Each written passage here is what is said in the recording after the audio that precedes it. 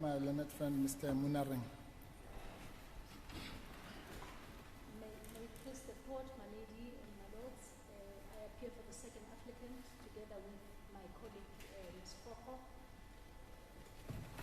May it please the court, I appear together with my learned friends, Dr. Muvangwa, Ms. Stein and Ms. Rasalanabo for the president. May it please the court, my lady and my lords, I appear together with my learned friend, Mr. Rado, for the second respondent. Thank you. Yes, Mr. Mpofu. Thank you. We have only 1 day for this matter, unfortunately. We have? We have only 1 day. This Yes, matter of course, is set this down time, yes. for 1 day only, so Yes. we need to be very much Yes. alert onto time. Yes, I was going to start with that. Thank you. Yes. We have had a discussion among ourselves, and we thought a fair distribution would be something like 2 hours and 15 minutes or so for each side. How we divide it up as the respondents and the applicants, if the court is inclined to leave it to us. Okay.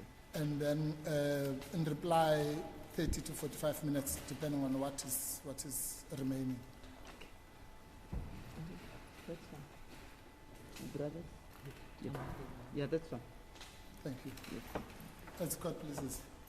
Thank you. Yes, my lady and my lords, yes, indeed, we are mindful of the fact that this matter covers quite a lot of scope, and unlike the previous time, it has not been allocated for 2 days, and so we will try to cut to the chase. And it is in that spirit that we are not pursuing the interlocutory applications.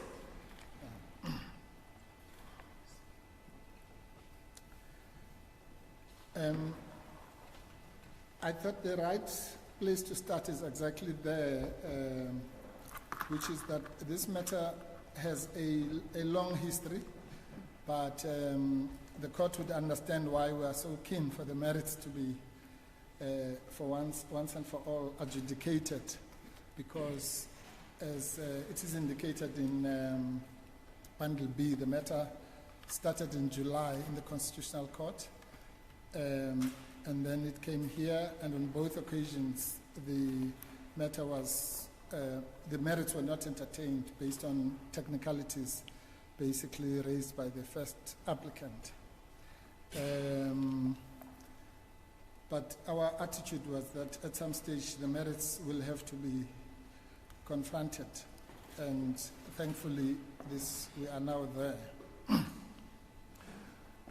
Oh yes, in terms of housekeeping, my lords and my lady, we also forgot to raise in chambers our request that we have 10 to 15 minutes uninterrupted, and then because it's that type of matter which needs to be outlined.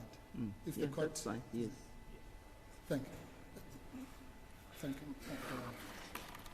We're indebted to the court. And we make that request because it's important to situate the matter in its proper context. Yes. Because there are many intersections. Otherwise, it will be repetition if you do it, compartmentally. Yeah. So the matter really arises out of the facts which are common cause.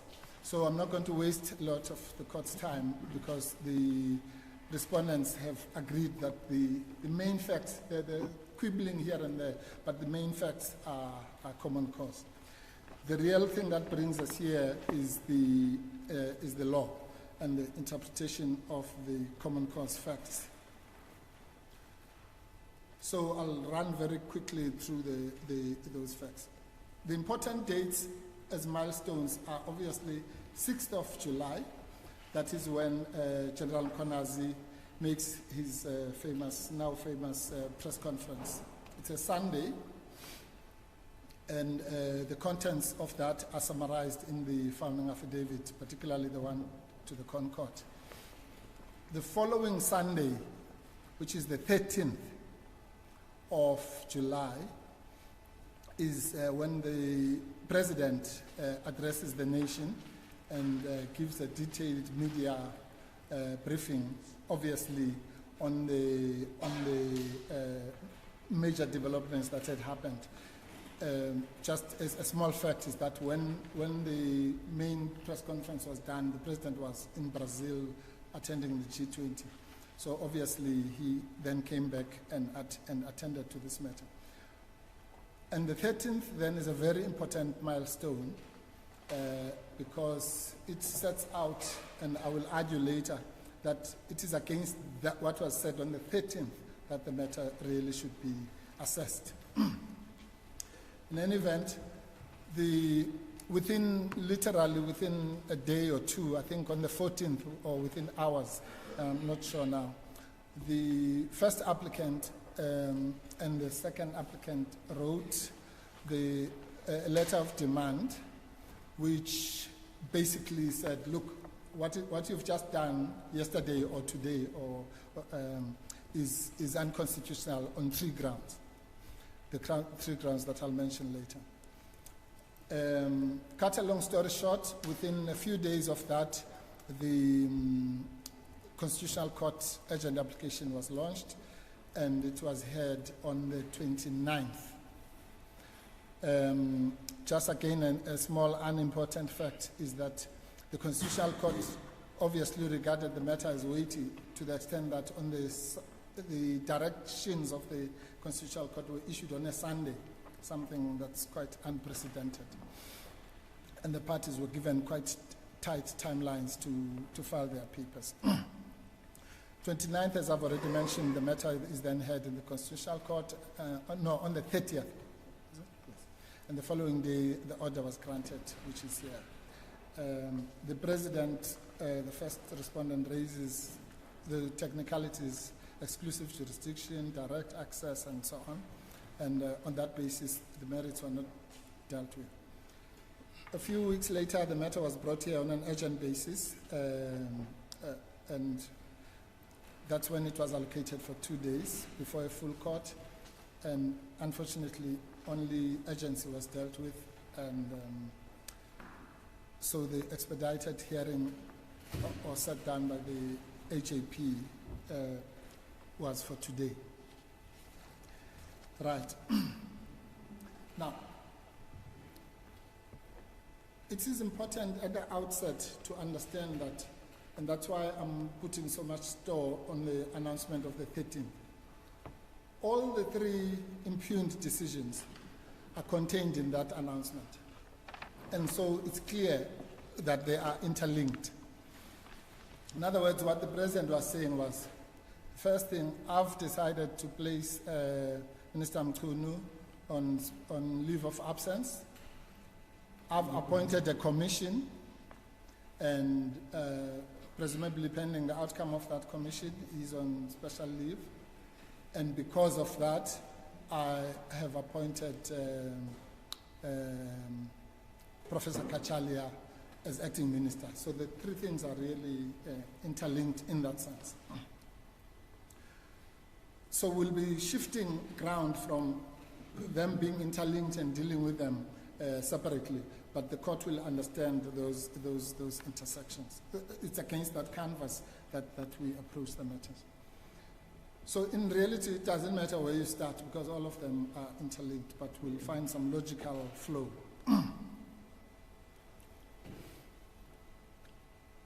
The case, with the greatest respect, is important. Obviously, it is a case of a matter of huge national importance. But huge national importance does not equate to the matter being difficult or complex. In our respectful submission, the matter really raises a very simple and elementary principles which relate to the age-old principle that public representatives, including the President, obviously, or state organs, are enjoined, A, to act only within the powers given to them. That's the beginning and the end of administrative law and constitutional law. In other words, unlike all of us, I can wake up and decide I'm not going to work or I'm going to do this or the other. But as a public entity, I'm a constitutional being, to borrow the phrase, and I can only act only within the confines of what is conferred to me by law, whether that law is the Constitution or legislation or regulations or whatever. So that's the fundamental principle. And therefore the case really, put at its simplest, is that we say that our submission is that in respect of each of the three impugned decisions, and the fourth one I will deal with now. The fourth one is the one that crept in on the 1st of August, but I'll mention that. I call that the fourth will. That's the issue of, okay, let me outline all of them. So the first decision we will deal with is the alleged placing, quote unquote, of Minister Mchunu on leave of absence. The second will be the appointment of Professor Kachalia as acting minister, or whatever, depending on which day of the week it changes. So we'll hear which is which, but for now we'll use that. And then the third is the appointment, not the appointment as such, is the establishment and composition, and I'm using those words advisedly, of the Madlanga Commission. The one I call the fourth will is the conduct of the 1st of August, 31st July to 1st August. That includes the announcement, the utterances made, and the series of what you call presidential minutes and that kind of thing.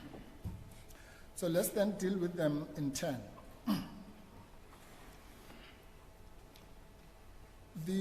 As far as the first decision is concerned, oh no, I'm sorry, let me do this again to try and save time. I'd like the court to view all the arguments. In other words, we're going to structure them in a similar fashion, again to try and avoid repetition. So in respect of the decisions, we'll start with illegality as ultra vires. So I mean illegality in the fair-shore sense. That means the principle that I just enunciated before, that you can only act within the law, the strictures of the law. If you don't do that, then whatever you are doing is ultra vires, which is illegal. And in many of our cases, it has been said that the old principle of ultra vires has now been subsumed under the principle of legality for obvious reasons. Then from there, we'll deal with legality as irrationality. So the second stage of the argument in respect of each leg will be the rationality stage. And then when necessary, we'll deal with illegality as breach of fundamental rights. That obviously applies more to the first applicant, because the court knows that the first applicant, President Zuma, has stated, and it is not disputed, that he approaches the court as a taxpayer, as a citizen, and as a voter in his own right. So obviously, in those capacities, accrues to him some of the rights which are in Chapter 2 of the Constitution, the basic human rights. Now, if we follow that structure, then our argument is going to be quite logical. My learned friend for the second applicant, because as we said, each side is trying to arrange its affairs, will only deal with two aspects, and so I'll take most of the time allocated. She's going to deal with the irrationality as it relates to the alleged linkage between the leave of absence, and the appointment or outcome of the Commission of Inquiry, broadly. And then the second broad topic she's going to deal with will be to basically deal with the case of the second respondent. Right. But again, all these things are intertwined, so an element of overlap will be inevitable, but she will concentrate on those things. Now, the reason I'm outlining the scheme is again to try and facilitate the discussion and also to assist the court. Because, and I have to say this up front, these arguments basically are cascading, if you like. So, for example, if we come home on ultra-vires, if we manage to convince the court that a particular act was ultra-vires, then that's the end of it. Because an act that's ultra-vires is ipso facto illegal. But on the assumption that if the court is not with us on the ultra-vires leg of each argument, then obviously even something that is intra-vires must still be done rationally. So that's how we then go to the irrationality argument. So the irrationality argument, if you like, in that sense, is an alternative argument. And then, of course, if that fails, depending on the context, then you can rely on a breach of a fundamental right, which all comes to the same outcome. What is that outcome? That outcome, my lady and my lords, is encapsulated in the scheme of Section 172 of the Constitution, 172(1), and to some extent Section 38. 172(1)(a) of the Constitution kind of coincides with Section 38 because that is the section that gives the declaratory order. So it's the bridge through which you have to go through. So the court must agree with us that conduct X is inconsistent with the Constitution. And just so that we kill two birds with one stone, the court, in respect of the Constitution, uses the word must in 172(1)(a). So the court has no option. Once the conduct is inconsistent with the Constitution, then it must be so declared. And then 172(1)(b) is the remedy section, and it uses the word may. In other words, the court is compelled to make the declarator, but what it then does with that declarator is in the court's discretion, hence the use of the word may. So that's the scheme. Now let me then go to the having done that outline, let me go to the various grounds. So as promised, I will start with the leave of absence decision. And I will assume, I'm not going to regurgitate the heads, I'm assuming that the court has read our heads, and so we will just be guiding the court. The starting point then, my lady and my lords, is that we say that the so-called placement of a person on leave of absence is in itself not something allowed by the law or even contemplated in the law. So it's illegal in that sense. What do we mean by that? On the cases that we rely on, it is quite clear that leave of absence, by definition, is not something that can be imposed on a person. It is granted. That's why it always goes with the word granted, not placed. If the court will bear with me.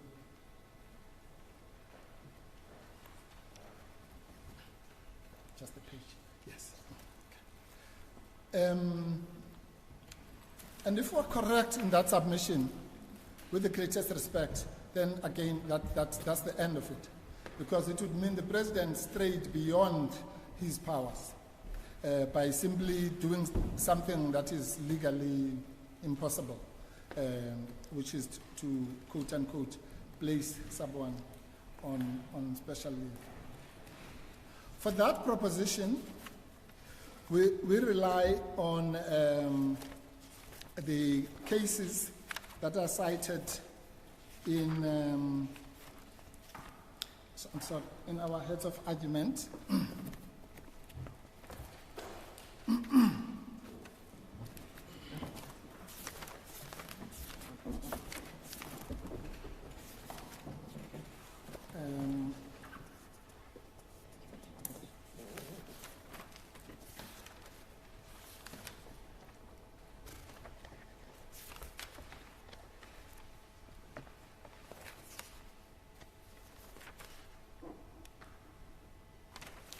Yes. That section is dealt with at 027-13, my lady and my lords.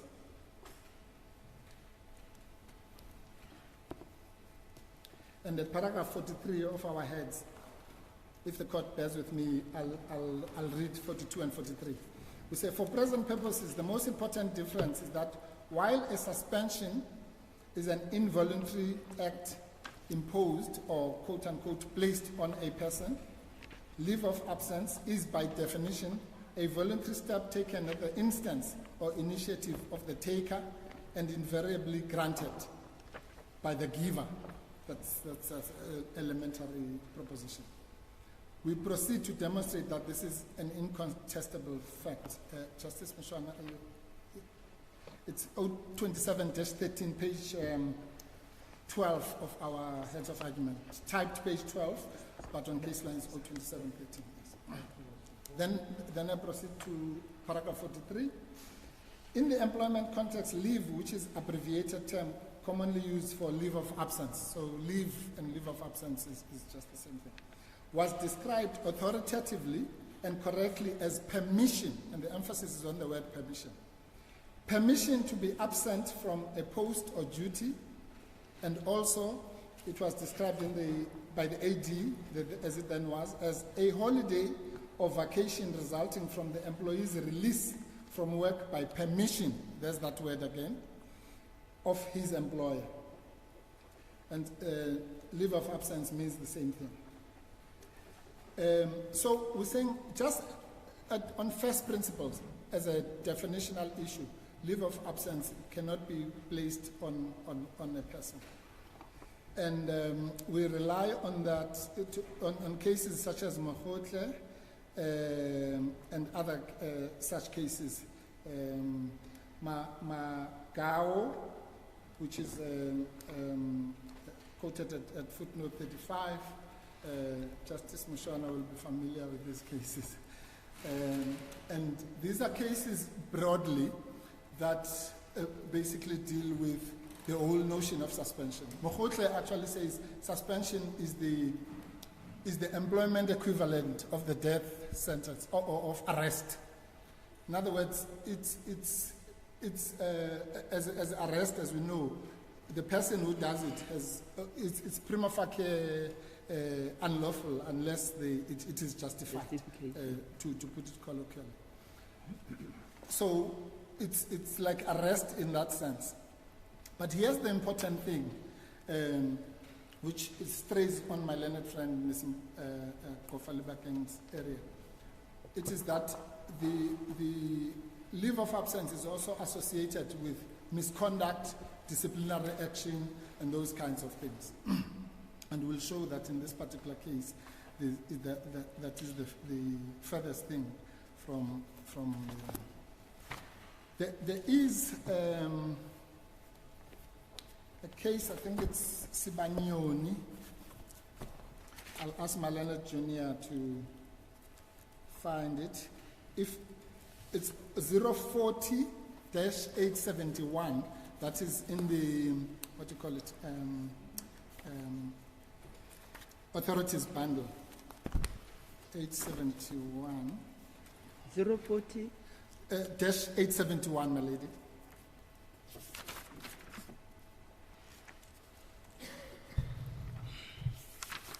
It's a judgment in the Labour Court of Justice, totally major.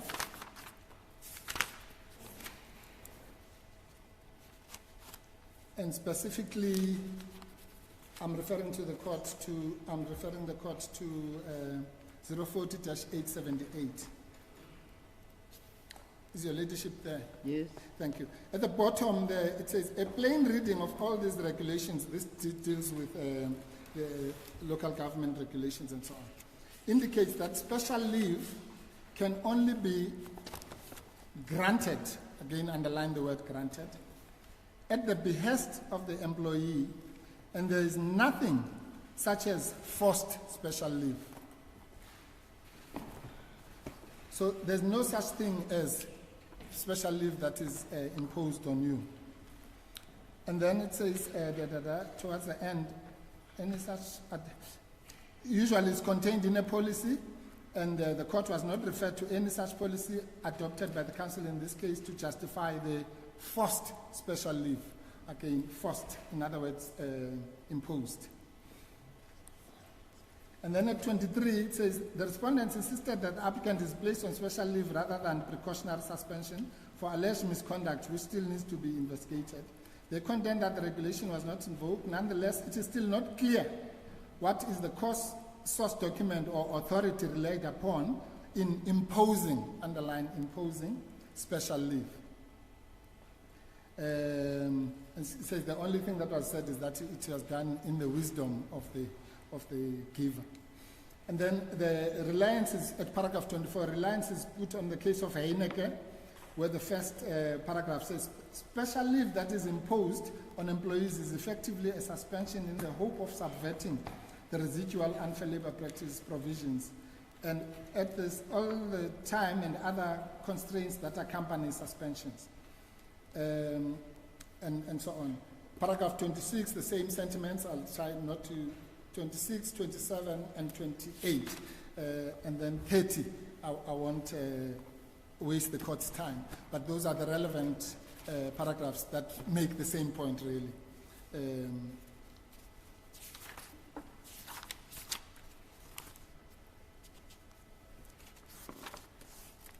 Sorry, yes. And the case of East London Municipality versus Thompson is an old case. That's the one I quoted earlier, which talks about permission. So, unless we are told that this is all this is wrong, then the issue of the special leave is ultra vires for that purpose alone. Now, my learned friends come and say two things which we have to confront. The first one, they say, oh, well, you know, let's not quibble. This is actually a precautionary suspension. And we'll show that actually that makes their case even worse.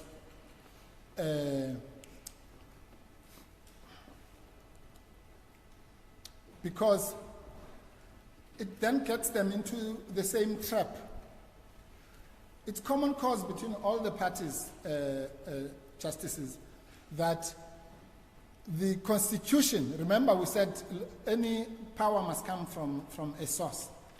Nowhere does the Constitution give a power to place someone on special leave or place them on suspension for that matter. For the purposes of that discussion, it doesn't matter whether you call it leave of absence or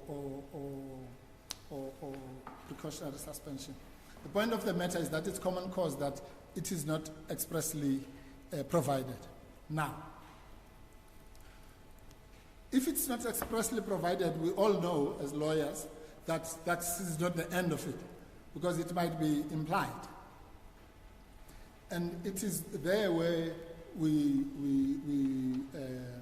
part ways with our learned friends, because they accept that it's not expressly provided anyway. We all accept it because it's self-evident.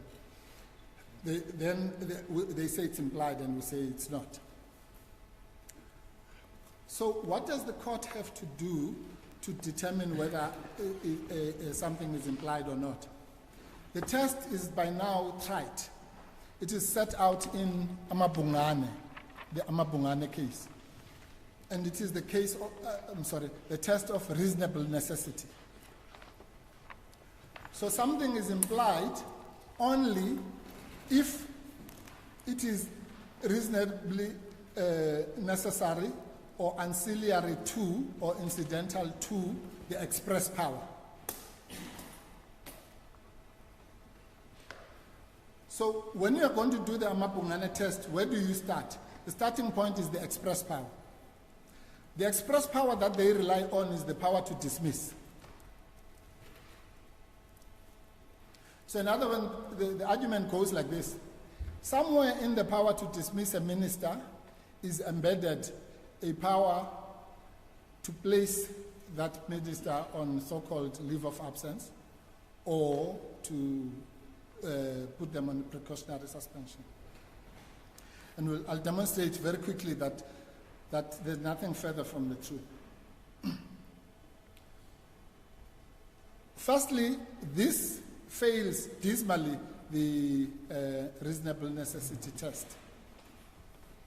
Because the reasonable necessity test, as we all know, means simply that it would be impossible to exercise the express power without including in the alleged implied power. To put it to the facts of this case, so that we take it away from the theoretical, what they are saying is that it would be impossible to exercise the right to dismiss without implying the right to place on leave of absence stroke precautionary suspension. And we'll demonstrate that that is not the case. Firstly, the biggest mistake that these parties make is to equate this leave of absence to that which applies in the employment situation literally. And I'll explain what that means. It's one thing for the president as head of state, and this has been made in many cases. The president has got two hats. As head of state, he appoints ministers and that kind of thing, and exercises his so-called prerogative.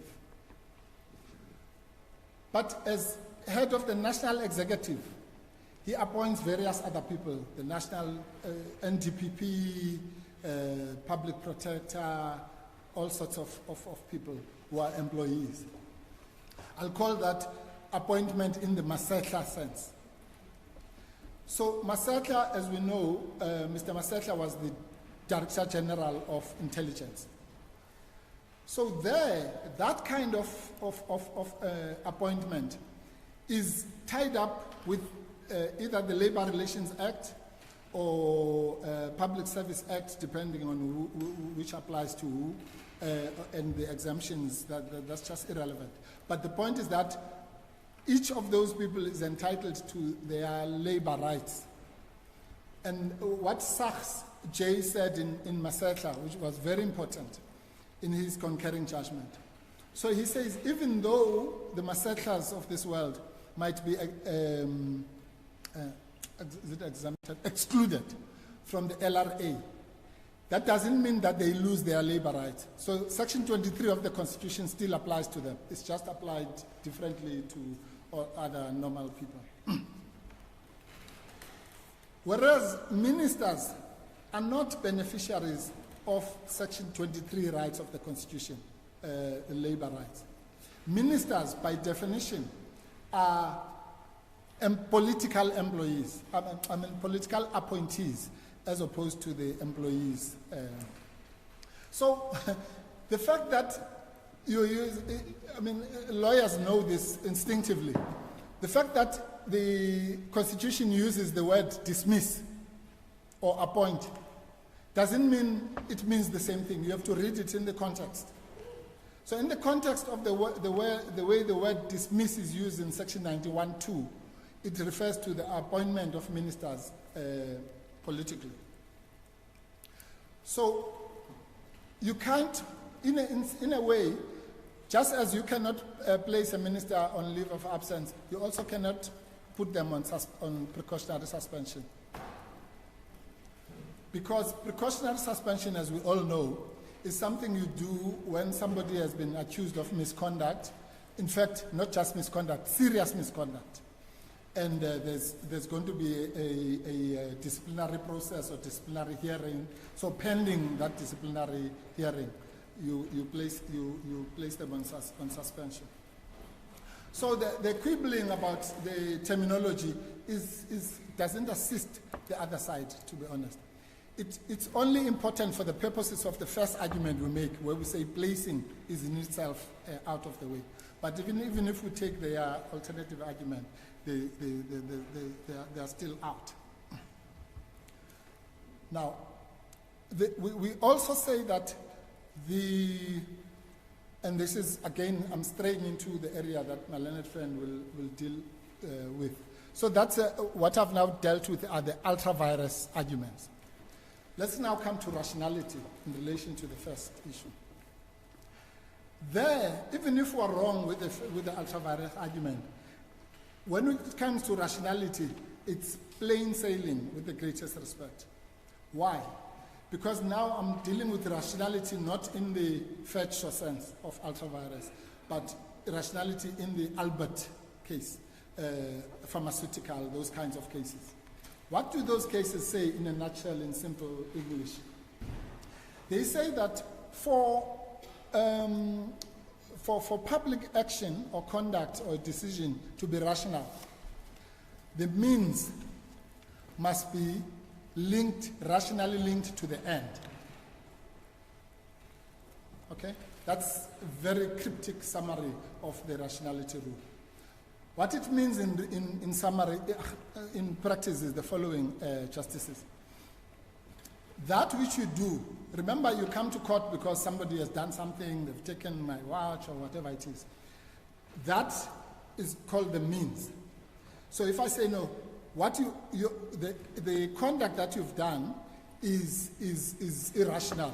I mean, that which you have done, confiscating my car, not giving me the tender, if it was criminal law, we'd call it the actus reus, is the means. And the end is a different matter altogether. The end is the law. In other words, what is the law that entitles you to take my watch? And then for that, we have to go to the law. It's got nothing to do with the facts. We have to go to the law and interpret that law and decide whether that law is, the objectives, rather, of that law is rationally linked to that which you did. Yeah. So if you confiscate my car, but the law says you must give me a ticket, then it's irrational, because the means is not rationally linked to the law. Now, in this case, the President says in his statement of the 13th of July, I'm placing the Minister on leave of absence so that the Badlanga Commission may perform its duties properly. Words to that effect. You'll find that at, I think it's MK1 in Bundle B.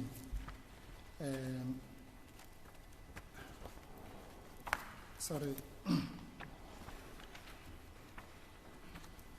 Yes, we're going to be referring to this quite a lot. So it's at 015-43, that's where it starts. Or MK2, yeah, MK2, sorry. 015-42 is just the cover page. It's a statement by President Cyril Ramaphosa on the establishment of a commission of inquiry into allegations and so on. And I'm specifically referring to 015-44.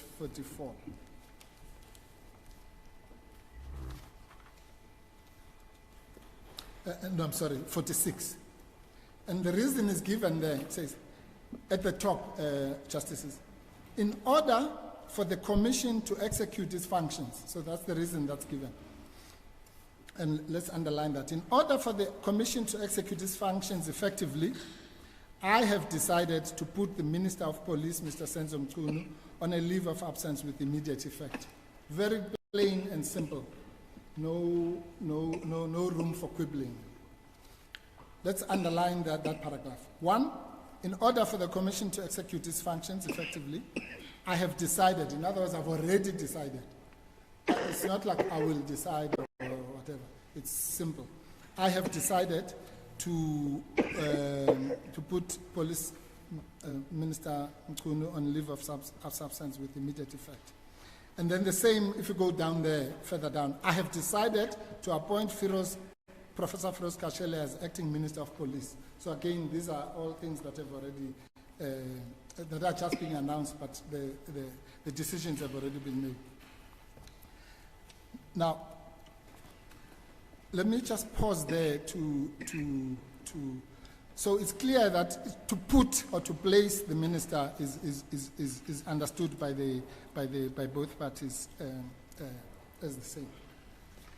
So for the rational connection to exist, justices, there has to be a connection between the placement into leave of absence or whatever and the outcome of the commission, right?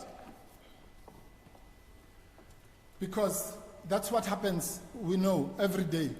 If the learned judge's register here is suspended for whatever, it will be pending the disciplinary action. So it has to be pending something. And that would be rationally connected in that sense, because the action will be rationally connected to the disciplinary action. Here, the thing pending which the so-called leave of absence is done is a commission of inquiry, which actually, if you look at the terms of reference, it doesn't even mention Minister Mchunu. So, that's the first reason why it's not rationally connected. It's a commission to deal with the allegations in their totality. It may or may not deal with Mr. Mchunu's travails specifically. But even if it does, justices, its power, we all know, and again my learned friend will deal with that, is only to make recommendations. And those recommendations may or may not be acted upon, and they are, it's basically to advise. I always say that a commission, when a judge is appointed as a commission, to head a commission, he's just being made, he or she is being made the glorified Director General, because it's somebody who's just going to advise the President. So that's why admin law applies, because it's an administrative function. You just want to bring the weight of a judge. But that judge is not going to give a court order. They're simply going to to advise or make recommendations to the President. So, but we are so lucky in this case, because normally these arguments, you have to make them to the court by making these theoretical submissions. Here, we have had evidence. We have had evidence that there is no rational connection between the outcomes of a commission of inquiry and the appointment/dismissal of a minister. What is that hard evidence? The hard evidence is contained in our papers. We call it the Mantashe test. That's what we called it in the Constitutional Court. And your Lordships, I'll give you references. You'll remember that what we say is that Minister Mantashe, there's also a former Minister Zizi Kodwa, and Deputy Minister Mahlobo. Those ministers were all fingered and got adverse findings against them in the Zondo Commission.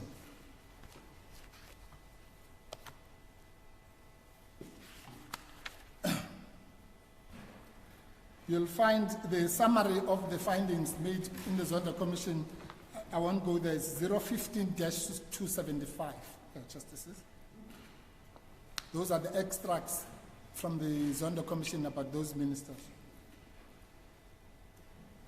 And you'll find in the pleadings, you'll find this, what I'm talking about, at 015-238, paragraphs 72.4 to 72.6. And in a nutshell, this is what we say in that. We know that this president, not somebody else, this very president, faced with adverse outcomes of a commission of inquiry, still appointed those people. To make it worse, in this particular case, Mr. Mantashe was even appointed as acting minister of police. And I think at some stage he was even the acting president. Now, as I say, it's a lucky case where you have a smoking gun and hard evidence. And the submission is very simple. If indeed the president believed that there's a rational connection between the outcomes of a commission, the adverse outcomes of a commission, and the appointment/dismissal of a minister, then why did he appoint Mantashe and the others? That is proof enough of the submission that there's no connection between those two things. Because to put it in simple language, if the Madlanga Commission makes adverse findings, then Minister Mchunu will be in the exact same position as Minister Mantashe. So there's no rational connection in that sense as well. Furthermore, there's no rational connection because this is an act of the inconsistency in the president's actions also betrays that there's no rational connection. That is the Whitfield situation. So Deputy Minister Whitfield goes off to the US or wherever, comes back and is dismissed. No quibbles. This one, who's allegedly flirting with drug cartels and drug lords and what have you, is treated differently. And there's no rational explanation as to why that is, except for the fact that this one is his political ally, and which is also common cause, by the way. All Minister Mchunu says is that, well, that's all of us are political allies of the president, so he doesn't deny that. So that's the thing. The last one, illustration, is the Mkhize illustration. So the president voluntarily says, well, I don't know what the fuss is all about, because I placed Minister Mkhize, when he was asked of the was accused of digital vibes and what have you, I placed him on leave of absence. So, but that turns out to be a lie. Because if you go to 015-165, it's clear that the president is twisting basically his own words. And when people start to do that, then that should be a flashlight. In the affidavit, he says more than twice, I placed Minister Mkhize, yes, on special leave. Why does he do that? Because he's hoping that the court and nobody else will see the sleight of hand of how he's using the word placed. You go to 015-165, you'll find that actually this is what the presidential minute says. I hereby, with effect from 9 June 2021, grant, underline, Dr. Zweli Mkhize special leave of absence pending the finalization of SIU, what have you, digital vibes, and so on. But the president, under oath, changes that word grant to place, so as to fit the facts of this case. But that can't just be an oversight. It's a serious misleading statement because it goes to the issue. So the only excuse given for the Whitfield example is that Whitfield admitted, but that also is not true if you look at the protestations of Mr. Steenhuis and others.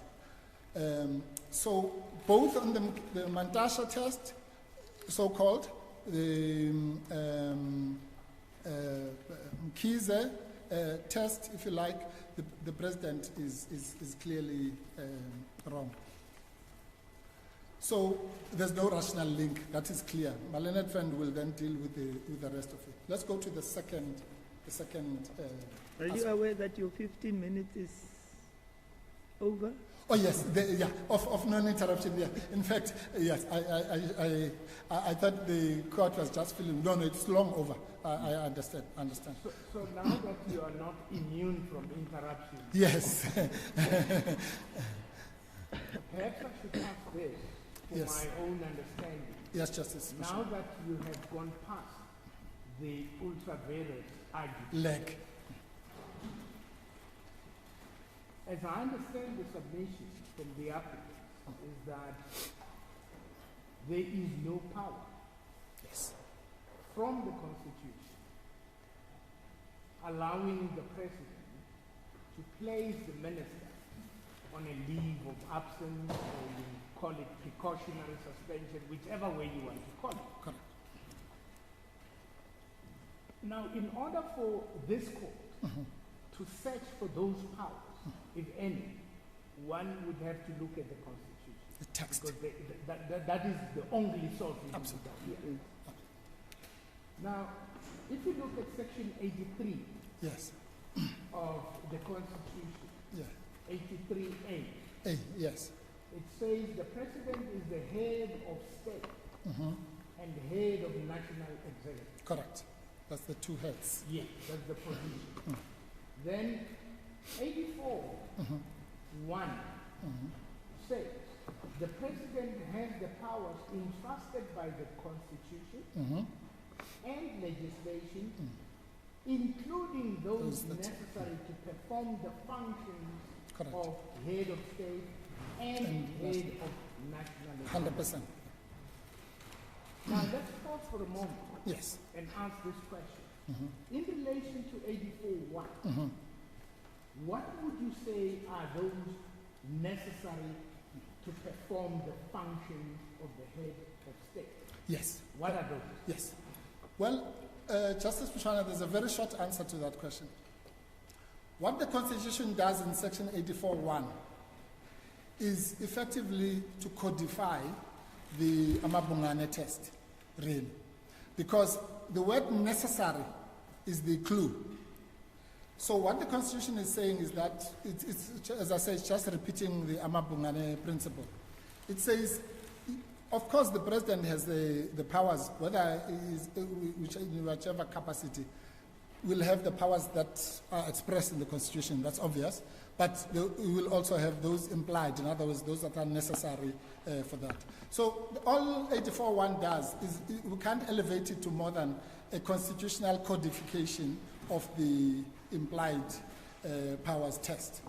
So it comes back to the submission that I've just made. The job of the court is then to say, is this power, we are told, of placing and suspension and so on, necessary, both in the Amabungane sense or in the 84(1) sense? And I've already answered that it's not. It can only be necessary if it was, if the two things were, actually, there's an overlap between that test and the rationality test. Because as the court knows, that's why I made that example of the registrar. The connection must be that I'm putting you under precautionary suspension, for example, because you're going to undergo a disciplinary process and so on and so on. Now, An appointment or dismissal, for that matter, of a minister is not that kind of animal. It's not the Masetla kind of situation. So, on the facts... Sorry, Mr. Pope, Yes. it looks like we are at cross purpose. What I'm seeking to establish, we know that the Section 84.1 says that there are certain powers that are entrusted to the President Expressed. out of the Constitution. Yes. Now, Sorry. yes. And then the question I have is that including those necessary to perform the functions of the head of Yes. state. Are those different powers that would be linked to performing the functions of the head of state? Yes. Would placing a minister on leave of absence or precautionary suspension be one of those? No. Okay. No, we're not talking at cross purposes at all. Okay. What 84.1 says in simple English is that the president has got express powers and implied powers. Oh. That's all. So there's nothing magical about 84.1. It simply codifies that which we know from the Amabungane test. It just happens to be put in a piece of paper, which is good. But even if the word necessary was not put there, the Amabungane test would apply, because we all know that every time you have an express power, if there's a power that's reasonably necessary to exercise that power, it's also there. And it's not weaker, it's not a smaller power simply because it's implied, because it flows from the... So I've already addressed that. For that to happen, take your cue from the word necessary. So all the court has to ask, is the power to place someone on leave, precautionary suspension, in the context of a ministerial dismissal necessary? That's all. And I've already explained that it is not, because it would only be necessary if the one could not be done without the other. In other words, if the dismissal power could not be exercised without this other power. Now we know for a fact that that is the case when it comes to employees and DGs and all those things. But when it comes to ministers, the president has a complete free hand. He doesn't have to do disciplinary. In appointing, for example, he doesn't have to advertise in the newspaper and say, I'm looking for the Minister of Home Affairs. They must have a matric, they must have this, that, and the other. So the mere fact of using the word dismiss does not mean it's the same kind of dismissal. So similarly, when you dismiss a minister, you don't have to say, oh, I'm now going to appoint, like they're doing now with Mr. Chauke. I'm going to appoint an inquiry, and then wara, and therefore you are suspended pending that inquiry. That's what happens if you are the national commissioner, national director of public prosecutions, and so on. Yeah. But if you're a minister, you just get told goodbye. Mr. Mkhonto, I'm trying to follow the reasoning of the postulate that you're busy advancing. Yes, Justice. If the context, the meaning of the word necessary in section 84.1, necessary to perform the functions, Yes. are you giving a fixed content to it in the saying you cannot do A without B? No. I'm saying that the test, okay. The test is well articulated by Madlanga J in Amabungane.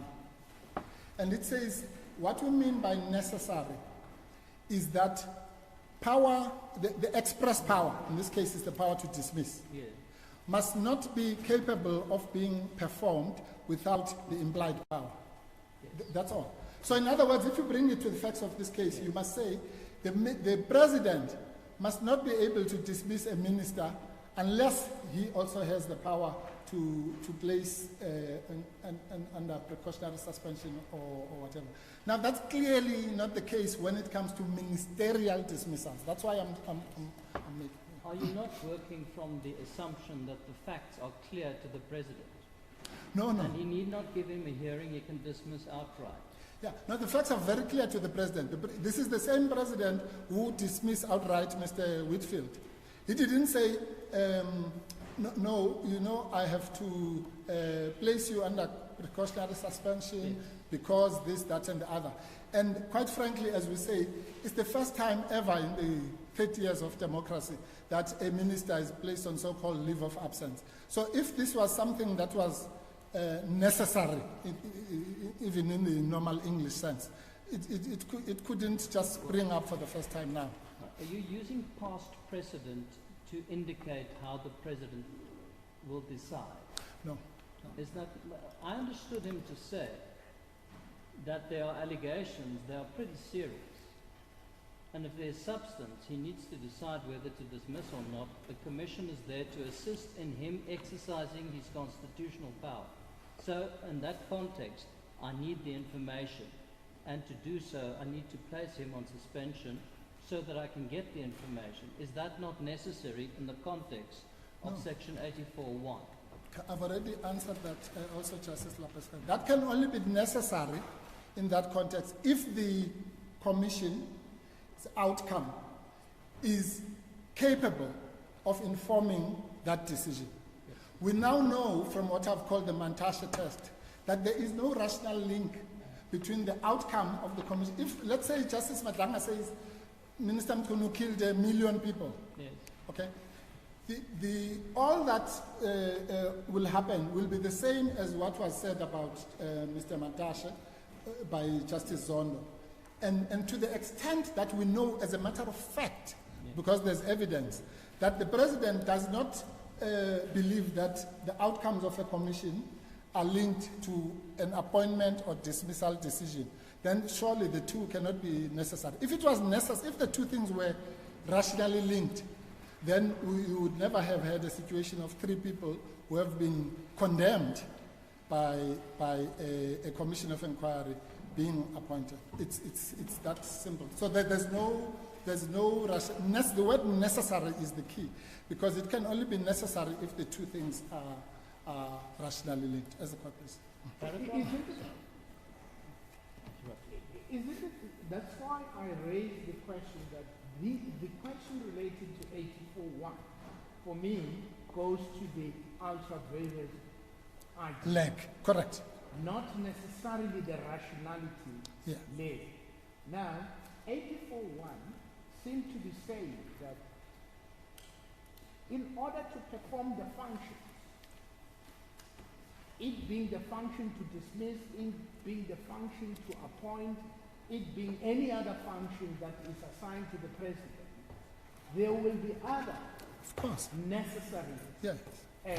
steps or functions, Yes. if I may put it. Yes. And that's why I asked, in your submission, what are those? Okay, let me give you an example. The power of the president to appoint a commission of inquiry. I'll just give you one that is relevant to this case. You'll see that 84(2)J, I'm undercutting another argument later. 84(2)J says the president has the power to appoint a commission of inquiry. Okay? It doesn't say anything about a judge or judicial or whatever. Just says appoint a power of inquiry. Now, if the president decides in his wisdom, quote unquote, to use the words of Justice Kalimagi, to appoint a judicial commission of inquiry, we can come here and say, well, Justice Mushwana, the Constitution only says a commission of inquiry. It's obviously implied in there that the president may appoint, as has happened in the past, a judicial commission, may appoint one that is chaired by an advocate, such as the Muarane Commission, or one that is chaired by an Anglican priest, such as the TRC. But he's still exercising the same power. So that power for him it still derives from that power. So the express power is to appoint a commission of inquiry, but the implied power. But if the president then wakes up and appoints a prisoner to look into jail conditions, and I'm exaggerating for effect, then the court will have to ask, is this power to appoint the prisoner to look into jail terms necessary or necessarily implied in the 84(2)J power. That's all. This court only has one function, to test the question of necessity. If necessity is established, then they are home and dry. If necessity, as I've tried to demonstrate, is not established, then it's neither the express power or the implied power. All right. So that's the, and then I do appreciate, Justice Mchunu, that we conceptually we separate. But obviously these things are interlinked. And that's where I say the rationality test then trips in. Because for it to be necessary, it would have to be something whose outcome may influence the other one. And we know now from concrete facts that the one doesn't influence the other. So how can it be necessary? Something that is unrelated, how can it at the same time be necessary? Just in simple English, the necessity test has been failed, both in the Amabungana sense and in the sense that we are now debating. Right, so then we move to the second, so what we're saying in summary, there's no such thing as imposed leave of absence. If we are wrong about that, there's no implied power to place on leave of absence or precautionary suspension. If we're wrong about that, there's no rational link between the two. Now we go to my favorite. In essence. Sorry, Justice. Just to understand your viewpoint, in essence, what you are saying is that the finding of the commission, outcome, yes. The outcome of the commission, yes, Justice, will not influence the president to dismiss or appoint the second respondent. Yes. Based on Mantashe, Kodwa, as you have mentioned. Yes. I'm saying it's proof. It's like when you say proof, it's evidence. If you ask yourself a rhetorical question, if there was a linkage between these two things, then how then did the president overcome this linkage and appoint all these other people? So, Justice, you're quite correct. In other words, that is, I would have argued this anyway, but I'm just saying now in this case we have evidence that there is no rational link between the outcome, the adverse outcome of a commission, however adverse it is, and the appointment stroke dismissal. It's plain and simple.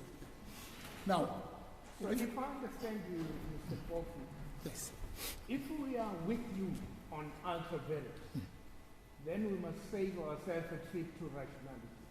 Absolutely. That Absolutely. will be the end of the matter. Absolutely. Absolutely, Justice Mchunu, because we know from Fetcho that once you do that which the Constitution has not empowered you to do, that's the end of it. Yes. So the rationality test is simply, as I said, I called it earlier, an alternative leg, yeah. And then and the third leg. So we'll follow the same pattern with the second one. The second one is much simpler. I promise it's not going to take as long as this one. Remember, again, just editorial, these two things are linked.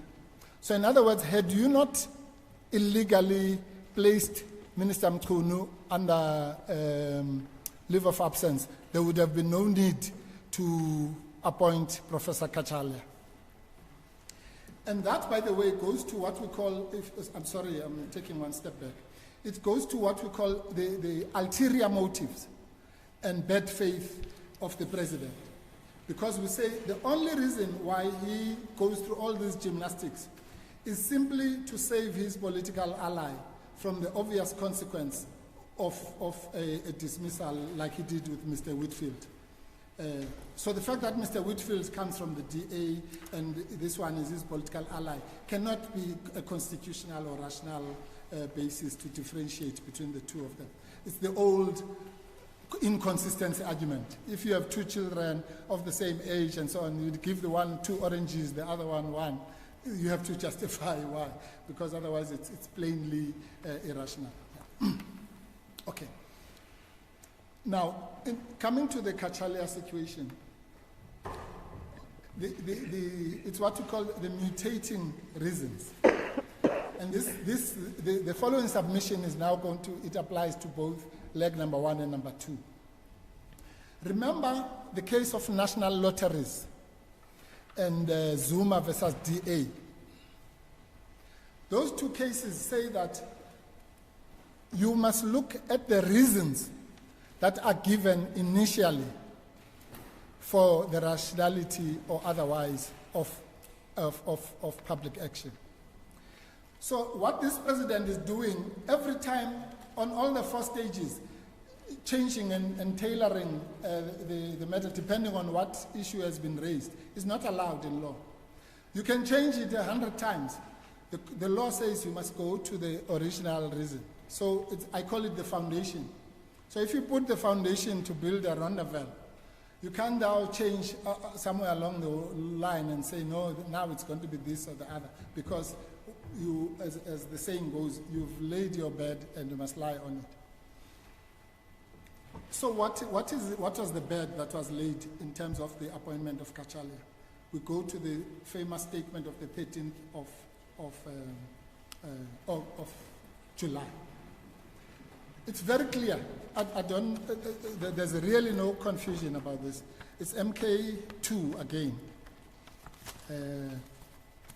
Sorry.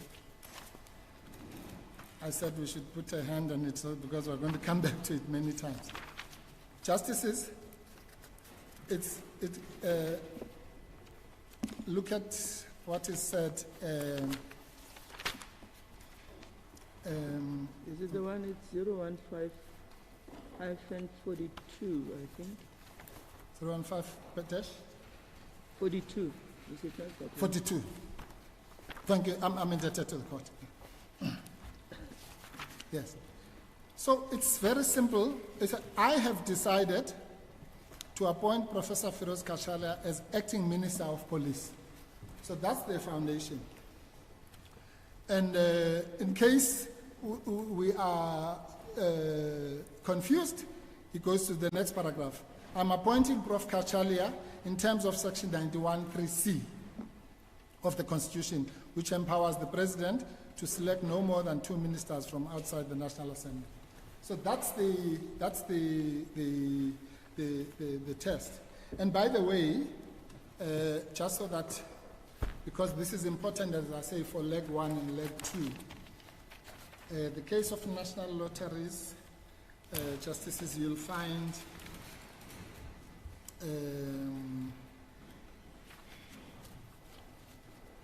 my juniors will find it. It's case number 25, 040-649.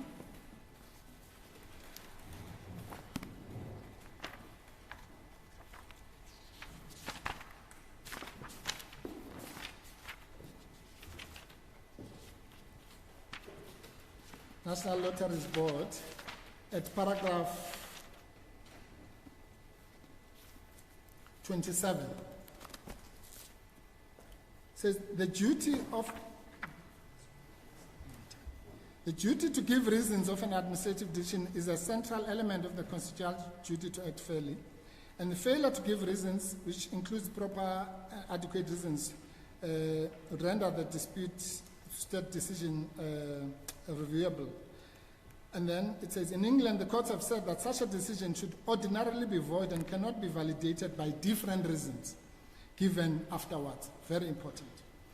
Even if they show that the original decision may have been justified. Very important principle of law. For in truth, the later reasons are not the true reasons for the decision, but rather an ex post facto rationalization of a bad decision. Whether or not our law also demands the same, it is not a matter which I strictly need to decide. So what they're saying is that if I say I'm doing this for this reason, and then somebody sends me a letter of demand or whatever, or a founding affidavit, and I say, ouch, now I'm going to give a different reason. And then another, we go to the High Court, then I give a different reason. Then we come to the, it doesn't matter, because that's just ex post facto rationalization of a bad decision.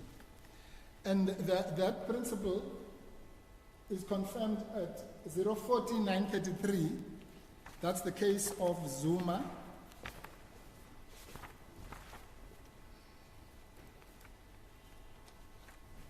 There, it's more opposite to the facts of this case because it talks about a media release such as the one we have here. And there, again, President Zuma, it was said that he had issued a statement as president, and then when he went to court, he was seeking now to, because once you've met the lawyers might say, no, look, you shouldn't have done it like this, and so on.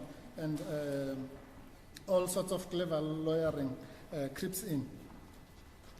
So it says at paragraph 24, you'll find that at 040-933. On 6 April 2009, on the facts of this case, you can read that as 13 July 2025. Mr. Mchunu announced publicly, Mr. Ramaphosa announced publicly, that he had made a decision, again, the past perfect tense, he had made, in other words, it's already made, he had made the decision to discontinue the prosecution of Mr. Zuma and issued a detailed media statement, such as the one in MK2, providing the reasons for the decision.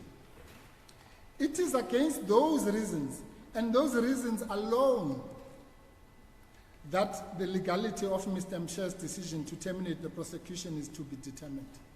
And then that court case, they cite National Lotteries Board. So the doubt that was expressed in National Lotteries Board was now removed by the SCA in that the principle was adopted. So Mr. Mpofu, Yes. based on those two cases that you rely on, is the distinction between administrative action and executive decisions of any importance? Zero importance. Because remember, the duty to give reasons, Justice Mchunu, arises from the common law. The fact that we have all these things now called PAJA or whatever is just by the way. The point of the matter is that whether it's executive decision, whether it's legislative decision, whether it's an administrative decision, the duty to give reasons is the duty to give reasons. Because it's the victim of your decision is entitled to reasons. So it's irrelevant whether it's administrative or executive. I'm raising this because as I read National Lotteries, it dealt with an administrative action. Yes. And as I also read the Zuma decision, is the decision of the NDPP or Mr. Yes. at that time. Yes. And that would have been a decision that would arise from either section 179 of the Constitution or the NPA Act. The NPA Act. Correct. Okay. No, but the point, Justice Mchunu, it doesn't matter at all. Yes. A human being who has an adverse decision against them is entitled to reasons. Whether that reason comes from the sky or from wherever, it doesn't matter. The decision that adversely affects you, you're entitled to reasons. And those reasons, the principle is simply to lock, to stop this kind of abuse, where you have mutating reasons every time and changing them according to the weather, as it were. So, sorry, Justice. As far as the announcement, as far as Mr. Kachalia is concerned, on 13th of July, the President says, I've decided I'm going to appoint him. No. Not I'm going to appoint. Well, I have decided to appoint. He doesn't say, I hereby appoint. But I'm trying to just ask you, are you dealing, if you look at the facts of this matter, yes, Justice, and the President's acts of the 31st of July, appointing him as a minister without portfolio, yes, and on the 1st of August, assigning to him the powers of the Minister of Police, is he on these facts not giving an indication of a decision that he will effect in future? No. That's what you call to retrofit. That's exactly what these cases are against. You retrofit you cut the shoe or the cloth, I can't remember the saying, as you go along. No, let me explain, Justice Pascal. He says, I have decided to appoint Kachelia as acting minister. Just in case there's any confusion, he says, I'm doing so in terms of 91(3)(c). Now, that is constitutionally absurd, because an acting minister cannot be appointed in terms of 91(3)(c). We all know that. So, if he was saying what you are saying now, Justice, he would have said, I've decided to appoint Firoz Kachalia as Minister of Police or as Minister without portfolio, and thereafter I will appoint him as acting minister. That's not what he's saying. This is just, he's badly advised, or he's just flouting the Constitution. When this is now pointed out, that this is a constitutional absurdity, he tries in the answering affidavit in the Constitutional Court to somersault. For the first time we hear about Section 98, right? Because it has been pointed out to him in our correspondence and in the founding affidavit that you can only appoint an acting minister in terms of Section 98. But the powers in Section 93, Section 91, Justice Labuschagne, and the powers in 98 are totally separate. They are not related. They are distinct powers, presidential powers. So he's trying to obfuscate, to pull the wool over everybody's eye. Then he realizes, oh, I'm caught out on this. Then he says, okay, what are we going to do about this? Then comes the third version. That's the one you've just articulated. The third version is that, no, I'm now appointing him as minister without portfolio. Presumably, after that, I'll appoint him as acting minister, right? Now, let me just tell you, that is the most, what's the word? Completely irrational and irreconcilable part of this case. Let me illustrate to you. So let's work together. So according to him, he's now appointing him as minister without portfolio. What's the first problem with that? The Constitution of South Africa does not allow for a minister without portfolio. And I'll explain that just now. So this is again clever lawyering, which comes later. There is no such provision in this Constitution, whatever the position might have been in the interim Constitution. In the current Constitution, there is no such thing as a minister without portfolio. But even if there was, somebody, and I'm inviting my learned friends, when they stand up, to explain to the court the sequence of events. What actually happened, and then what happened, and then what happened. The Constitution is very clear, Justice. 91(2) says you appoint a minister and you assign them powers and functions. So it's almost simultaneous. And then the third step is you swear them in. We all know that. Just like the president, he gets elected by parliament, and then 5 days later he must be sworn in. But here's the important thing, Justice Labuschagne. Section 95, I think, okay.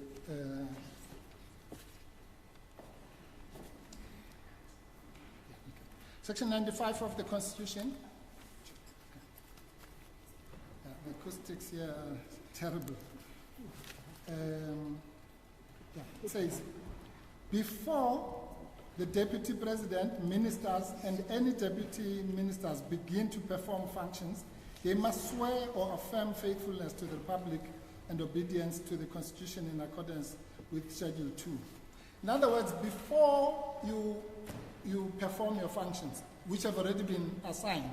So it's assignment as per 91(2), and then before you can perform those powers, you must then swear, right?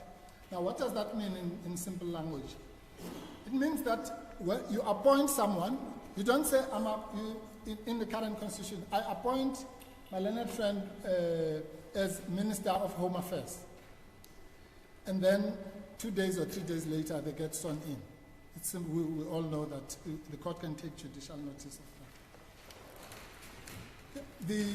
So the assignment of functions is concomitant to the appointment in the current scheme of the Constitution. So that's why there's no such thing as minister without portfolio.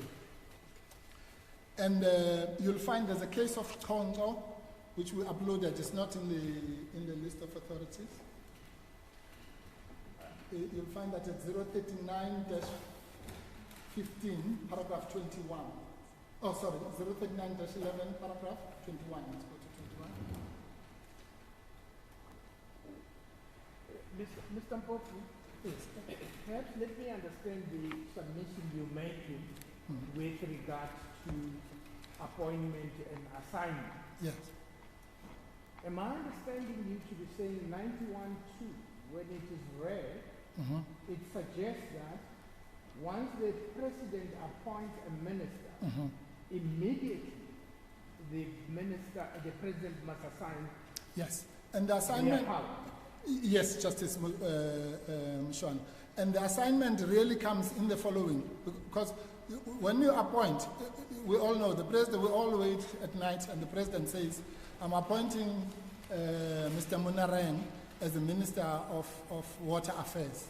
I'm appointing the Mr. So-and-so or Miss So-and-so as the Minister of or whatever. That's the assignment.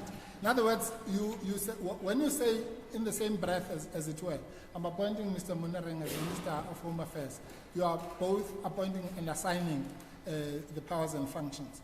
But 95, which I read out, says he can't just waltz in at Home Affairs and say start doing things because he must first be sworn in. It's really that simple. So the Constitution does not envisage a situation where you just appoint someone, but no assignment of functions. So that's the first problem, Justice Lapeska, that they have with this gymnastics. The second one, which is more important, Have you moved away from me? from the yes. In terms of what I was trying to establish. Yes. No, I started by answering your question, yes, and then I explained. The answer is yes, that's what I'm submitting. Okay. Yes. Now, if we look at 91.2, my reading tells me this, probably the importance of a comma before N. Yes. It says the president appoints the deputy president and minister.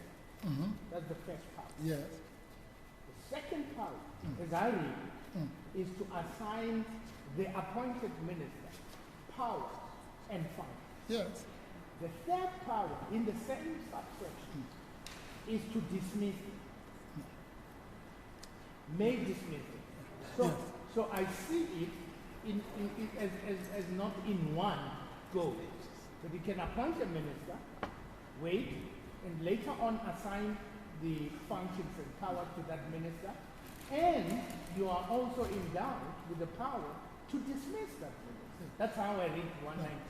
No, 91.2. I'm afraid. So my reading is wrong. Yes, it's completely wrong, Justice Mchunu. Thank you. Because as I've said, I mean, everybody knows that someone gets appointed as a minister of XYZ. That is the situation where the appointment, obviously, I mean, I don't know how I've never been a president, but if yes, but at least I've been a CEO. Yeah. So what you do is when you're appointing your executive team, remember, by the way, you must start with a section, I think it's 91.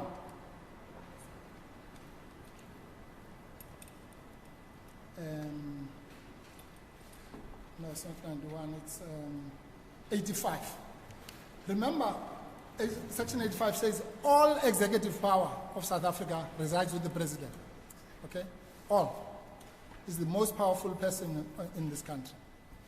And then he then has appoints people to assist him in the execution of that, and by dishing out and assigning various departments. But theoretically, he could just say, I'm doing it on my own, or I'll appoint 2 ministers, or whatever. But the deputy president, he has to appoint. So, Justice Mchunu, the power to assign, the point I'm making is that the power to assign goes with the power to appoint and precedes the power to execute. That much is not, I don't think anyone can contest that. Now and if that was so, I've already said to Justice Labuskachne, if that's what the President wanted to do, he would have simply said, I've decided to appoint Professor Kachalia as Minister without portfolio in terms of 91(3)(c), and thereafter I will appoint him in terms of Section 98 as acting Minister. But that is... I think where we are, Mr. Bofu, we are in that very difficult position of interpreting a statute. And we know that there has been in Dumeni, University of Johannesburg, and other judgments. Yes. We did not have difficulty Sure. with that. When I read 91(2), as I've already pointed out, I read it to suggest that the powers is the appoint minister, deputy minister, and assign and dismiss. You say that's not how you read it. No, But- that's what it says. Everyone reads it like that. No, let me take you to 91(1). Yes. 91(1) tells us who is the cabinet. Yes. It consists of the president, Mm-hmm. the deputy president, Yes. and ministers. Yes. It doesn't say ministers with function. Oh, No, that's how it is. So the president doesn't have functions, the deputy president doesn't have functions, the ministers without functions. Obviously, what is meant there is the president, and we know what the functions of the president are. It doesn't have to say the president who has all these functions, or the president, or the deputy president who.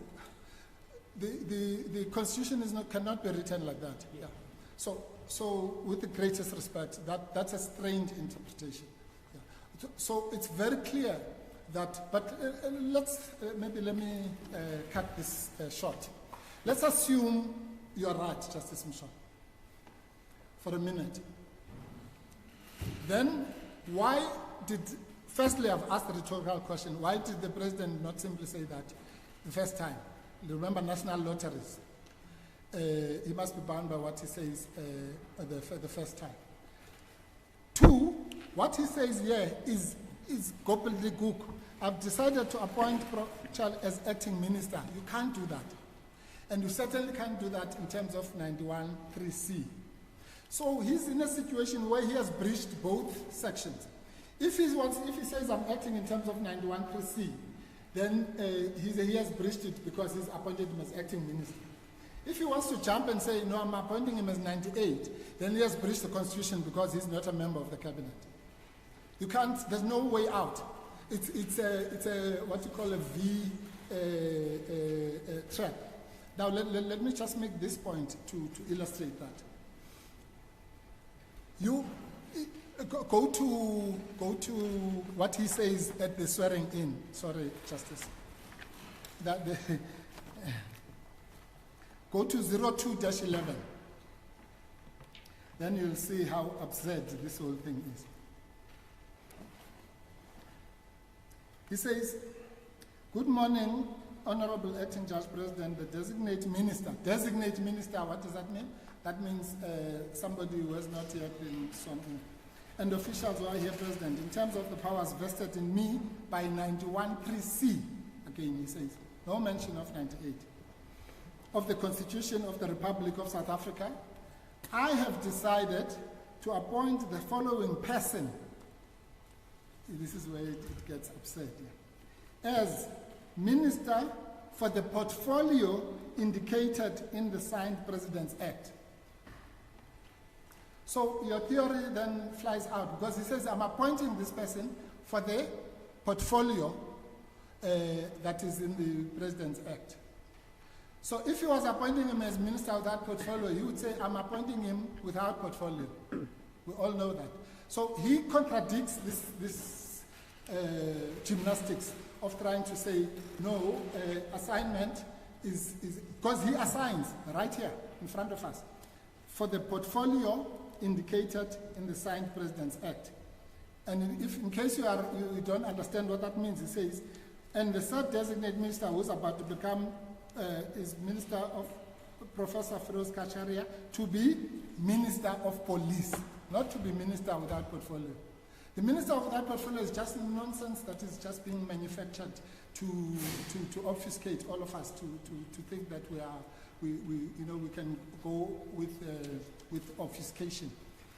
So he would have said here, because now he's already been advised by the clever lawyering, but he still messes it up by saying that he's appointing the Minister of Police. But here's the best illustration of this. Now just imagine, let's work with this theory. So what is he saying? He's saying, and I come back to your question, Justice Labeska.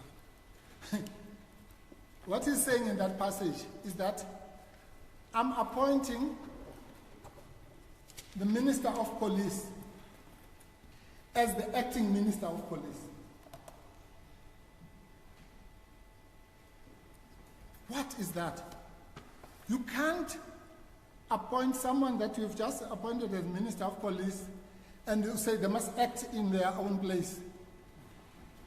It's like saying the president says, I'm the president, but I'm appointing myself as acting president. I mean, honestly, even if one wants to assist and to spin, as my learned friend is going to try and do, no doubt, it's unspinnable. Because you have to say, and for this, I go back to Justice Lapaskachne, you have to go to, I think it's 07-49. No. 07-49 is the terms of reference. Sorry, Justices. AA2. Remember this new version is now contained in the answering affidavit. Sorry. Is it one of the President's acts that you're looking for? Yes, Justice. Which one? AA3 is 007-60.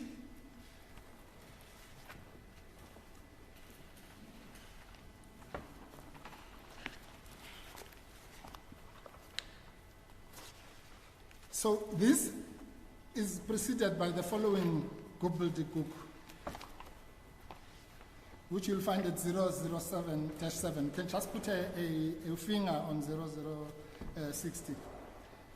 This is now the new version that now comes before this court, the third version.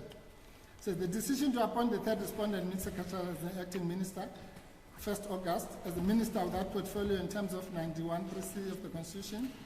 A copy of the President's Act appointing Minister Kacharia as acting Minister of Police. So that even changes from what he said to the South African people. He says, appointing as acting Minister of Police, you can't do that in terms of 91(3)(c). And assigning him generally the powers and functions that answers Justice Mchwanu's question. So he says he did assign him. Of the Minister of Police, with effect from 1 August in terms of Section 98, is attached as AA4. And then President's Act 282 must be read with a letter informing him of the acting appointment. Now let's go there. You'll see how absurd this is. 0059.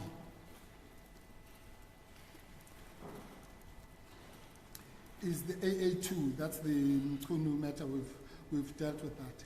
By the way, around there, it says, I hereby place Minister Mchunu on leave of absence with immediate effect until further notice, not until the Commission's outcome. But that's the point we've already dealt with. Let's go to AA3.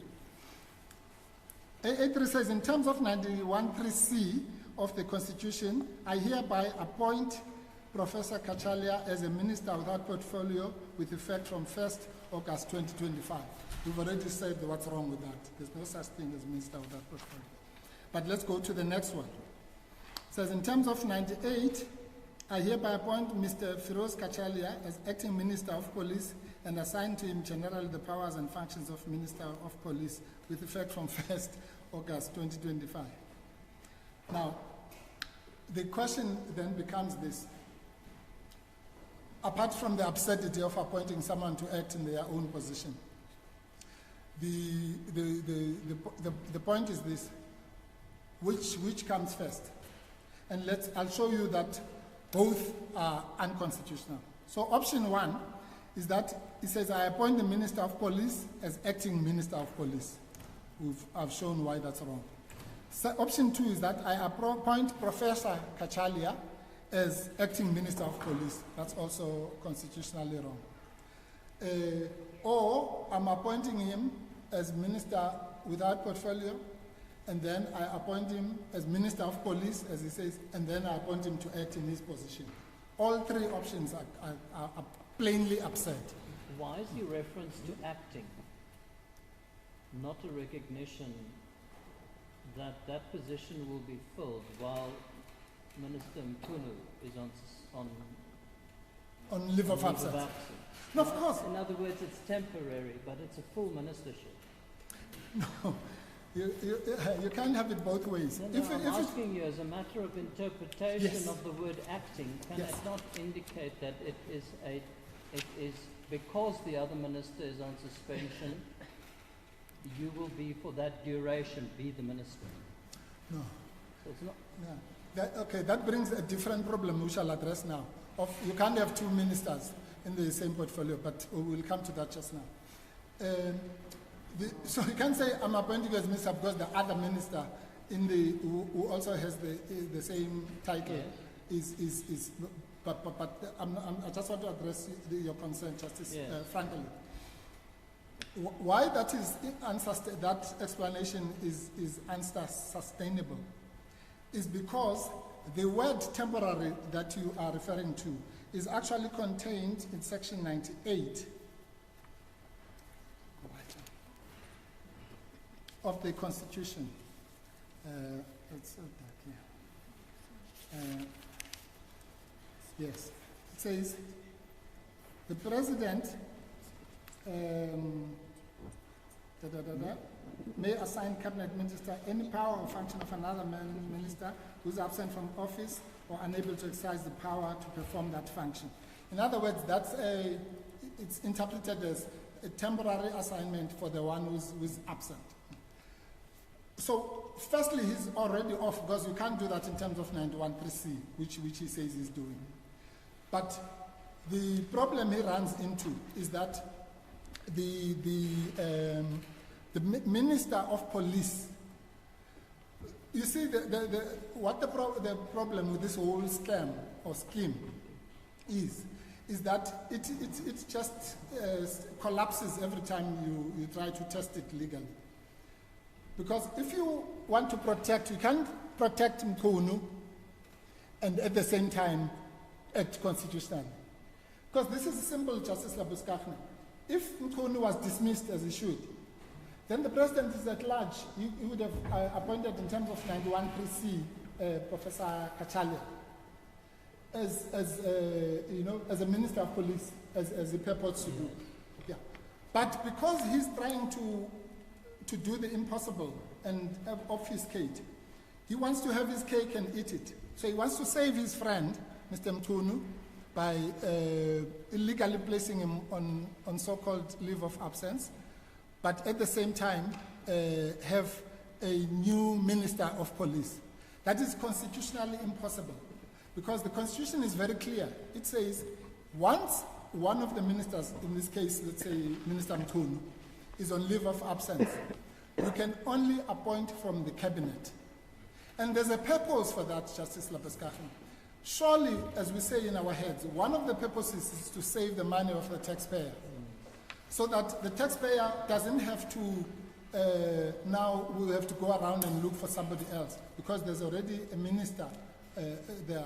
So that's why the idea of swearing in an acting minister is an oxymoron, because the person who's acting is already a minister, so they've already been sworn in. Yes.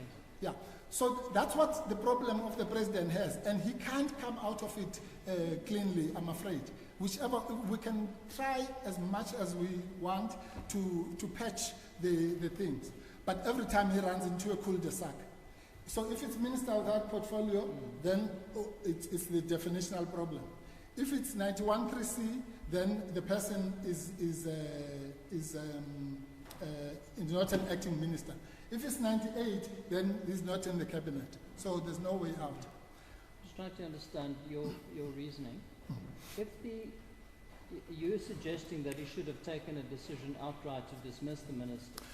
No, just for illustrative purposes. Yes, But I'm not saying that judgmentally. I'm not even suggesting it, but the Trying to subtext follow is me. there, saying he had that power. Had but he done that? Not to suspend.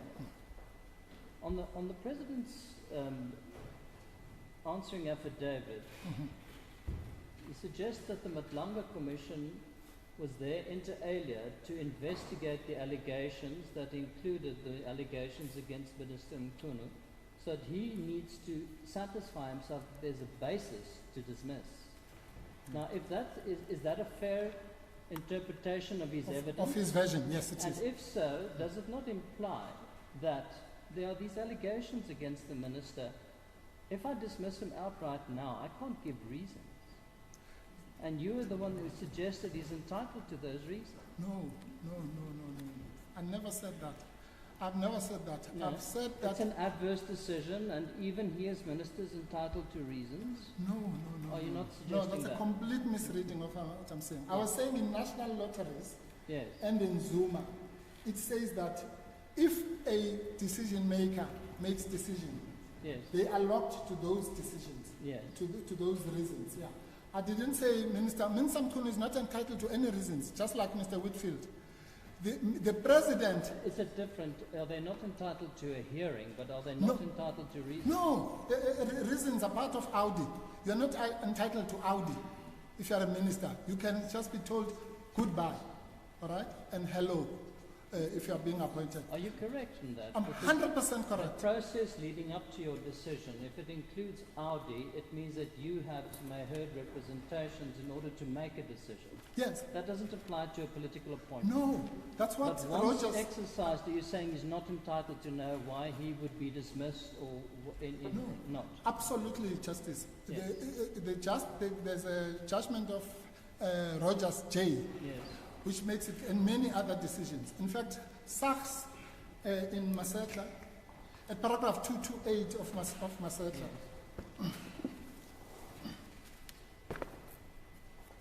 Now, Mr. Bompoko, I'm merely testing your own proposition. No. I'm with you, Because Justice. it sounds to me as though if he's not 228. entitled to reasons and not entitled to Audi, then there must be a distinction between an exercise of an executive decision and an administrative decision. Yes, there is. Of course, there is. That's why it's You were called. saying there wasn't. No, I didn't say that, Justice. I would never say that. Okay, I would be killed if I say that. Why is it called administrative decision is defined in Paja? Yes, we know that. Executive decision, we know what it is, a legislative decision. Yes. The question that Justice Mchunu was asking was not whether there's a distinction between the three. There obviously is. Yes. It was whether in relation to reasons, is there a difference in the entitlement of a person as to whether it's an administrative decision or an executive And decision. your submission is on reasons? Is no, No there isn't. entitlement to reasons on an executive decision? Okay, I understand you now. No. My answer to Justice Mchunu was that if you are entitled to reasons, you are entitled to reasons. It doesn't matter whether, that's why I said whether the decision comes from the first floor or the ground floor or whatever. Once there's a decision that is made against you, you are entitled to reasons. Because that comes from the common law, audi alteram partem. I understand that. Does it Yes. apply to an executive decision? It applies to everything. Well, That then is- I'm that is a- repeating my question to you. If the president says, I cannot formulate reasons, I'm waiting for them, and the suggestion is you have a power to dismiss but not to suspend, are you suggesting he can do nothing until he has reasons because he needs to provide them if he's exercised his power to dismiss? No. I'm saying, which is where I started this morning, Yes. a dismissal of a minister Mm. is not the same as a dismissal of a police commissioner. We're past Right. that. I understand that. If you are going to dismiss a police commissioner, you must give them reasons, must give them audi, must give them a disciplinary hearing, all those things. A political decision Yes. exercised at the sole discretion of the president is not that kind of dismissal or appointment. Yes. That's why you can't say, where was the advert for this, which you would say if it was the DG. How can you just wake up and dismiss me? If you're a minister, you are at the whim. I've quoted a case from England, which says this comes from the Queen.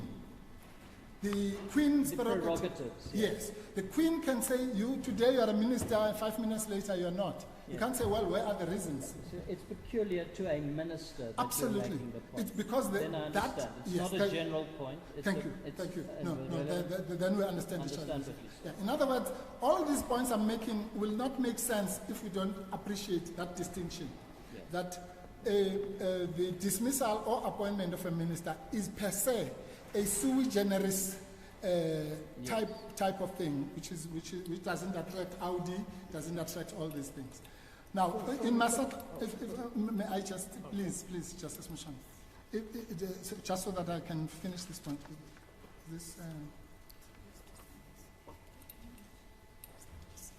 And I think you left with 10 minutes of your time, allocated time. Of 10 minutes. of You allocated left time. with 10 minutes. Yes. Well, if the justices will bear with me, because of I have to deal with the questions. At 228 in Masetla, it says, the starting point of my inquiry is the sui generis of its own kind, nature of the relationship between the president and, in that case, the head of the NIA. And I'll jump because of time, where Justice Sachs says, yes, it will be noted that in contrast to the president's power in relation to cabinet ministers, which is what we're discussing here, the power to appoint these three functionaries is not coupled with an express power to dismiss. This suggests a qualitative distinction based on the fact that the three are not purely political appointees. So that's the difference, Justice Lapiskaki. Ministers are purely political appointees, placed on positions of government leadership. Rather, they are important public officials with one foot in government and one in the public administrators. Members of cabinet, which is what we're about here, know that they are hired and can be fired at the will of the president. And if fired, they can mobilize politically, go to the press, even demonstrate outside parliament and so on. But they can't have Audi. So, and that's why the reliances on Masetla are misplaced, because it's a different type of thing. Can I quickly go to the third leg? Because the point here is that... Would you allow me to ask that Oh, yes, question? I'm sorry. Sorry, Justice. Yeah, I forgot that we reserved... The debate you had with my brother regarding reasons, yes. I'm not sure whether I Follow. understood the submission. Okay. If the president dismisses Yes. a minister, Yes. we call that an executive decision. Or what do we call that? It's an executive decision in the sense that it is done, the president is the head of the executive. Yeah. But the most important thing is that it's a dismissal of a minister, which is different from the others. Yes, no, that's why I wanted to just give it correct Yes. and color. Yes. It is an executive decision. Yes. Both types are executive Yes. decisions. Yeah. Now, the person who has been dismissed, being the minister, is he entitled to the reason for that executive decision? No. Oh, I see. He's I not. thought the debate was that Yes. he is entitled, anybody else who's faced with any decision, be it administrative or executive, is entitled to reason. Except if it's a prerogative power that is purely political and is at the whim. Just like, as they would say in the township, just like when he's appointed as a minister, he's not entitled to reasons. So he doesn't say, okay, give me the reasons. It's at the whim, literally. That's not adverse. If I'm appointed, that's not adverse. No, of course not, Justice, but please, you know that what was said in Masetla is that the power to appoint is a corollary of the power to dismiss. I mean, the point I'm making is simply that the if it's a corollary, it means if you're not entitled, that's why I'm saying if you're not entitled to an advert and an interview and all that at the point of appointment, similarly, at the point of dismissal, you're not entitled to Audi and all those things. It's at the whim, quite literally. The royal prerogative in its real origin was based on the silly notion that the Queen is only second to God. So it's God here, and then the Queen, and then the rest of us. And therefore, at the whim, now obviously in a constitutional state, it has been tempered a little bit by the principle of rationality. But in England, where it came from, there was not even a principle of rationality. It's ipso facto rational if it comes from the Queen. So that cannot be equated to all these things we're discussing, where people are entitled to reasons, to Audi, to proper 7 days notice and all that. No, maybe earlier I misunderstood you when I asked this question specifically, that in relation to reason, does it apply only to administrative action or also to executive power? Okay. But I understood you to have said that it applies to both, but perhaps I misunderstood you. No, you totally misunderstood me. Oh, I'm saying, okay, let me put it this way, Justice Mchunu. When the President dismisses the National Director of Public Prosecution, that's an executive decision, okay? Yeah. And in that brand of executive decision, the person is entitled to reasons, like all of us, and an inquiry and so on. So that question doesn't arise. The mere fact that it's an executive decision doesn't answer the question. The question is, which of the two types of executive decisions are we dealing with? Is it type A, where you are entitled to reasons, or type B, where you're not? So, all right. Anyway, the third leg, I'm just rushing through so that I can deal with this. In terms of the so-called minister without portfolio and all that, as I say, all one has to do is to read the paragraphs of the statement on the 30th of July. That's version 1. Read the answering affidavit in the Constitutional Court. That's version 2. Read the announcement. That's the gobbled up version 3.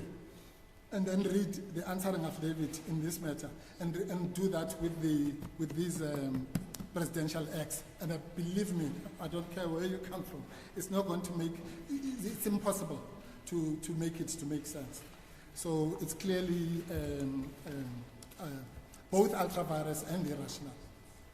Now let's go to the last, the Madlanga Commission. That, again, let's start with ultra-vires for the purposes of uniformity. On ultra-vires, and I'm going to be cryptic on this because, again, the court has read the heads. Ultra-vires is very simple.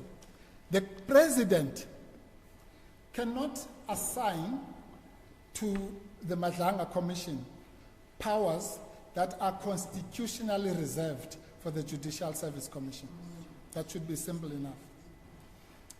Once powers are constitutionally preserved for body A, then they cannot be given to body B.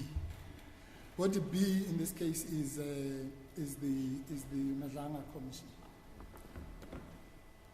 2, in the case of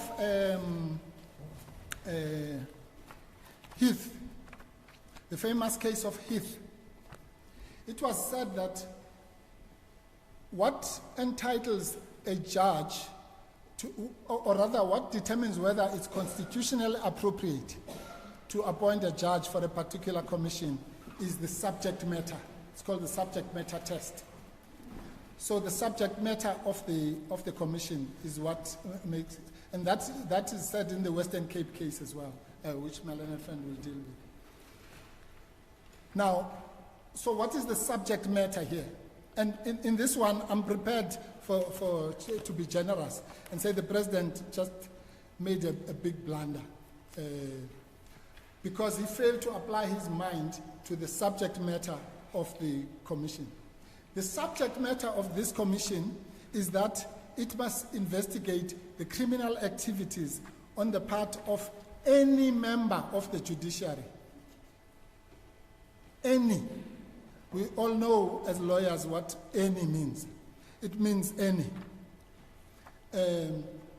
Nobody is excluded, nobody is included. And that you will find at 07-50.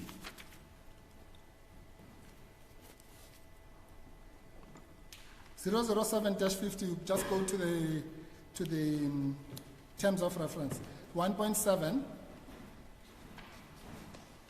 says whether criminal syndicates, including but not limited to drug cartels, have infiltrated or exerted undue influence over any member of the judiciary, including the magistracy. Now, so that's the subject matter. Now, if you have, remember there's what I call them the big seven. The 7 institutions that are listed there. It's the SABS, it's Joburg Metro, Ekurhuleni Metro, Tshwane Metro, NPA, and State Security Agency, and then any member of the judiciary. It should be self-evident to anybody that you cannot appoint a member of one of those, of the deputy head of Ekurhuleni Metropolitan Police, to investigate the syndicates and drug cartels in that body. That should be obvious. So similarly, you can't appoint a member of the judiciary to investigate criminality, all these things, in the judiciary. Why is that so? As you just said it earlier, my brother, my sister. If all judges are brothers and sisters, we know it's not literal. But the point is that they belong to the same club, quote unquote, and I'm not using that pejoratively. I'm simply saying to the same family. I think it's a better word. Yeah. Now, so you can't appoint one of the family members to investigate the family, as it were. It's just the principle nemo iudex is applied there, and that's why we say what we're talking about here, and this is very important, is institutional bias. It's not bias on the part of Justice Madlanga as a person. No, we agree his credentials are impeccable and all that, but the institutional bias in the case of Islamic unity makes that distinction very clear. That here, when you are talking about the bias of the structure, so everybody who wants to deliberately misunderstand what we're saying, they say, no, you're saying Madlanga Commission should not have been appointed. Of course, that is absurd. These allegations are very serious. They had to be investigated. They had to be treated with the agency that they were treated in.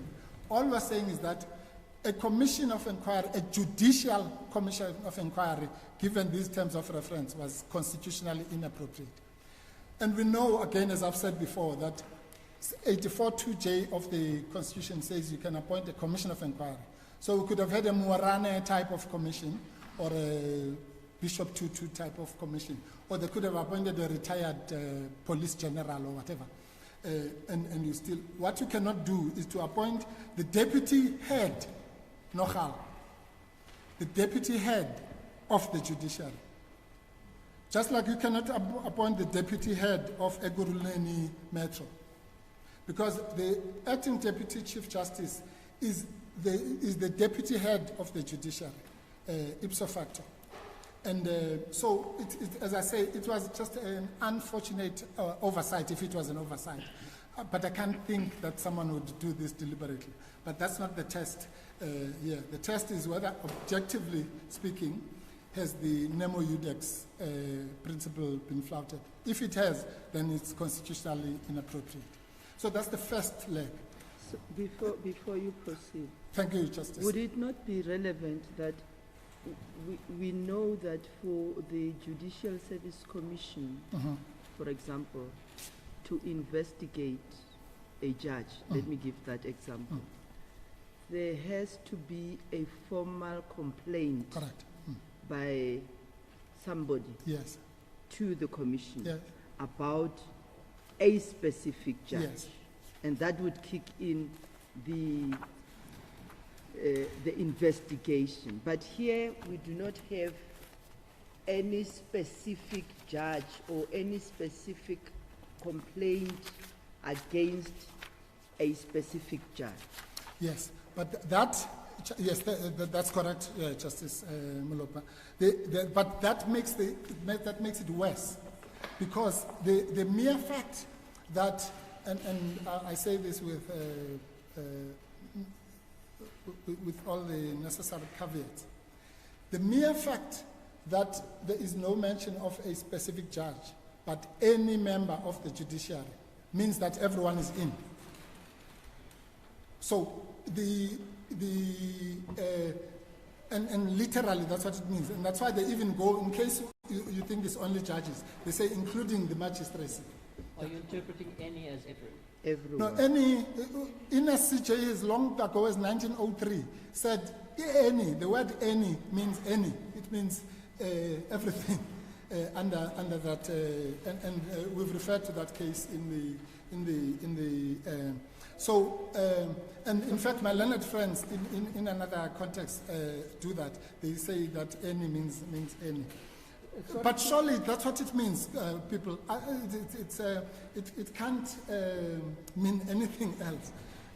When it says any member of the judiciary, it means a person, because a member is not a building. Any member, any individual member.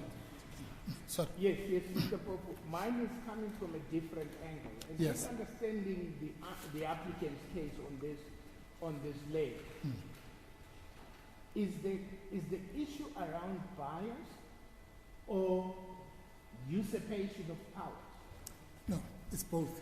And Or is it both? it's both and more. Let me explain. Yes. More I didn't know. Yes. No, the more is rationality. Surely it's here. Yes. Okay. If I may just, I'm sorry I keep on putting you on the side. If I can just finish that answer to Justice Molopa.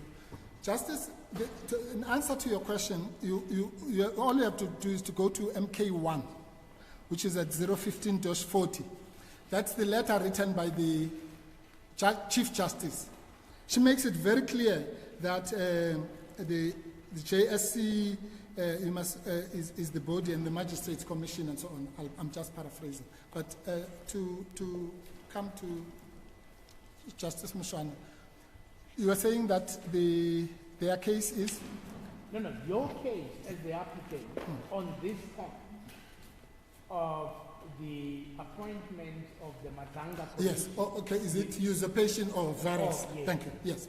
Yes. The vires point is the following, Justice Mchunu. The vires point is that the Constitution has given the powers to do those types of investigations, all that, to the JSC. The usurpation point is what is called, remember, it's called passing the buck or unlawful referral. So you refer something to a body that, like the Madanga Commission, that is not constitutionally entitled to do something, then that's what you might call the usurpation. In other words, the Madanga Commission would be usurping, not necessarily the president. Madanga Commission would be usurping the powers of the JSC. But the third point is what we call the rationality point. First in the form of vires, but also the linkage. The point we made earlier, that the outcome it has no bearing, and that also deals with Justice Lapes-Kachner's second point now. Remember, Justices, one of the terms of reference here is that the Madanga Commission must make recommendations for disciplinary proceedings. You'll find that at 07-50. So it cannot itself now be transformed into the disciplinary proceeding, because it is not. It was never meant to be. But in the formulation of the so-called leave of absence, you artificially want to portray the Madanga Commission as if it's a Mchunu disciplinary committee. It's not. It was never meant to be. At best, it can recommend such disciplinary. So again, it's just playing with words and trying to pull the wool over all our eyes. If that is the case, is it not bringing the Nemo debate non sua causa principle into the spotlight? Yes, absolutely. In what sense? In a sense that the Commission's powers, and you can go to the Commission's Act, its power is to investigate effectively. And it does the investigation, present the fact, make no judging at all. And now, why would that principle apply? As I understand that principle, it says that you can't be a judge in your own case. Yes, just So I want to understand, where is the judging part? okay. So if that is the case, then you can appoint the head of the metro to judge the metro. Surely not. Because you say, where's the judging? He's just investigating himself. No. The point of the matter is that the reason you appoint a judge in the first place, according to the Western Cape case, is because you want to, if you like, borrow the impartiality of the judge, because that's a person who's already trained in that. So that person... I'm not using the judge as in the concept of a person being a judge. No, I understand. The decision maker. Yeah. I'm using it in a sense of saying that I am going to adversely make a decision against you. Yes. So the Commission doesn't have that power.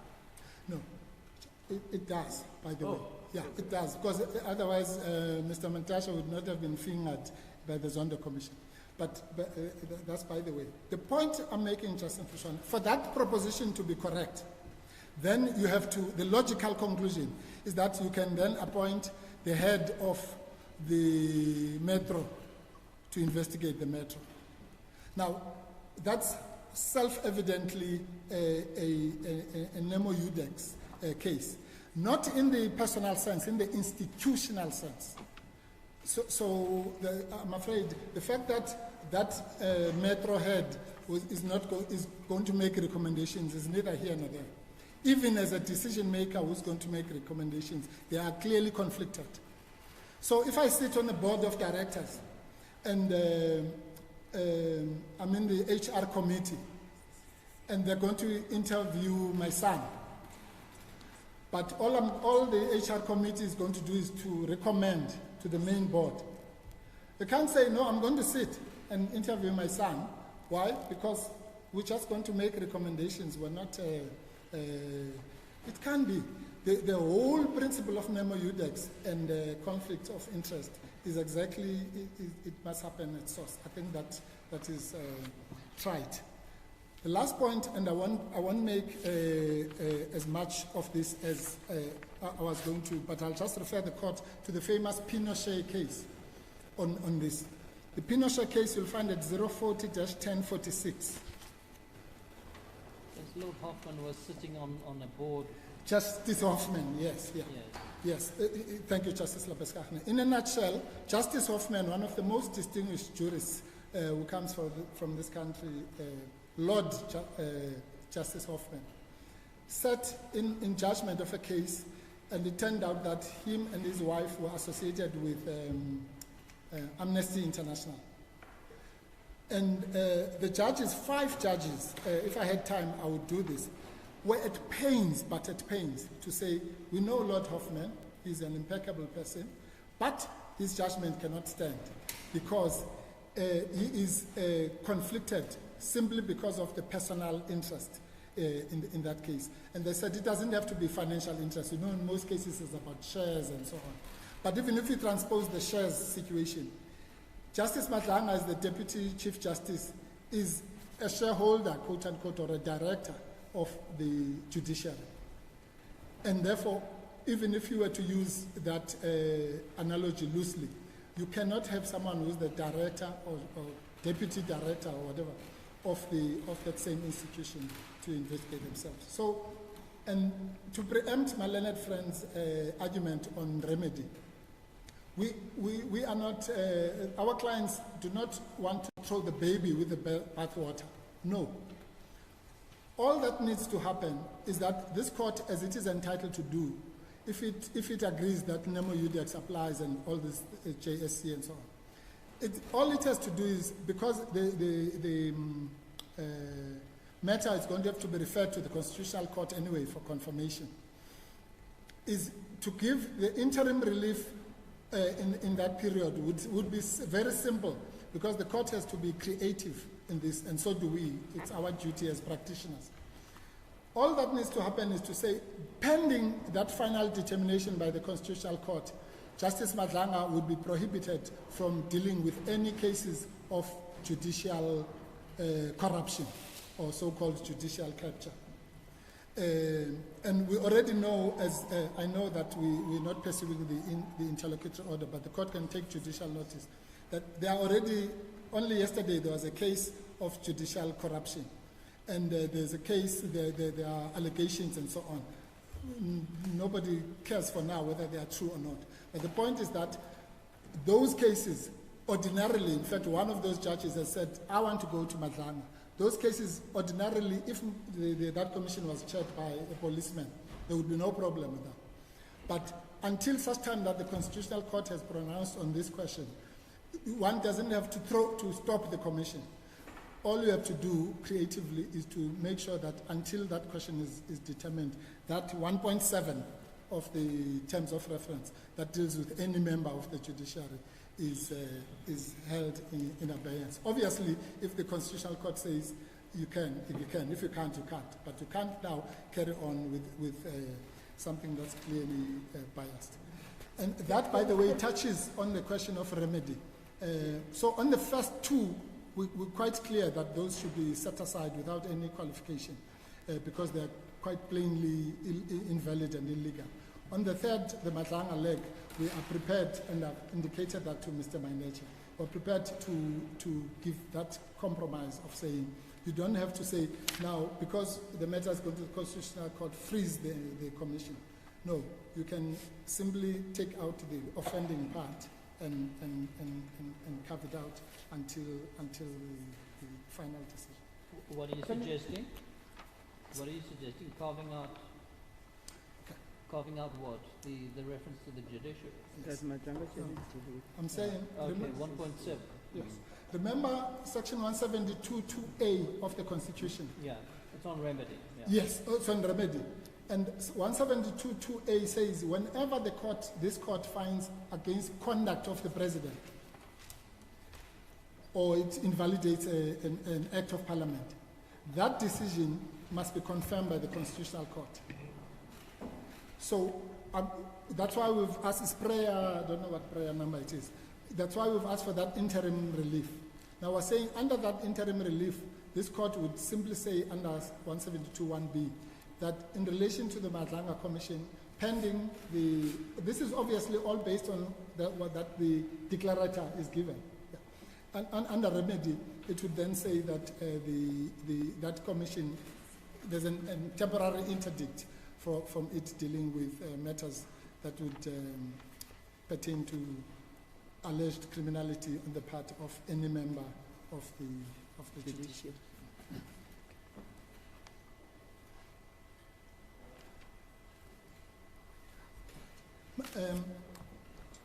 My learned friend, if will promises that she'll just put in point form I think we did, in fairness, cover the rationality point in relation to the commission, but she comes from a different angle. Remember, these parties are different in the sense that the one is a political party, which is asserting its rights as such, and we are asserting individual rights of a citizen and a taxpayer. And obviously, all this must be tested against the law society standard as well, Justice Mchunu, which means it's something that is not in the interest of the people, is ipso facto not rational. So if you're going to pay 2 ministers, 2 bodyguards, 2 houses, and spend all this money for an indefinite period, it's clearly not in the interest of the taxpayer. And quite frankly, we will argue that this is disingenuous. There's no better, nicer way of putting it. For the president to now say, I've given them 6 months, because he knows that there's the caveat that says it must be given in 6 months subject to extensions. And every important commission has gone on for 4 years or whatever. And therefore, to have to pay for 3 or 4 years or whatever the period will be, 2 ministers, is simply the worst form of assault on the taxpayer and the citizen. So it's also irrational in that sense as well. Apart from the fact that some of the breaches that we're talking about are criminal in terms of the PFMA and various other statutes. Yes. Anything else, Justices, I'll deal with it in reply. I think we've covered, so all in all, in respect of each of those, ultra vires or rationality or breach of fundamental rights, those 3 decisions are clearly outside of the Constitution or not empowered by the Constitution. Maybe let's put it that way. Let me understand something. Unless if my reading of the papers is incorrect, you made mention of pending the decision of the Constitutional Court. Yes. Now I need to understand, because the notice of motion that I have, unless if there is an amended notice of motion, it says 3.2, pending the delivery of any reserved judgment and or final outcome of this application, including confirmatory proceedings, if any, suspending the operation and or effectiveness of the conduct of the decision to refer to in prayer 2. Now, the confirmatory proceedings, you're referring to what? Because it says if any. I'm not sure whether we do have something that requires confirmation. Yes. Okay. Perhaps just to clarify, No, fair enough. I may be at a loss. Yes, no, it's a valid question, Justice. It's the question that I'll just answer to Justice Lopez-Kachner. If you go to section 172 of the Constitution, subsection 2, Yeah. it says, the Supreme Court of Appeal and the High Court of South Africa, which is where we are now, or a court of similar status may make an order concerning the constitutional validity of skip Act of Parliament, Provincial Act, and go to the third one, any conduct of the President. Okay? So in other words, if you made the order here concerning the validity of any order of conduct of the President, it would be the same as if you were making an order for invalidating an Act of Parliament. And we all know that all those 3 things, this is the important part. It says, but an order of the constitutional invalidity, which is the one we're seeking, okay, has no force unless it is confirmed by the Constitutional Court. Okay. So the easiest way, Justice Mchunu, to understand this is to say, assume I was here about an Act of Parliament. So you would grant me my order and say this Act of Parliament is invalid.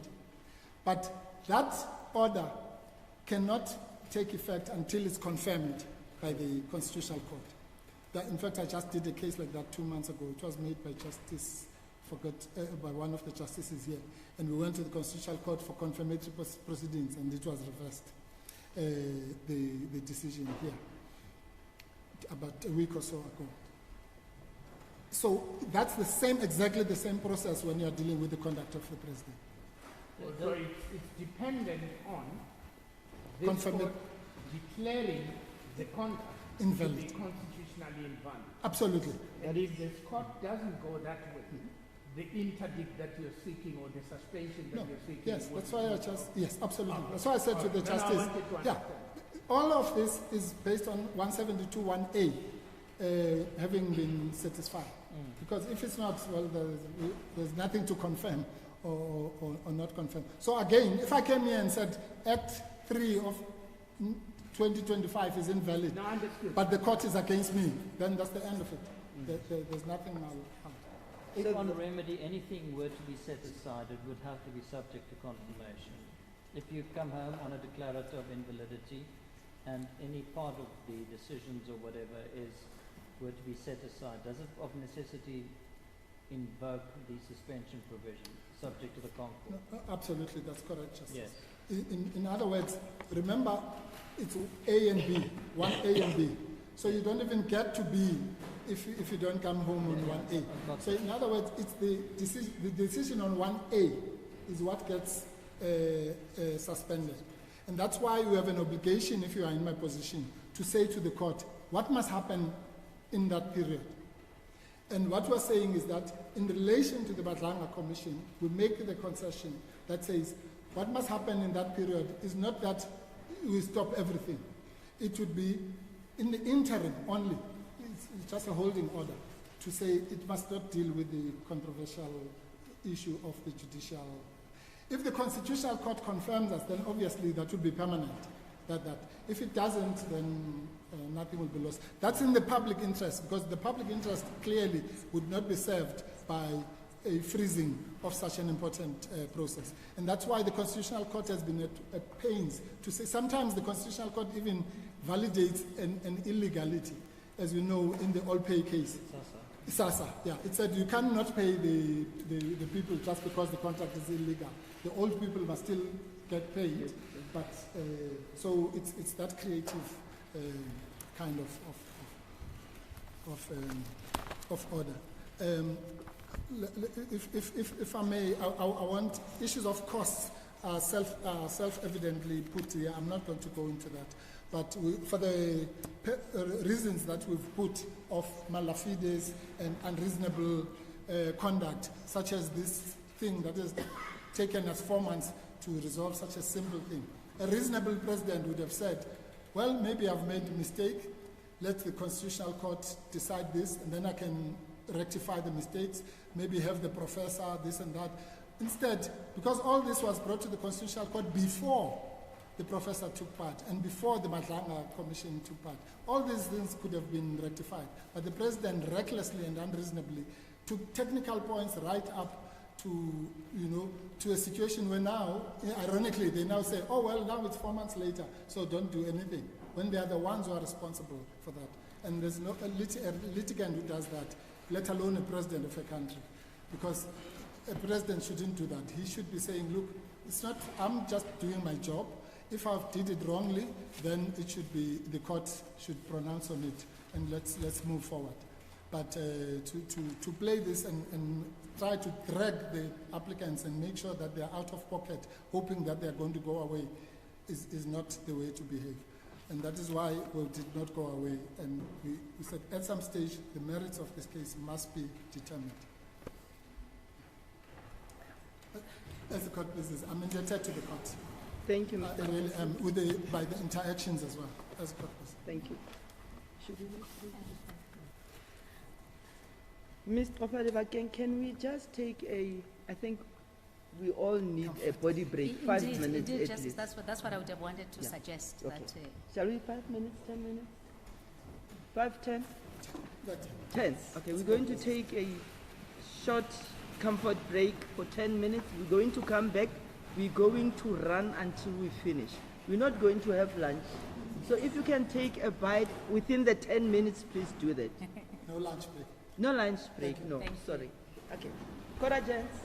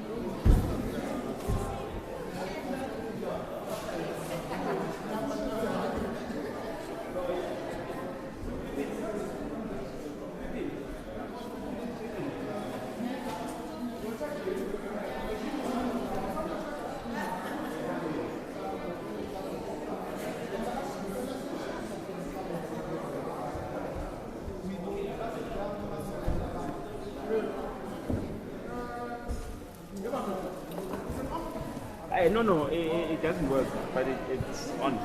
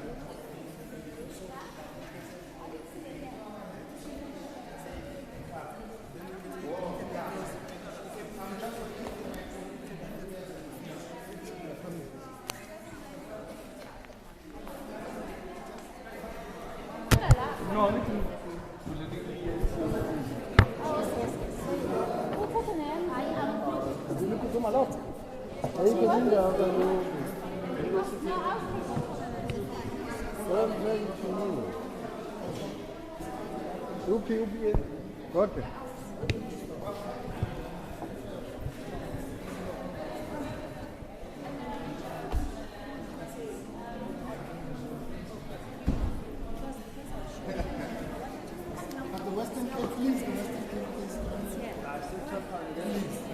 please. Okay.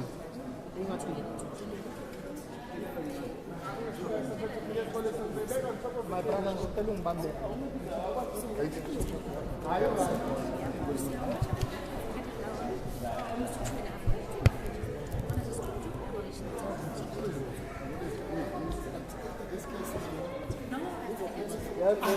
Take it easy on them.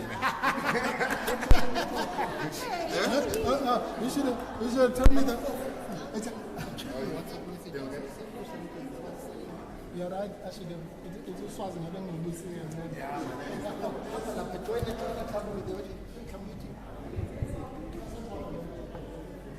Ujonga phi umva straight. Shakunjani.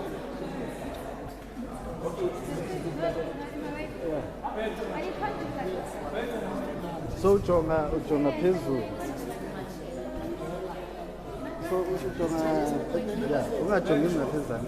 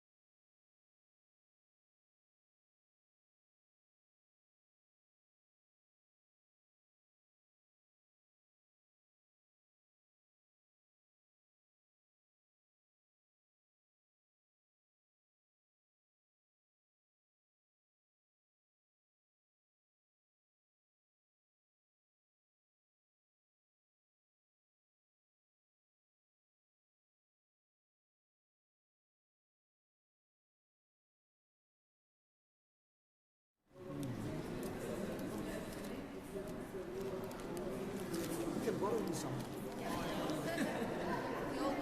Give Dali some notes.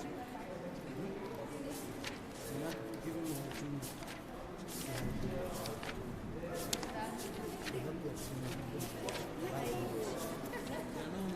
Come on. I saw it somewhere. What did I say? Okay, yes. And I was just remembering, I saw it.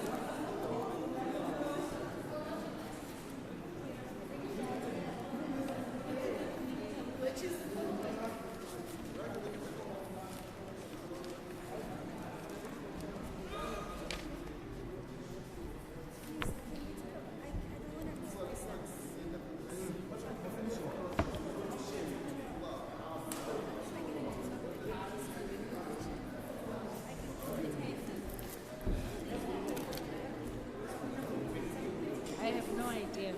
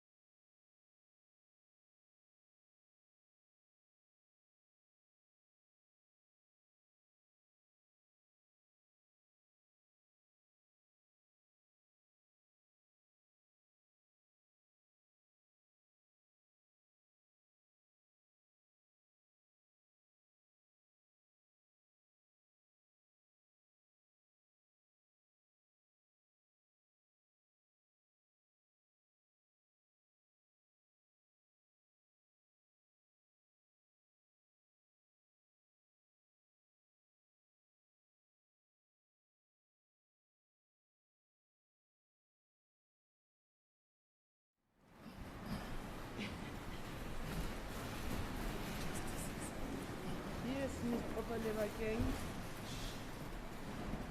15 minutes uninterrupted, then we'll interrupt you after 15 minutes. The time starts now. Justices, once again I appear for the second applicant with my learned colleague, Ms. Kgokgo. I think, Justices, just as a point of departure, it's important to state that the issues we canvass as the second applicant have been distinguished, particularly to the extent that the MKP is an official opposition in terms of Section 57 of our Constitution. You need to up your voice, unfortunately. Hey! We won't say that you're screaming at us because we need to hear you. Indeed, Justice. So having stated the basis upon which we distinguish the first applicant's case and the second applicant, it will be important, Justices, to state that maybe the first point of departure for me, because as you would note, we deal particularly with prayer 2.2 and prayer 2.1 of the notice of motion. So in doing that, I'm going to first start by demonstrating two things. That we deal with the decisions of the President of the 13th of July, particularly being, one, the placement of Minister Mchunu on leave of absence, and second, pending the outcome of the Commission's investigations. And I say this because we are going to demonstrate that the placement of leave cannot be linked to the outcome of the Commission's investigations. Then secondly, Justices, will also seek to demonstrate that the consequences and/or the appointment and establishment of the Commission of Inquiry is on its own, for these purposes, the decision irrational.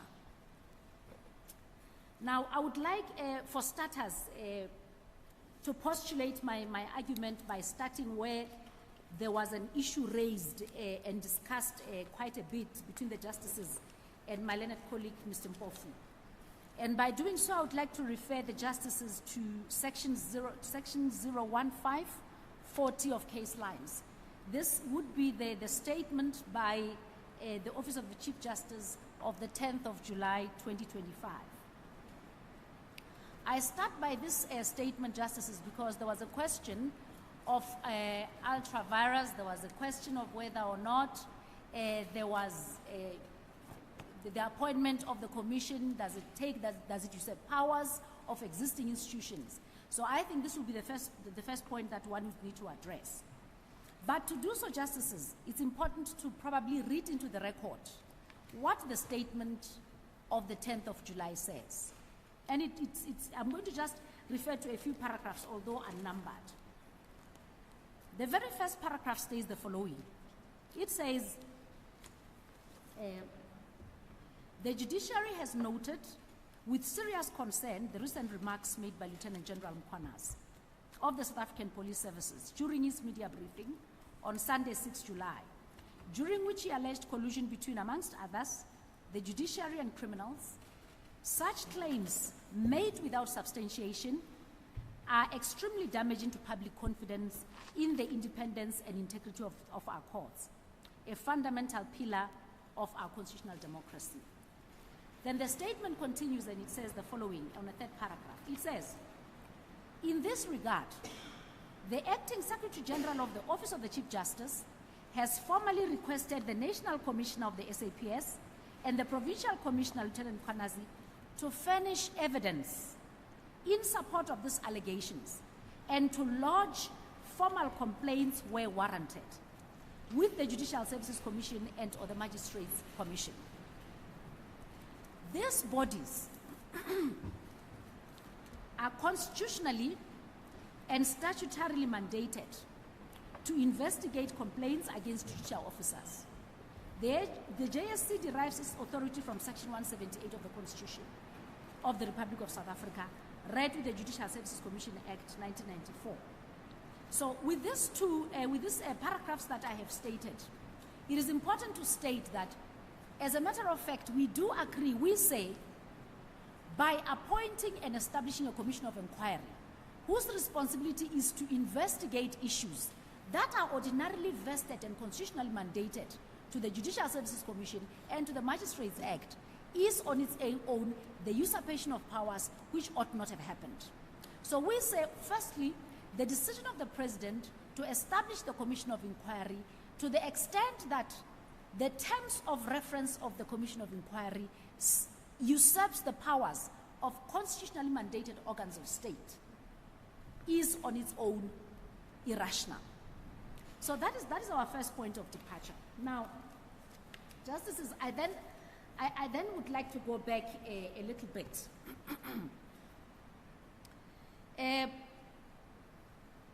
The notice of motion, prayers 2.1 and 2.2 are very clear.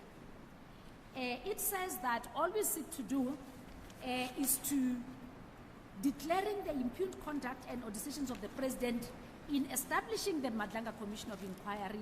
Secondly, placing Minister Senzo Mchunu on leave of absence. I will deal with these issues one by one.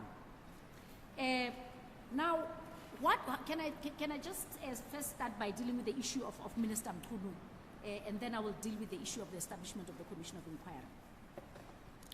And by dealing with the issue of Minister Mchunu, I am going to try and demonstrate the very decision made by the President, which says Minister Mchunu is placed on special leave pending the outcome of the Commission of Inquiry's investigations. Now, what becomes important for us is to demonstrate that in the manner this decision has been phrased, what the President seeks to do is to create a link between his decision to place the minister on special leave and on the outcome of the decisions of the Commission of Inquiry. Now, why do we say this link cannot be created? Because in fact, number one, it cannot be sustained. Mr. Mpofu has gone into bigger detail. But it is important to first start by saying we know that the decisions of the outcomes of the commissions of inquiry, unlike courts of law, are not binding. So this is the first part. And purely because the President can decide whether or not to take an action the very outcomes of the commissions of inquiry. But most importantly, Mr. Mpofu has already stated that if history is anything to go by, we know that the President has never been persuaded by any adverse finding of any commission, such as to say that if there is an adverse finding against anybody through a commission of inquiry, that consequently the President will take decisions that align with such findings. We therefore simply say history alone, coupled with the very value and constitutional provisions that are attached to the formation of commission of inquiry, we know that there is nothing that will bind the President to the findings of this particular commission. Now, it's very important as well to state that what the President has sought to do by placing Minister Mchunu on leave almost creates what I would like to define as an indefinite term of suspension. Because as a matter of fact, we're saying pending the outcome. So if this commission goes on for the next 2 years, looking at the nature of its scope, that means, it simply means that Minister Mchunu will be on indefinite leave until the outcome until the finalization of the commission, which we say on its own is irrational, because there has to be public interest considerations such as cost implications to the public purse, which do not seem to have been catered for in this part. Now, we then say, we know as a matter of fact that even when the President was requested to give reasons, he simply said, I will not give reasons for my decision. I will not do so. And Justices, I want to try a distinction here. I'm not talking about the decision to place Minister Mchunu on leave. I'm saying once the applicants said to the President, we would like to know how you came to the decision to place Minister Mchunu on leave came about. He then says, I will not answer those questions. And we are saying, rationally, the very refusal to give reasons is on its own irrational and unlawful. And as a result, that alone should be enough to say the decision of the President was taken irrationally. Well, I will not repeat the submissions by Mr. Mpofu, truly, which have demonstrated that we know the rationality test requires that there should be a logical connection between the means chosen and the outcome. And we know that, as I've already stated earlier, there is no rational connection between the decision made by the President and the outcome of the investigations of the Commission.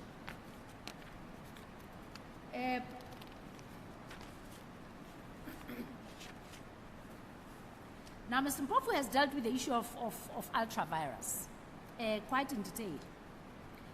But I'm going to try and deal with this other element of rationality on a different test, and most importantly, focusing on the one case of the City of Cape Town versus Premier of the Western Cape and others. Justices, I will refer you to, it is on case lines reference 040 to 125. 040-1, 145 to 160.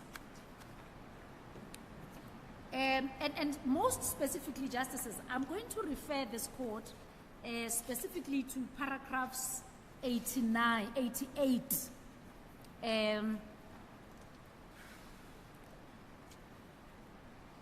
paragraph 89.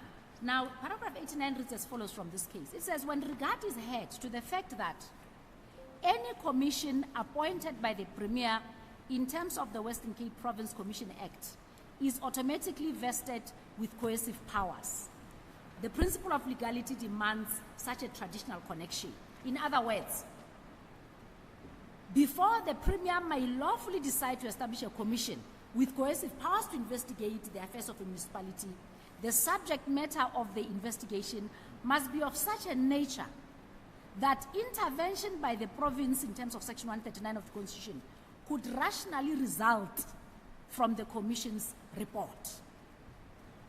Now, the court goes on further here. It says it doesn't really matter. It doesn't mean that there has to be a prediction of the outcome. I mean, that means we may not have to predict whether or not the Commission would say Minister Mchunu is at fault, is wrong, or is right. It simply says there has to be that direct connection to the decision that the President has actually taken. Now, I'm going to refer this court to a number of paragraphs here as I go into the issues one by one, just so I can be able to demonstrate the various interlinkages here. But Justices, let me go into this particular issue of the artificial link, because I think it is very important that we address it in its totality, to demonstrate and secondly, to demystify the very existence of the link. Now, what President Ramaphosa says in his answering affidavit, particularly at paragraphs 116, he says, I elected not to dismiss Minister Mchunu, but rather to place him on special leave pending the conclusion of the Madlanga Commission's work. But in short, he's saying until the entire work of the Commission is done, I'm not going to do anything with Mr. Mchunu, must stay on special leave. Then he continues. We know that Minister Mchunu, in his answering affidavit as well, paragraph 14, he says he accepts and supports the President's decision.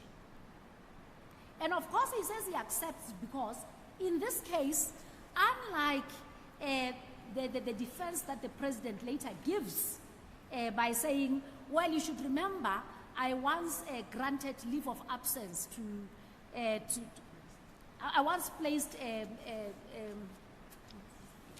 Dr. Mkhize on leave of absence for very obvious reasons, because they had been requested at the time. But in this instance, and if we go to, I'll refer the court, I'm just worried that if I refer the court, I might take a bit of time. But what is a fact is that the reading of the presidential proclamation as far as placing Mkhize on special leave versus Minister Mchunu are entirely different. Minister Dr. Mkhize at the time had requested to be placed on special leave. In this case, the president says he elected to grant special leave to Minister Mchunu, to place on leave of absence. Now, I draw this so that one can be able to demonstrate that even the defense of it is deliberately trying to almost pull wool over the face of the South African public. Because it cannot be so that when we look at the case that the president makes, that I made this decision to put Mchunu on leave because he needed to have this time to have his name cleared. Mr. Mpofu has dealt with the issue fully on why Minister Mchunu, Minister Mchunu doesn't even attend an interview. He's not an employee in the strict sense. He has literally been chosen to serve at the pleasure and behest of the president. And therefore, when it is time for him to leave, there is no need whatsoever in law for him to now have what is called audi alteram partem. Now, the controversies that are important to highlight is that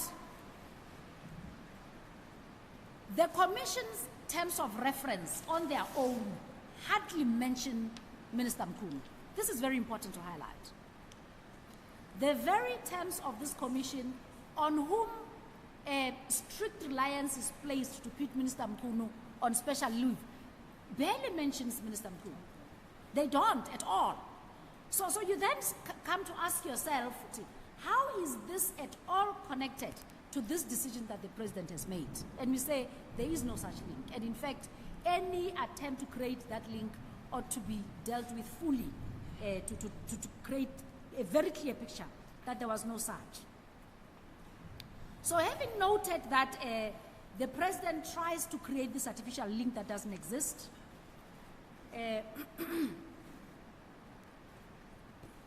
trying to create that artificial link that doesn't exist of placing Mchunu on special leave will demonstrate that, one, the president failed to consider first, obviously, the cost implications that we have stated on the Commission's impact, which is a critical consideration on irrationality. We know irrationality has to consider, amongst others, public interest, which goes to the cost implications that are associated with having two ministers of police because one is placed on special leave for an indefinite period of time. Now, I would like to take the court once again to the decision of the Western Cape High Court. And I would like to refer this court to paragraph, I will not read all the paragraphs, but justices for note, the court must take note of paragraphs 88, because then I'll simply choose a few from this, 88, 89, 93, 94, 95, 203, 214, 13 and 15. So those are the critical paragraphs that I will refer this court to, but I will not refer all of them just to try and save time.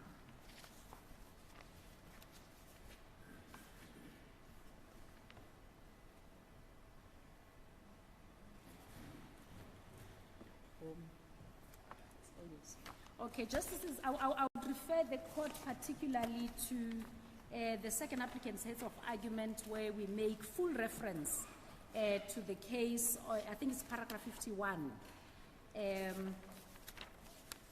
Paragraph 51 of our heads of argument, where it deals, that will be paragraph 214.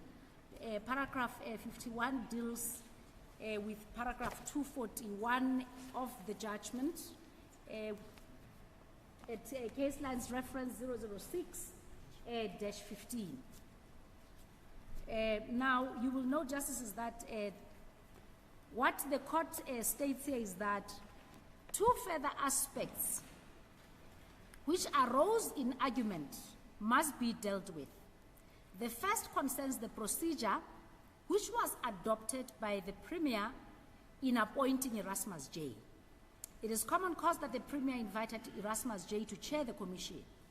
In the Premier's answering affidavit, he states that before establishing the Erasmus Commission, he obtained the permission of the Judge President of the Cape High Court.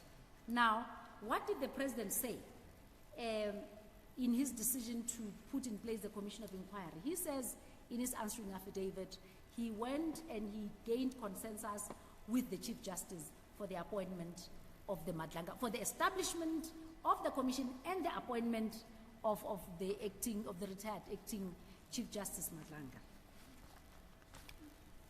Now, there is no difference, therefore, in how this case transpired in the Western Cape and this particular case regarding the Madlanga Commission establishment. Now, I would like to continue to the last paragraph. Well, it should be paragraph 215.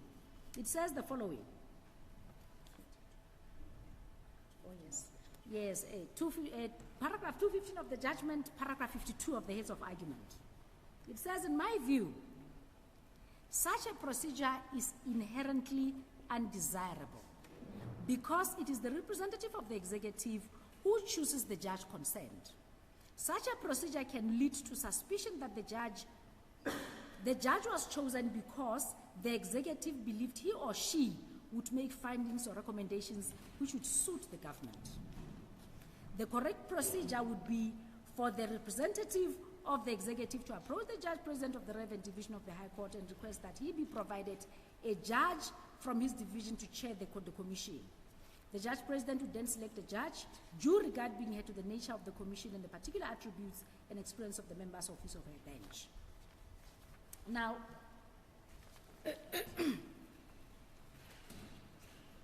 the Judge President could, in consultation with other members of his bench, also determine whether, in all the circumstances, it was appropriate for a judge to chair the commission concerned. Now, as I have said, this is but one of the paragraphs I would like to refer the court to that I will also try and demonstrate fully as I go into the facts of this case. Now,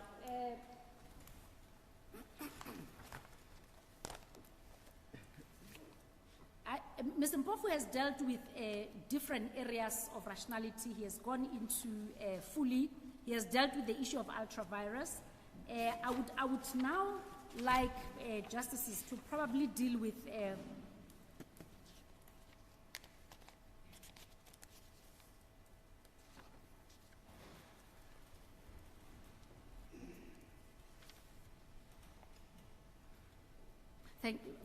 forgive me, justices, I've found myself. I would like to now deal with the issue of rationality, especially in relation to this very decision on the establishment of the commission, and secondly, on the issue of Minister Mchunu's leave of absence. But for me to start this fully, I think it is important for me to highlight Minister Mchunu's defenses in the Constitutional Court and in this court together. It will also be important for me to demonstrate, and I say this, justices, because it is not particularly what Minister Mchunu pleads before this court. The decisions we are here to deal with are the decisions made by the President on the 13th of July. So it is not really particularly whether or not Mr. Mchunu is happy or unhappy with the decisions. The decision maker took the decision as he did on the 13th, and that is the decision which we want the court to declare as irrational. But for purposes of trying to demonstrate certain areas, I will probably deal, although not in depth, with Minister Mchunu's attitude towards this issue. Now,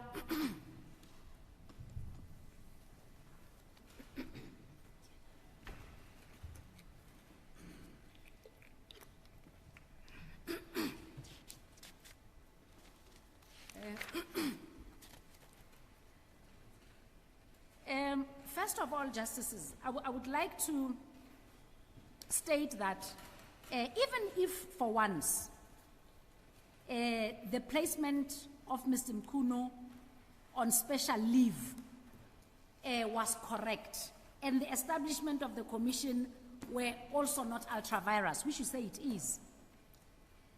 And there is, in fact, no issue on usurpation of powers, because we say, first of all, the court will have to determine, one, whether the placement of Mchunu was rational, and we say it's not. Secondly, the court will then have to decide whether the establishment of the commission, as far as the usurpation of powers of the Judicial Services Commission and the Magistrates Act are concerned. If we are wrong in that regard, then we are also saying the court must also decide, most importantly, whether or not, in fact, the powers that have been given to the commission usurp the powers of the Judicial Services Commission as a constitutionally mandated instrument to deal with concerns of conduct of judges and or magistrates.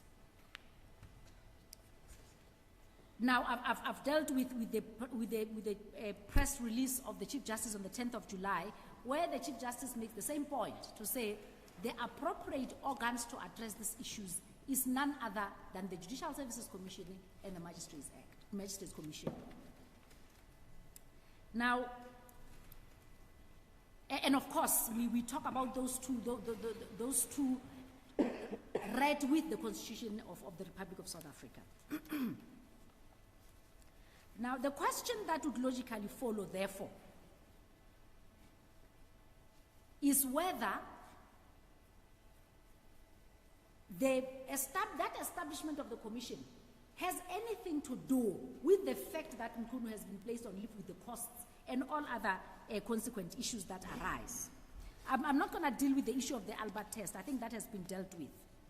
But justices, most importantly, let me deal with the defenses that Mchunu raises for his own placement on special leave. And I will do so looking as well at the fact that the president has his own defenses for placing on special leave. It's important to, as I've already said, first start by stating that the terms of reference have nothing to do with Mchunu. They state nothing about him. Secondly,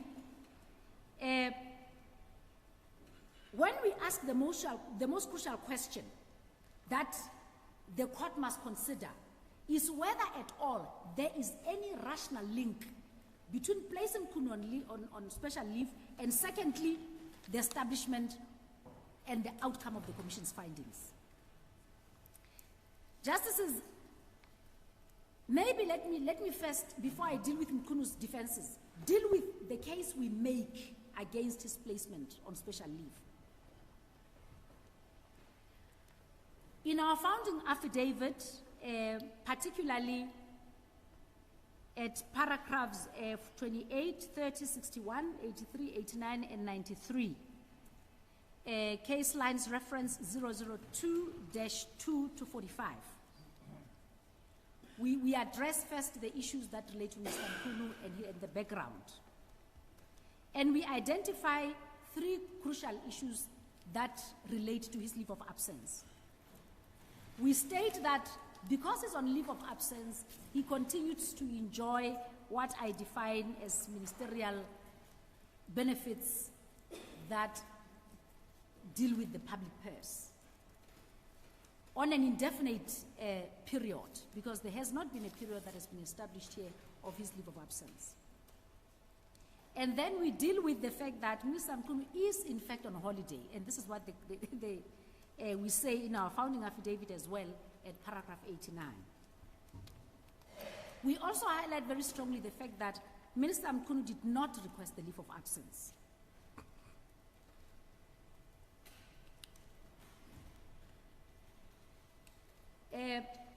We then discuss the absurdity of the leave of absence.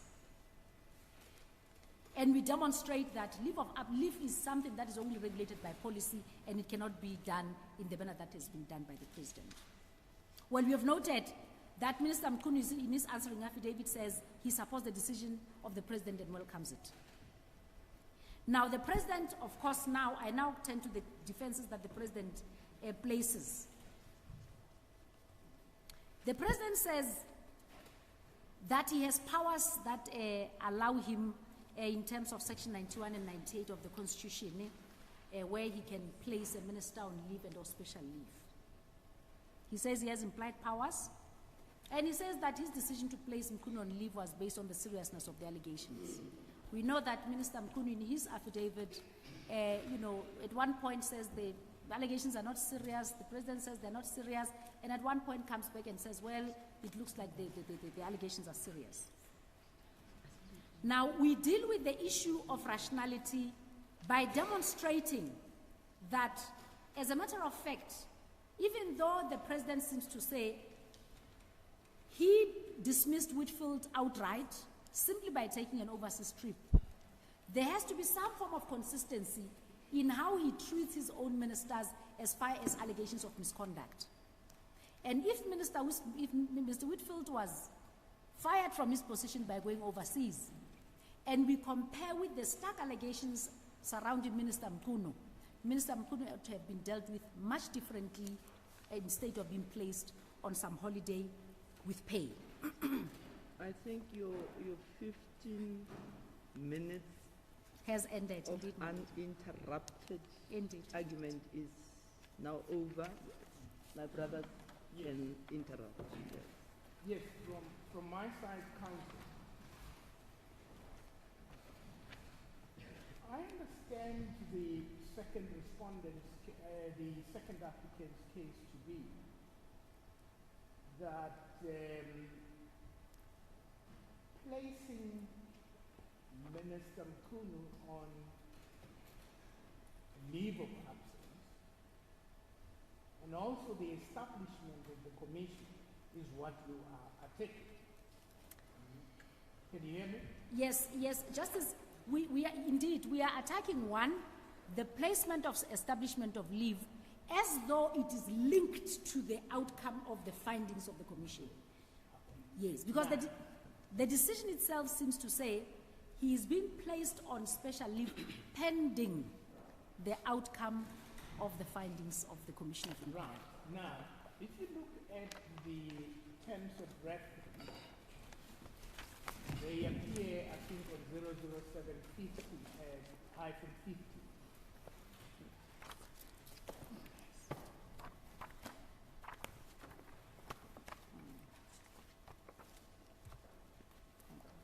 Forgive me, Justice, I'm using Yeah. some old...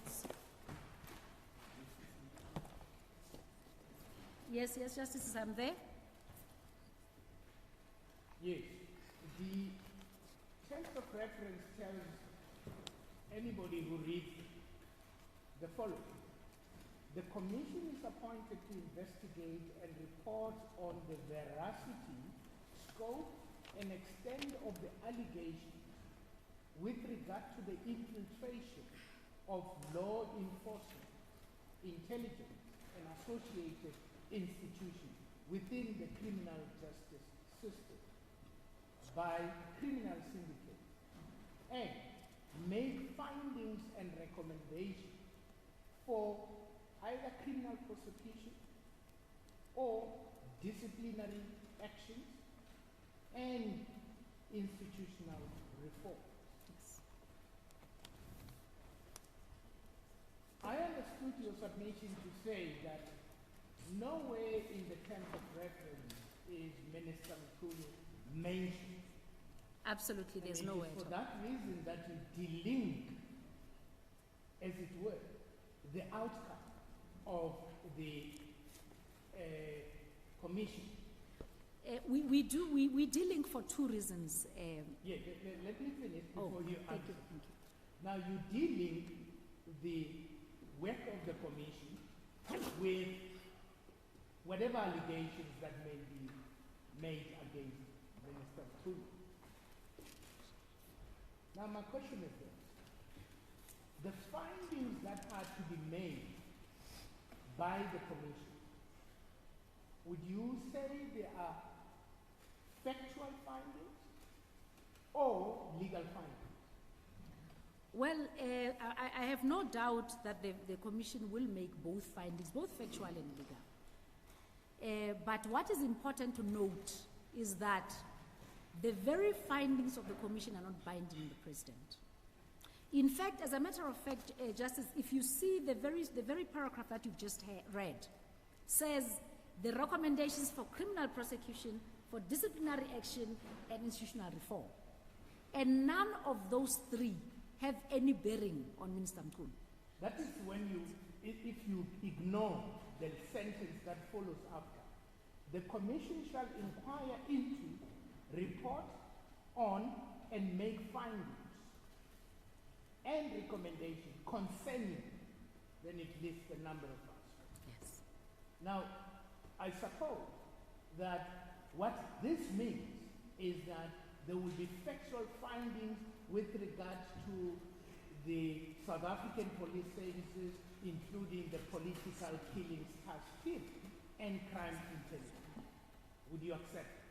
I accept that, yes. Now, when those factual findings are made by the Commission, and they finger, as it were, Minister Mchunu, would that invigorate the President to exercise the dismissal power? As we have said, Justice, we made a simple example with the issue of the Zondo Commission. No, I'm asking a question. You say it won't invigorate. It would not. So the President can't even use that to dismiss Minister Mchunu. He doesn't have to. It has not been done in the past. That's not my He doesn't have to, because the very findings of the Commission of Inquiry are not binding on the President. No. Factual findings that are made, would that not invigorate, that's my question, the President to say, Minister Mchunu, now I'm going to dismiss you as a minister. The basis thereof is this finding.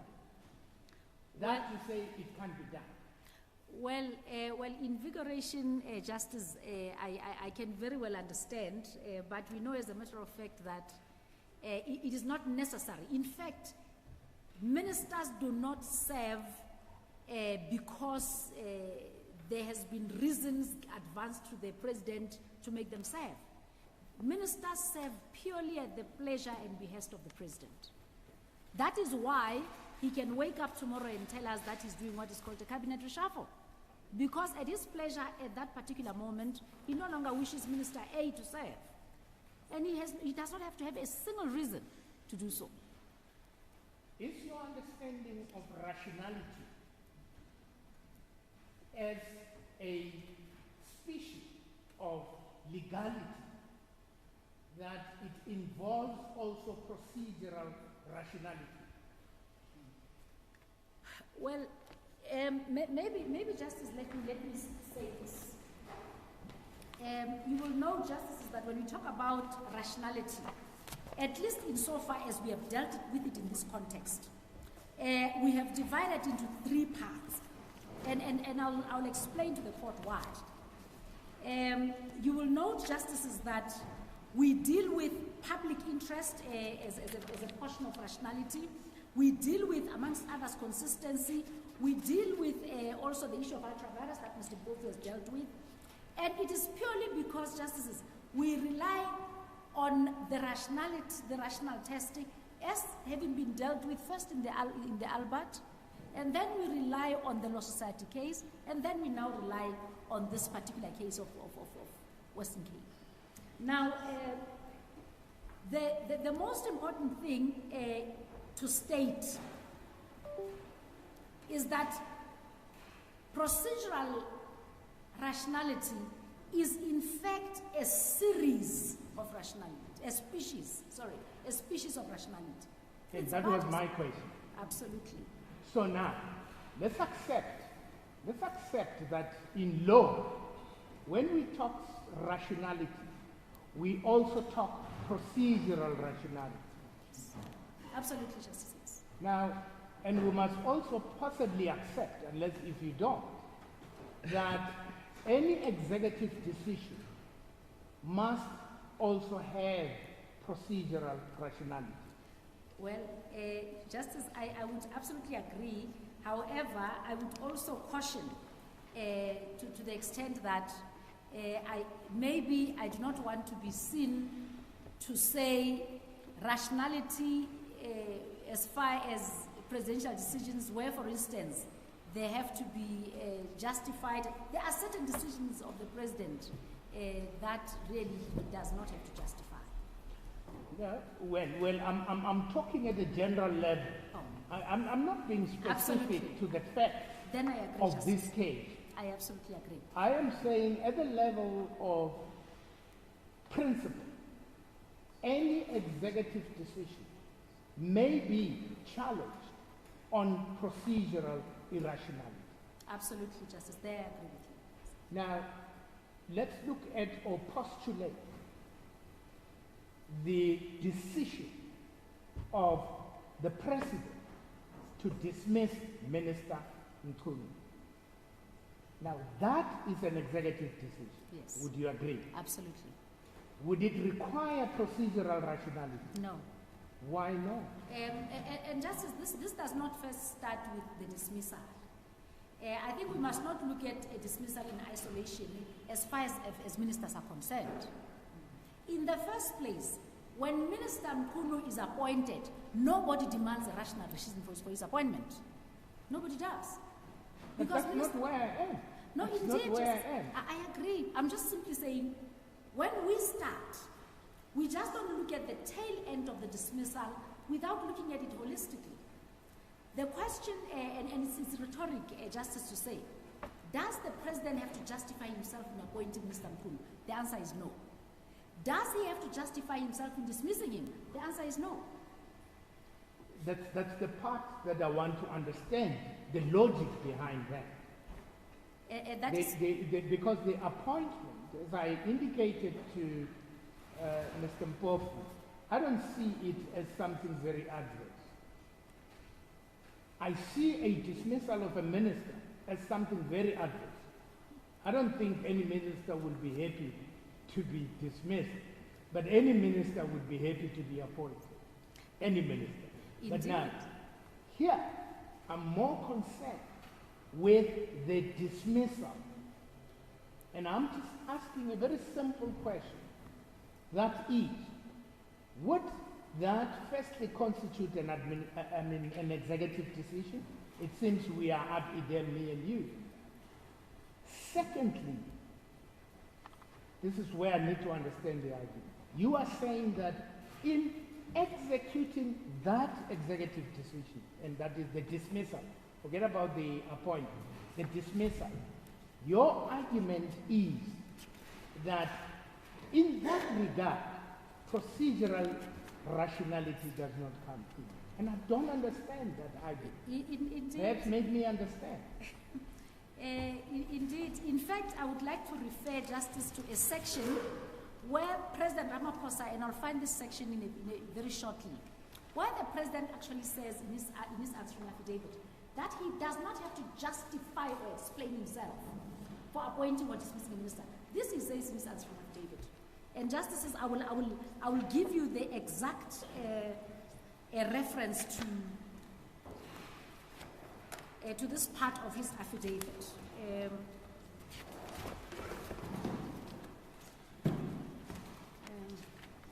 If the court will just bear with me for a minute. Are you seeking to deal with the appointment? No. The president in this regard was dealing with the question of his decision to place Minister Mchunu on leave. And he says, amongst others, he says, as a matter of fact, there is no reason for me to justify myself, be it in appointing and or dismissing a minister. This is what Counsel, in such circumstances, will the law impose an obligation on the president to be rational?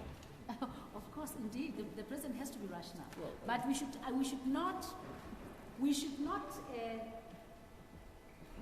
put in the issue of political appointments of people who serve at the president's pleasure as though these are employees in the strict sense. Yes, they are not. I think are we not conflating the granting of reasons with the decision, whether the decision itself is rational? Well, Justice, I think I would agree with you there, Justice. But what is important that I do not want us to mistake is this.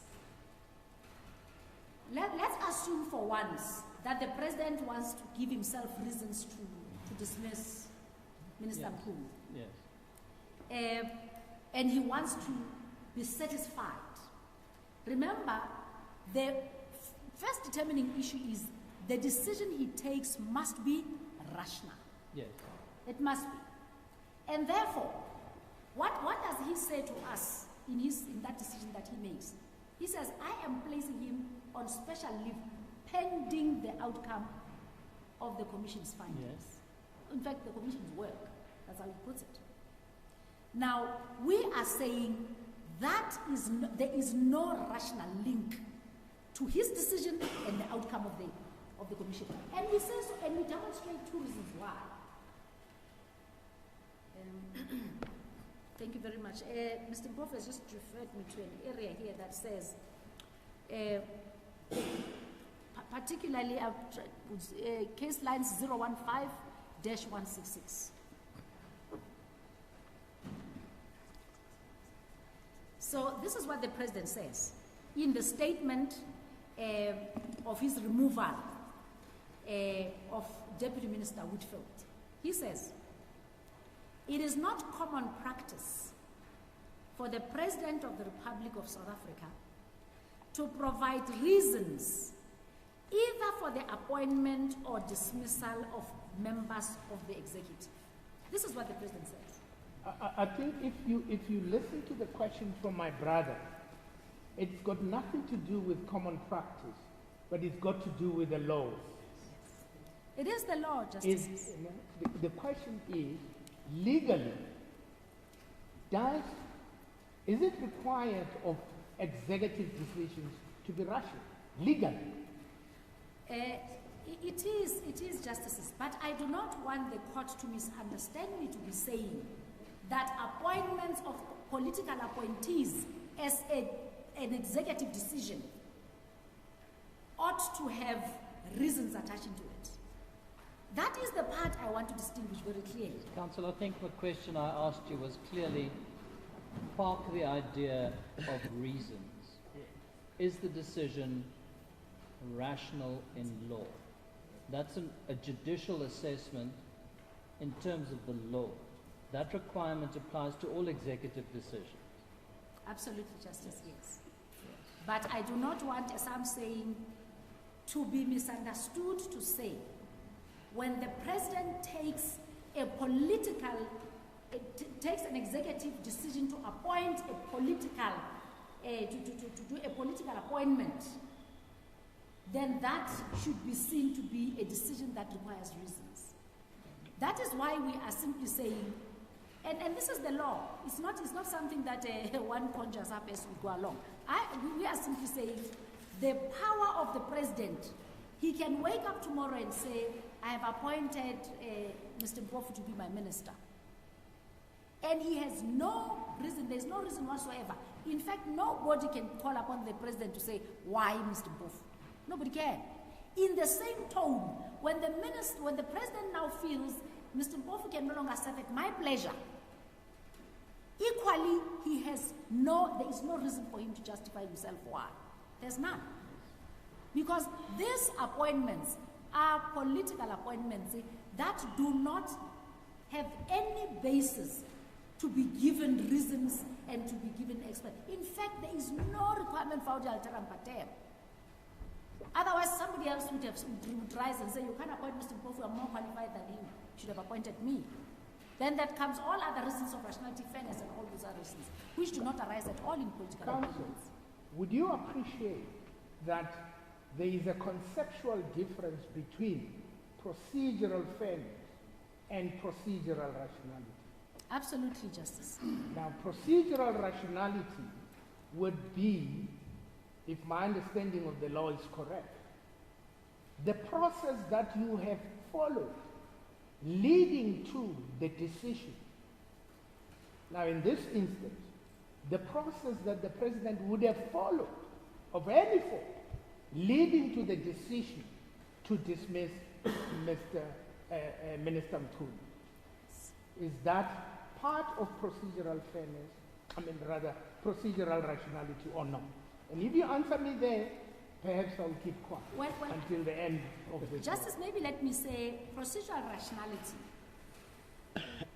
We are talking concepts that are interrelated. We cannot divorce the two. We cannot. And we are saying if the president wishes to say, well, I now want to dismiss Minister Mchunu, what has to lead to the process for him firing Minister? In fact, we are saying the allegations of the 6th, this is where the other species of rationality come in, justices. And that is the aspect of consistency. It says where the president takes certain decisions of a particular nature, and now we contrast Minister Mchunu's situation with Minister Whitfield's situation. And that is where the aspect of rationality that goes to the extent of consistency demands that if a minister had simply gone overseas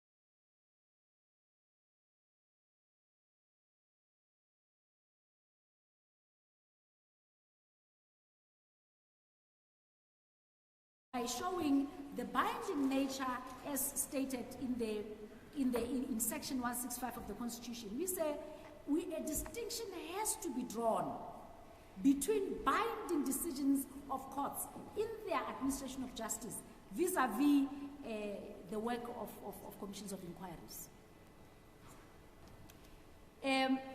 We also wish to highlight, secondly, that if the president wanted to have, and just I want to refer to that part of the terms of reference that were referred to, particularly because it states three areas. First, it refers to discipline. Secondly, it refers to, if you bear with me, justices, the terms of reference refers to three areas. It says, to make findings and recommendations for 1, criminal prosecutions, 2, disciplinary actions, and 3, institutional reform. So those are the three areas for which the Commission can make findings and or recommend. And I do not disagree with the other things that follow underneath. So the issue here is that the outcome is not the Mchunu Disciplinary Committee. That is not the outcome.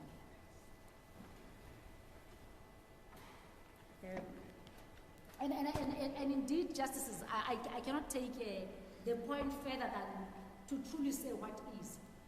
Findings of commissions of inquiry are not binding. Section 165 of the Constitution is very clear. We cannot now, try to pretend that, well, because now the information might be overwhelming, it might impress upon the president to act differently. We know that there's been other commissions that had much graver findings and had more deeper issues raised. And we know that the president has done nothing.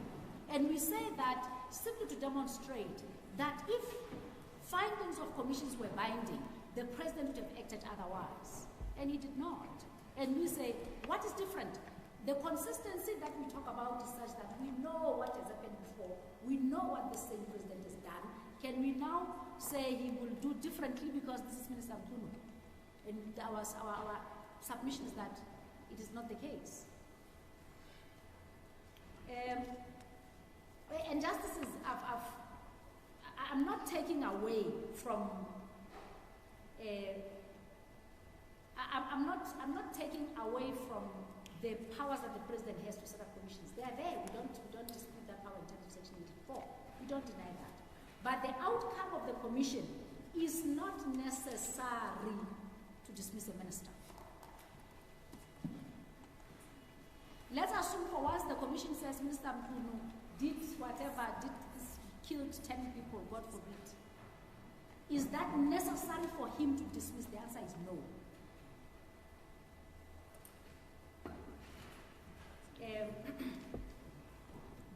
But justices, I think truly that is probably as far as I would try to demonstrate the powers of the president as far as it relates to the establishment of commissions, and most importantly, their binding nature. And we know that they're not binding.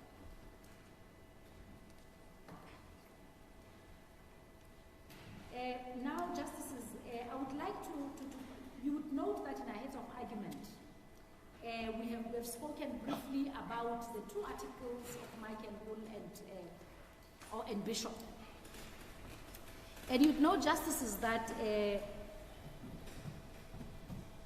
these 2 authors go deep into the commissions in South Africa, how they have happened, their benefit to the South African public as far as assisting the public to know the truth and to go deeper into the issues. But you would know, justices, that these 2 authors are very skeptical at the purpose of commissions. In fact, justices, you will note that the first thing that is used on our heads of argument, we cite a poem that was written by Michael Bishop.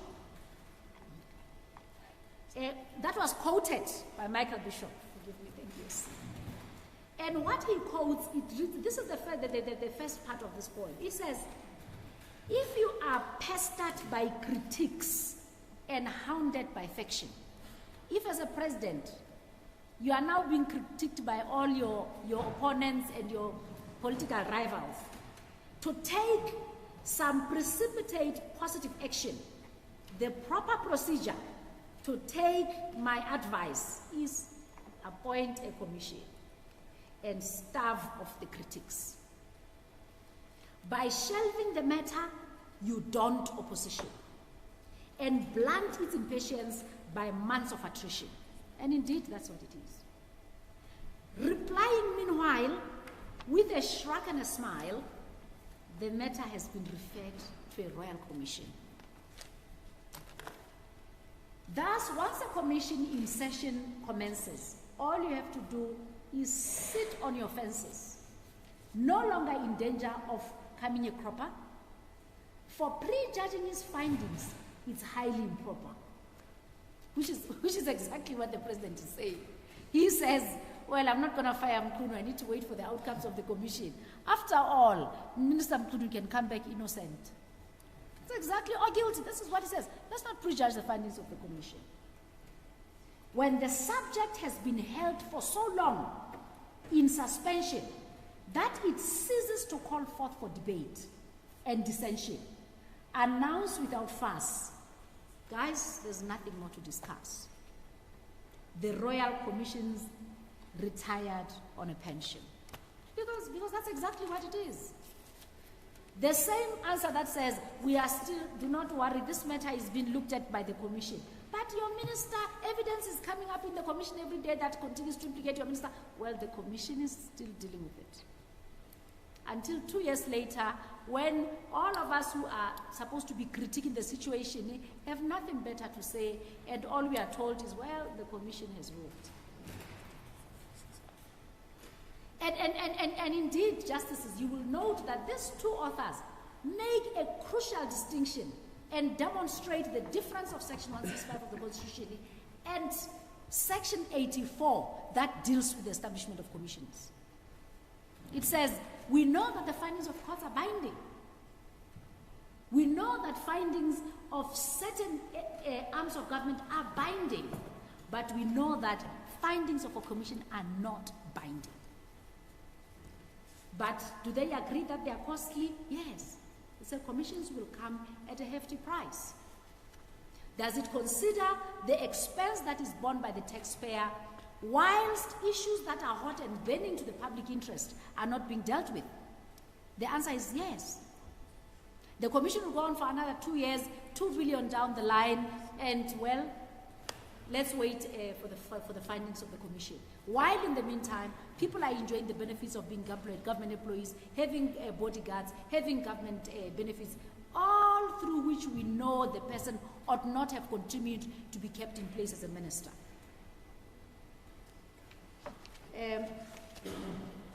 Now, having said so, justices, I think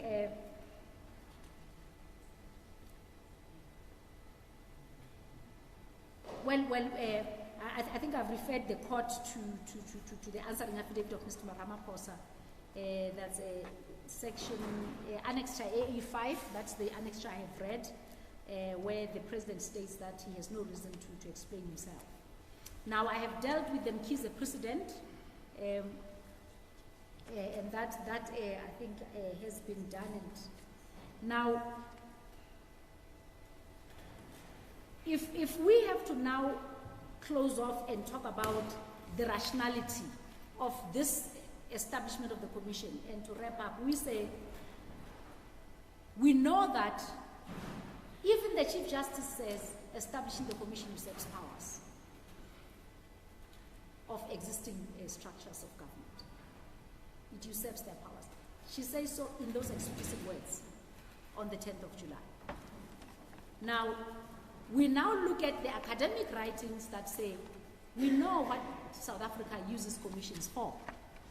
All we know, we'll sit there while we are agitated and angry, and we'll be told, oh well, wait for the commission to come to its end. Now, I have dealt with different perspectives of these two authors in our heads of argument, and I've demonstrated the impact where they say, even though commissions are good for the ear. People learn, they hear, they listen, but they lack legal authority that they ought ordinarily to have had. And of course, the authors continue and they indicate that, unfortunately in South Africa, commissions have a serious perception of political manipulation. They seem to serve the government of the day. And therefore it becomes difficult to get to the conclusion of issues. Justices, maybe I should just ask my colleagues if there's any other issue that I would like to address if I have not missed anything.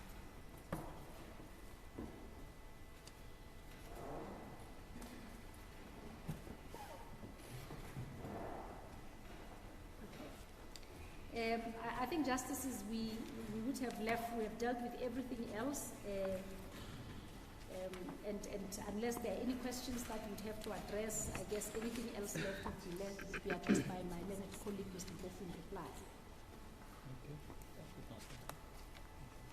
Just one. Thank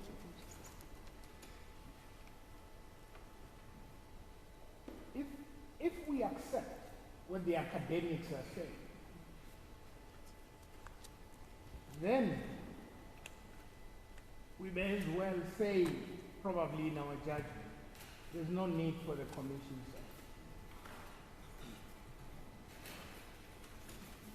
Do you accept that? Well, you know, Justices, the academics raise 2 points. In fact, you will note that one of the things they raise is that if our constitution can deal with the issue of augmenting the powers of commissions such that their findings were to be binding, then there would truly be better instruments for purposes of advancing the justices in areas such as this.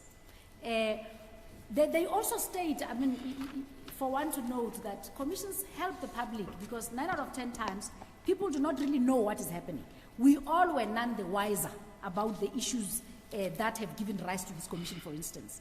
And the public now feels much better in understanding the issues that are there. So there's that big advantage that we cannot take away. But the issue is this one core thing of the non-binding nature of the commission's findings. Because you then ask yourself, Justices, after 2 billion down the line, and really the president is not bound to do anything. He really is not bound. And most importantly, he's not bound, this thing will not give rise to a disciplinary committee administering Mchunu. It can't, amongst others.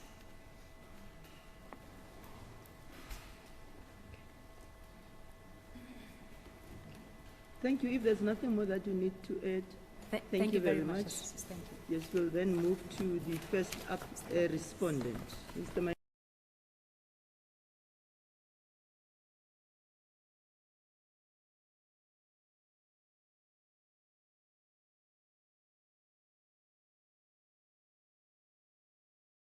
To place Minister Mchunu on special leave and the decision to appoint Minister Kacheli as acting Minister of Police and the announcements. They are really non-decisions, but I will say something about them.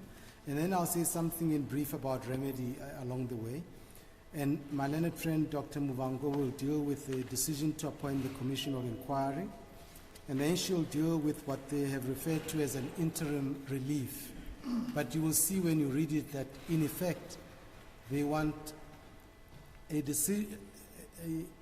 judgment of this court invalidating the President's decision, which does not take legal effect until confirmation by the Constitutional Court, but somehow in the meantime to take effect. In essence, they're asking for some kind of mandamus or a special right to execute the order. And my learned friend, Dr. Muvhango, will show that they've made out no case for that interim relief. And then she will address the question of costs. Now, just starting with the position of Minister Mchunu, you will have listened to the two of my learned friends. My learned friend, Mr.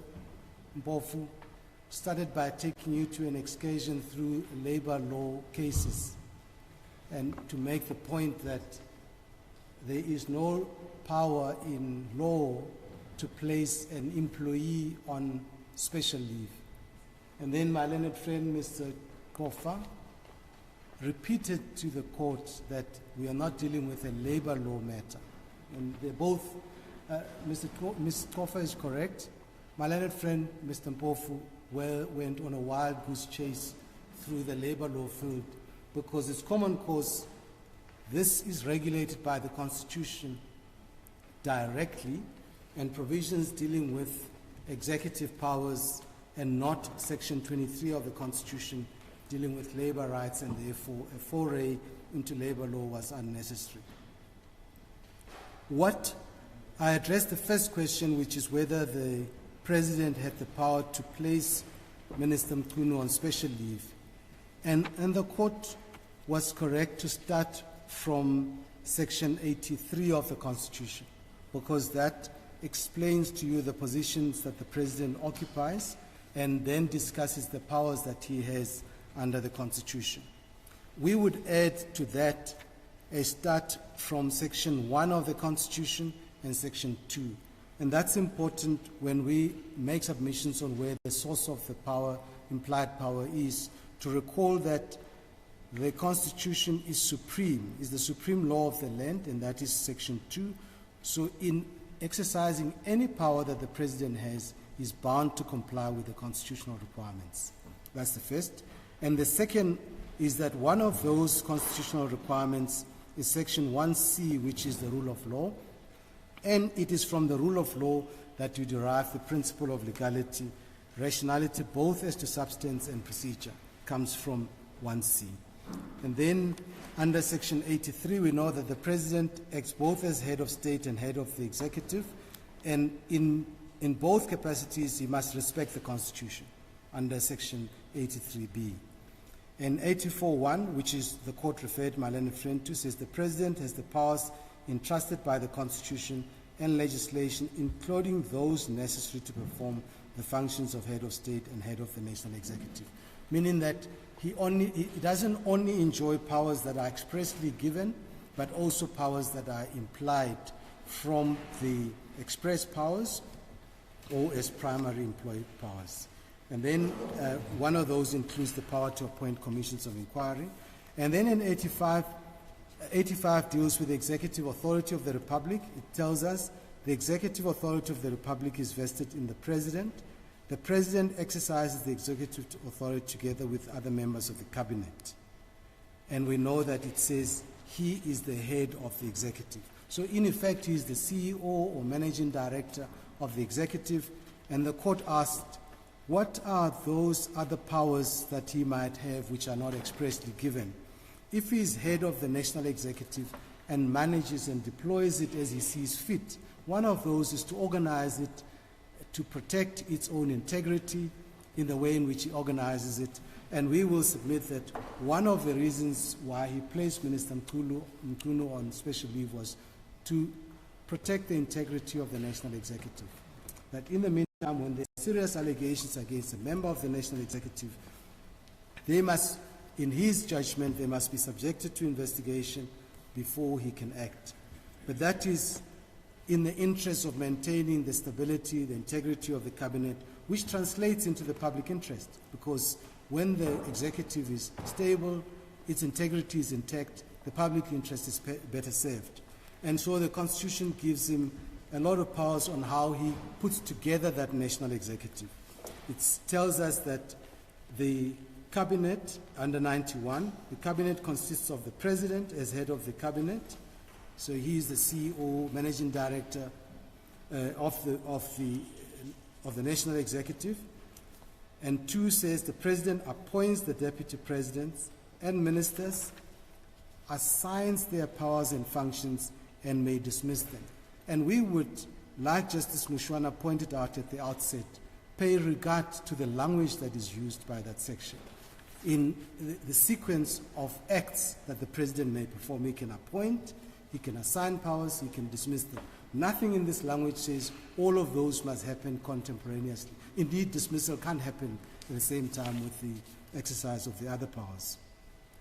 And then subsection 3C talks about appointing an external, no more than 2 ministers from outside the Assembly, and that is where the appointment of Minister Kachalia from the position of professor into cabinet, he came through 91(3)(c), and then under 98, the president assigned him on a temporary basis the powers that are temporarily vacated by Minister Mchunu. And the facts are clear. We'll show the court.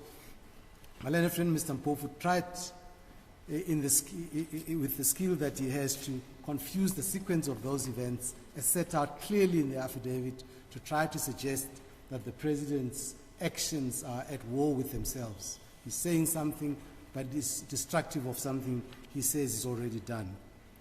And another section that's important here is 96, because not only does he appoint ministers and give them powers, but there is a code of conduct for ministers.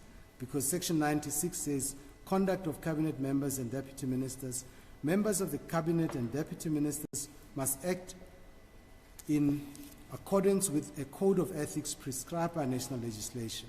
Members of the cabinet and deputy ministers may not undertake any other paid work, act in any other way that is inconsistent with their office, or expose themselves to any situation involving the risk of a conflict between their official responsibilities and private interest, or use their position or any information entrusted to them to enrich themselves or improperly benefit any other person. As head of that executive, managing director, CEO, if a minister is alleged to have breached any of these conditions, the president can act. How the president acts, the Constitution gives broad powers, some of which are express and some of which we'll submit are implied, flowing from the express powers. And then 98 is the assignment of temporary functions. So if, as we'll demonstrate on the facts, Professor Kechelia gets appointed from outside the National Assembly into cabinet, he's now a member of cabinet. As a member of cabinet, the president can act under section 98. The president may assign to a cabinet member any power or function of another member who is absent from office or is unable to exercise that power or perform that function. The Constitution doesn't say only if he's on sick leave or if he's on special leave that he asked for and was granted. It can also be on special leave which the president gave and he welcomed and accepted. You can see that there is a distinction without substance between asking for the special leave and being granted it and accepting and welcoming it. Because as the president says, at the time when he made the decision, and I'll refer to the statement that he made on the 13th of July, he was aware that Mr. Mchunu says he's preparing himself to appear before the commission. So he also needs the time to prepare himself to appear before the commission, and that is in the statement. But I'll come to that when I deal with the question of rationality. Let's then, there's another provision of the Constitution which I must not leave out, which is directly relevant in section 101 of the Constitution. You'll see from that section that the president's utterances, he can make many speeches about I'm appointing this one, I'm doing this, and I'm doing that. All of that has no legal effect until it is reduced to writing. That's what the Constitution requires. It says that in 101, a decision by the president must be in writing if it is taken in terms of legislation or has legal consequences. So until it is reduced to writing, it has no legal consequences. That is why challenging public announcements is of no consequence. What matters are the underlying decisions that he announced, and those decisions would be embodied in writing as Section 101 of the Constitution requires. Now, why do we say that he has the power to place Minister Mchunu on special leave? We accept that the Constitution does not provide an express power. Otherwise, there would be no debate today either way. If there was express power, we want to believe that our learned friends would be here, but for different reasons, not this one. So, but the point is that's not the only inquiry. And the court is familiar with the Amabungani judgment as well as Maseka judgment, which, and Amabungani shows that the courts and academics have expressed the existence of ancillary powers or implied powers of an ancillary nature as opposed to primary powers in many different ways. And that you will see from the discussion from paragraph 63 of the judgment to paragraph 68. The Justice Madanga sets out in 63, summarizes, and then gives examples from academic writings of in what instances implied powers have been held to exist. Primarily it is this, that the power is necessary for the proper exercise of the express power. So if you can't properly exercise the express power and require an ancillary power, that power is implied as a flowing from the express power. Sometimes it may be on the basis that the power is ancillary or incidental to the primary power. So when one asks, what is, the President is given the power to dismiss, and what does the Constitution require of the President for the exercise of the power of dismissal to be proper? And proper meaning consistently with the Constitution. Because although the power in Section 91 to dismiss is given in wide terms, it's a wide discretion to may dismiss, all of that is subject to constitutional control, constitutional constraints, and that was also emphasized in the Masetla judgment at paragraph 78 and 81. One of those constraints is that the exercise of that power must be rational, both as to substance and as to procedure. So the President must, when exercising the power to dismiss, comply with those constitutional constraints. He's got no choice. It's not a matter of whether at some point he dismissed the minister without hearing them, or other times he did, and so forth. It is a constitutional requirement. It's a constraint on the President's powers, and it flows from Section 2 of the Constitution and Section 1C of the Constitution. The Constitution is supreme. And it's very clear from Law Society at paragraph 69, 71, and 72 that the evolution of our constitutional jurisprudence culminated in a principle that recognizes that rationality applies not only to the decision, but also to the process in terms of which that decision was arrived at. Every step in the decision must have a rational connection to the ultimate, to the purpose of the provision. And so,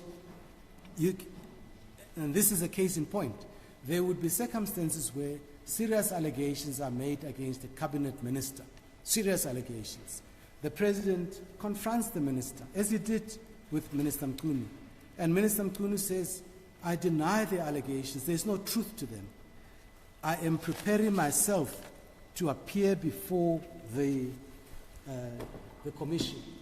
And just to close on that, because that is in his statement, and the President's statement, the court will find that at 002-53, that is the public statement that he made. Sorry, this looks like it's dated 1st of August, but it is in that, he says at the top of the page, I directed the Commission of Inquiry to complete its work as quickly as possible, so whatever confusion there might be is going to be of a short duration. I expect a report from the Commission within 3 months, and if they have to ask for an extension, we will we'll give consideration to that. I do want this matter to be resolved as quickly as possible, but at the same time, we have had to provide leadership to the police service. We can't leave vacuum. Whilst all of this is happening, Minister Mchunu is on leave while this matter is being resolved, and he is preparing himself, as I hear, to appear before the Commission, the President said, quoting from the statement he'd made on the 13th. So you will have these instances where the minister who's facing serious allegations says, I deny the allegations, there is nothing to those allegations, and I'm going to appear before the Commission. The Constitution gives the President the wide discretion on what to do with that minister. He can keep him in cabinet and say you're presumed innocent until proven guilty. He can do that. He can redeploy him to another cabinet post to avoid him being in the police, or he can reason that there is an integrity to the cabinet and there's a public confidence in the cabinet which will better be served if you're out of the police as head of the political head of the ministry. And I place you on special leave. I take the powers that you have temporarily away from you, and in the meantime, before he appointed Minister Kechelia, he appointed Minister Mantashe to act in that position. So he did that in order to comply with the constitutional requirement that his decision must be rationally taken, processed, and of a substantive rational nature. The position is not looked at from the point of view of Minister Mchunu necessarily. It's not what is Minister Mchunu entitled to. It is what the Constitution requires the President to do in those circumstances. That is the right question. The argument about Audi and fairness and all of that, borrowing from labor law and accusing us of borrowing that from labor law, is because they're looking at it from Minister Mchunu's point of view. Minister Mchunu doesn't have any right to insist on anything, they say. Therefore, he must just be dismissed. The President must look at it from his point of view. He's got a power. He must exercise it consistently with the Constitution, and the Constitution places constraints on how he exercises that power. And that is why he says, I want to be informed. You had a lot of argument about why the Commission's findings and recommendations are non-binding. That's irrelevant. It's an irrelevant inquiry.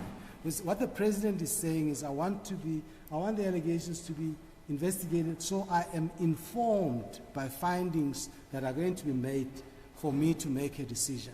And that's what he explains in his answering affidavit. Now, refer to that when we deal with the rationality point, because that's better there. So, it's necessary for him to have a wide discretion on what process he's going to follow in order to meet the constitutional obligation that the decision to dismiss is both substantively and procedurally rational.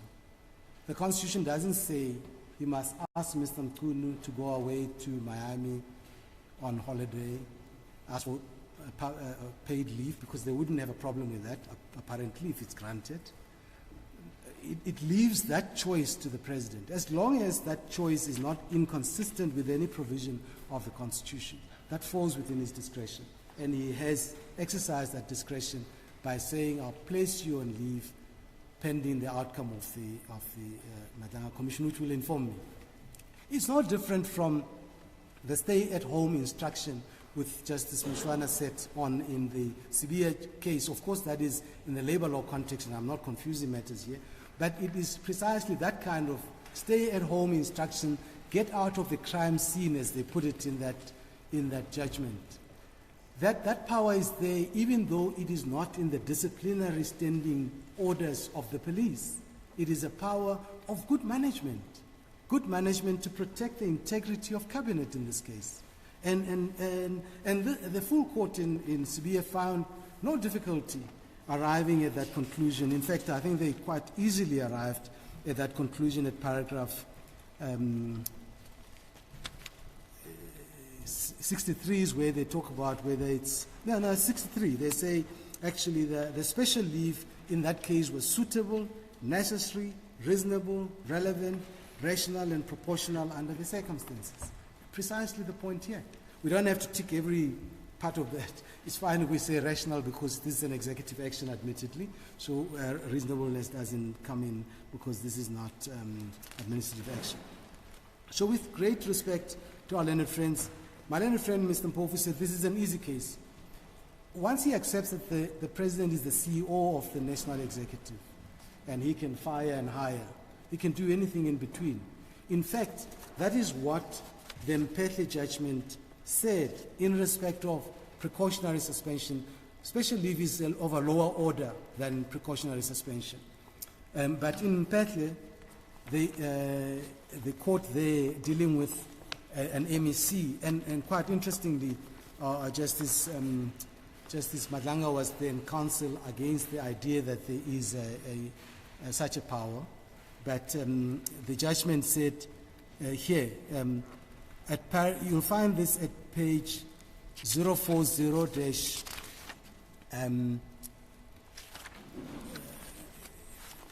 sorry, let me just get the right reference.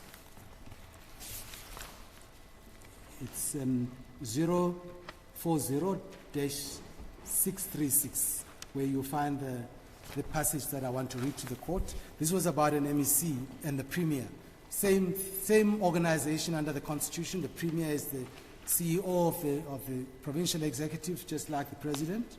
And at that second paragraph on that page, the court said, on the other hand, a suspension is a well-known interim position or a step or phase leading to a termination or dismissal, and a suspension in the present instance is clearly a logical and necessary consequence of the powers conferred on the Premier. So as opposed to necessarily required, incidental. The logic of the greater, including the lesser, therefore applies. The Premier is entrusted with the power and duty to ensure good government and the interests of the people. Depending on the facts of a particular case, effective government can be achieved. Furthermore, the Premier is given the responsibility to ensure that the Constitution and all other laws are observed by the executive of the province, which would in particular include the members of the Executive Council. It creates a position which is typical, namely that when a man is suspended from the office he holds, it is merely a direction that so long as he holds the office and until he is legally discharged, he must not do anything in the discharge of the duties of the office.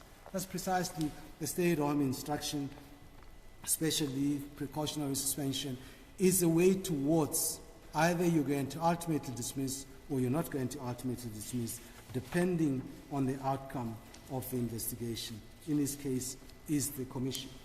Now, can I anticipate a rationality point from the debates the court has had with my learned friend Ms. Kofa about the delinking of the terms of reference from the decision of the President to place Minister Mchunu on special leave? With great respect, that comes from not reading all of the terms of reference as a whole, as Ndumeni requires of us.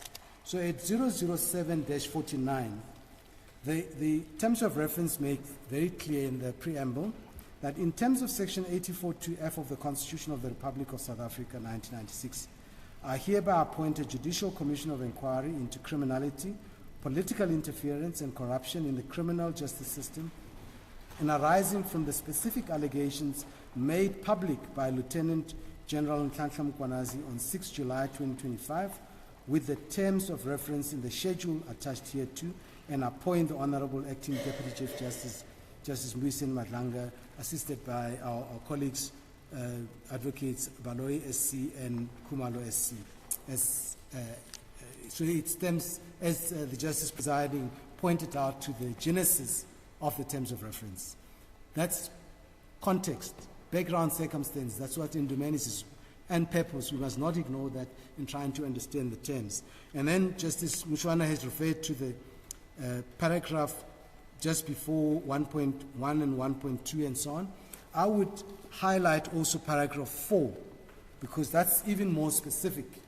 One of the things that the Commission must investigate and make findings on is the role of any member of the National Executive responsible for the criminal justice system, whether they were complicit, aided and abetted, or participated in the acts listed in paragraphs 1 to 3 above, or did so by omission.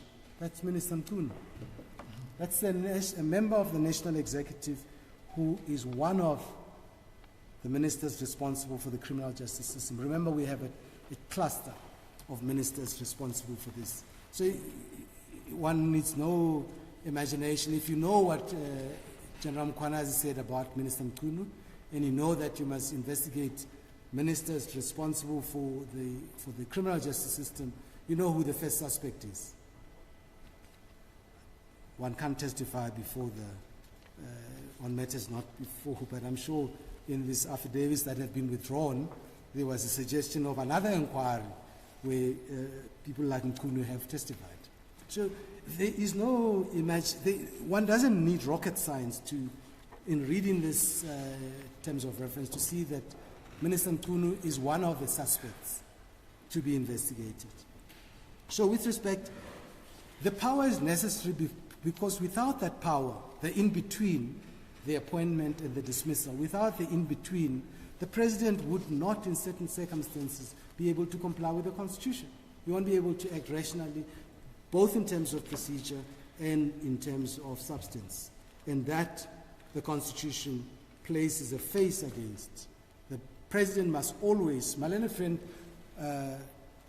called into aid the judgment of the former Chief Justice in uMkhonto that the President is a constitutional being. He's created by the Constitution, must comply with the Constitution. Otherwise, the Constitution chops his ugly head. That's what the Chief Justice told us. So with great respect, it's quite clear he can't not have a power that enables him to comply with the Constitution. Otherwise, he would also be unable to protect the cabinet. All that will be required is for his opponents to make wild and serious allegations against his cabinet ministers, and he must dismiss them all without putting in place a process to determine whether, in fact, a dismissal is a constitutional outcome, indicated outcome. So we submit there is an implied power.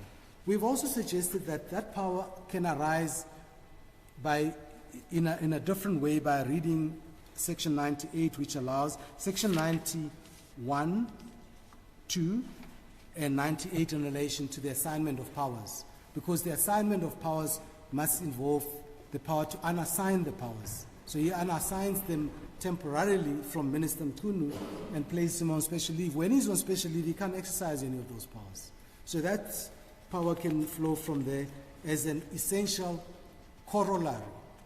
That's always a most difficult word for me. When I've said it, I've almost done with my argument.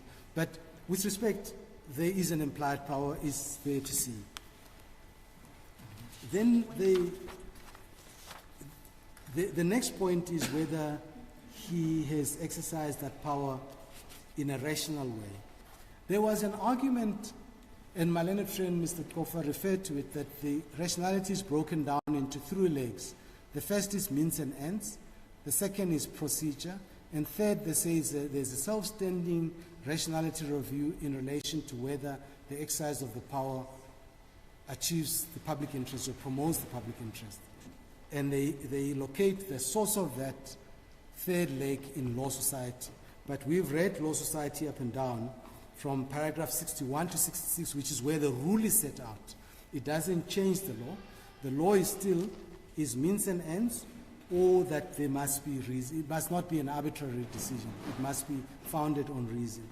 And so, as long as the decision is founded on reason and there is a connection between the means and the purpose of the provision, the irrationality is met. In fact, it sets, as the court has said repeatedly, the Constitutional Court, it sets a low threshold.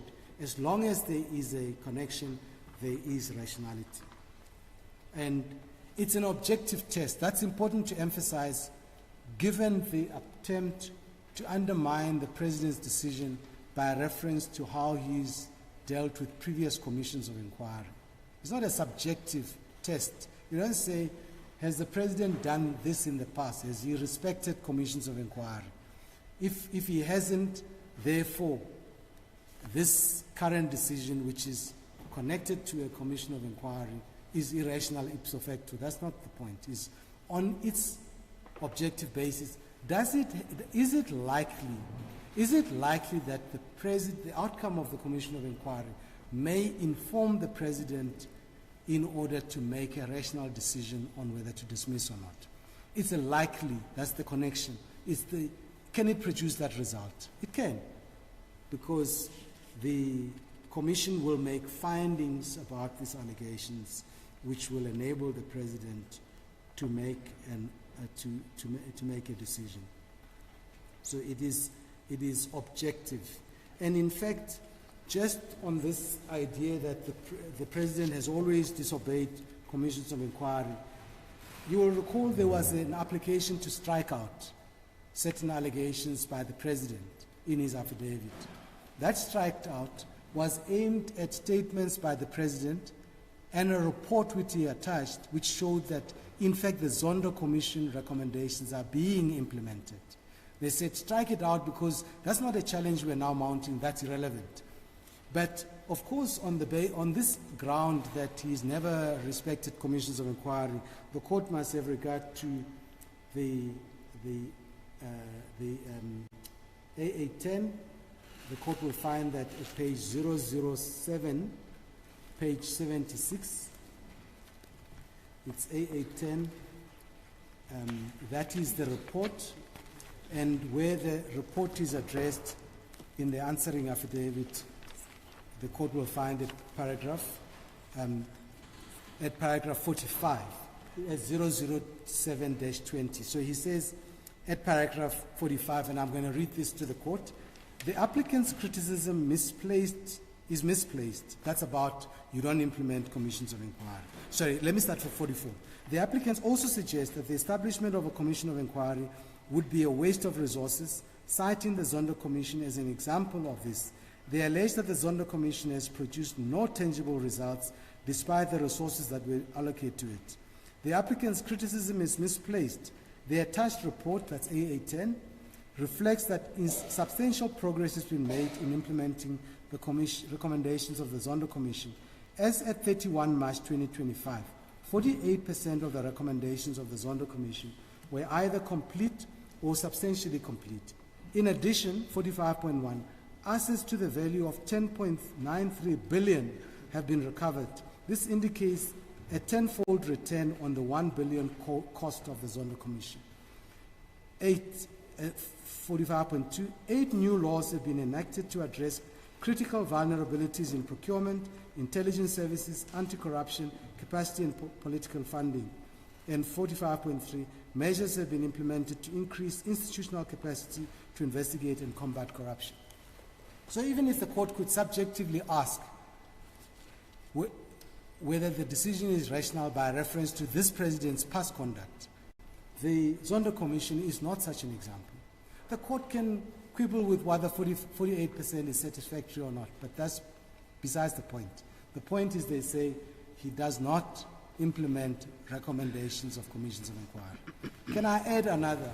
That if Justice Madlanga was to produce a report which shows that Minister Mchunu is guilty of the serious allegations that the President says are serious, and the President says to the public, I've read the report, I'm putting it in my shelf,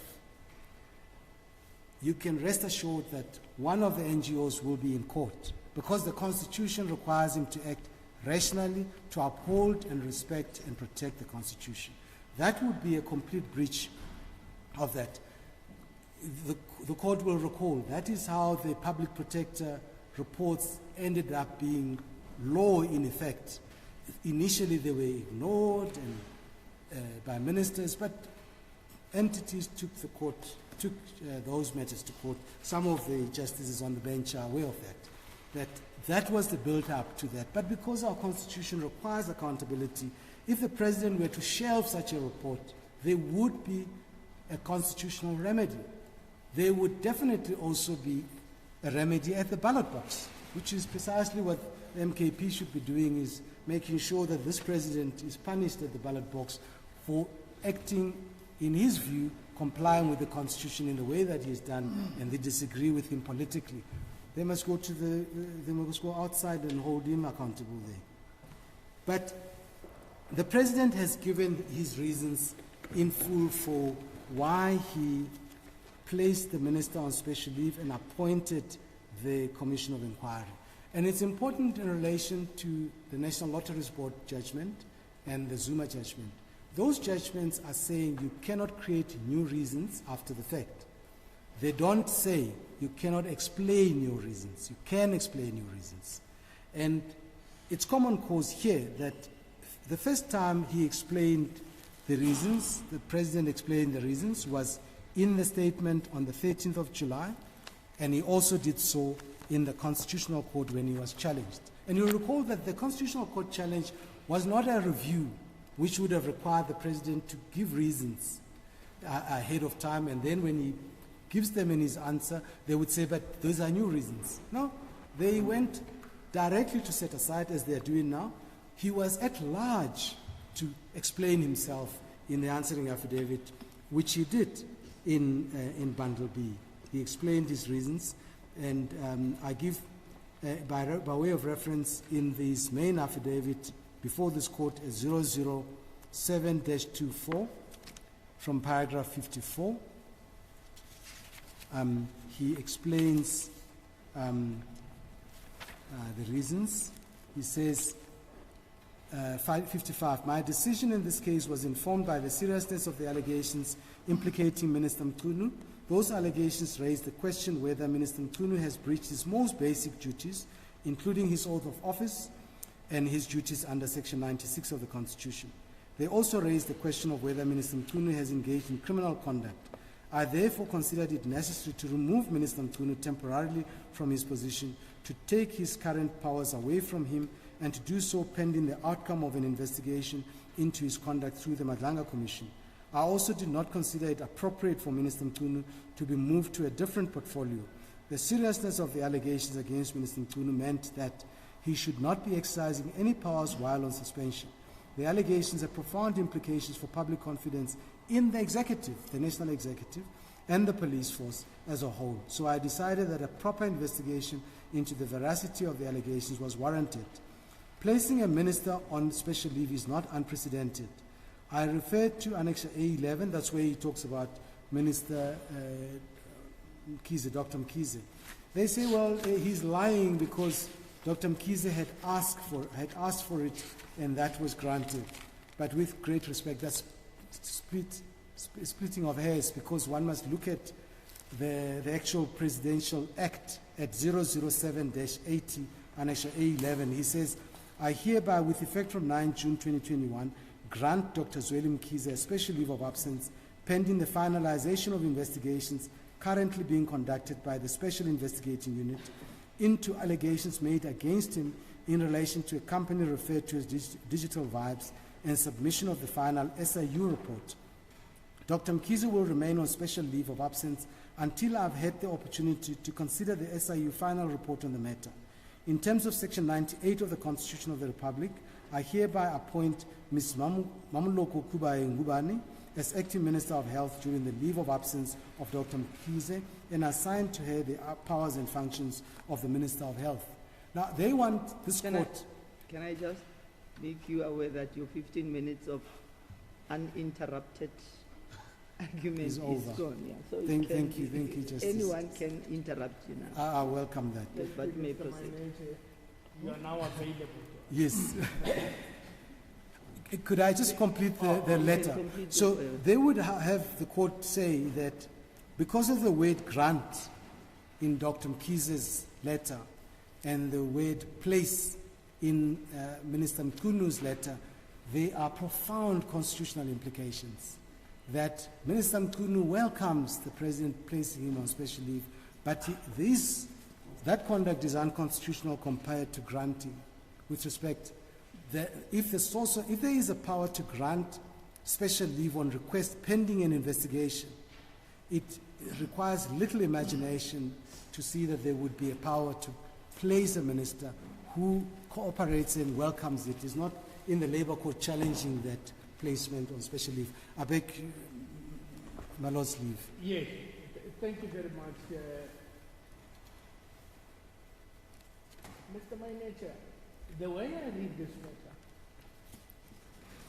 the issue, and you seem to have said that it is common court, there is simply no express power. Yes. For the President to place the minister on suspension, call it leave of absence. Yes. Now, because there is no such power,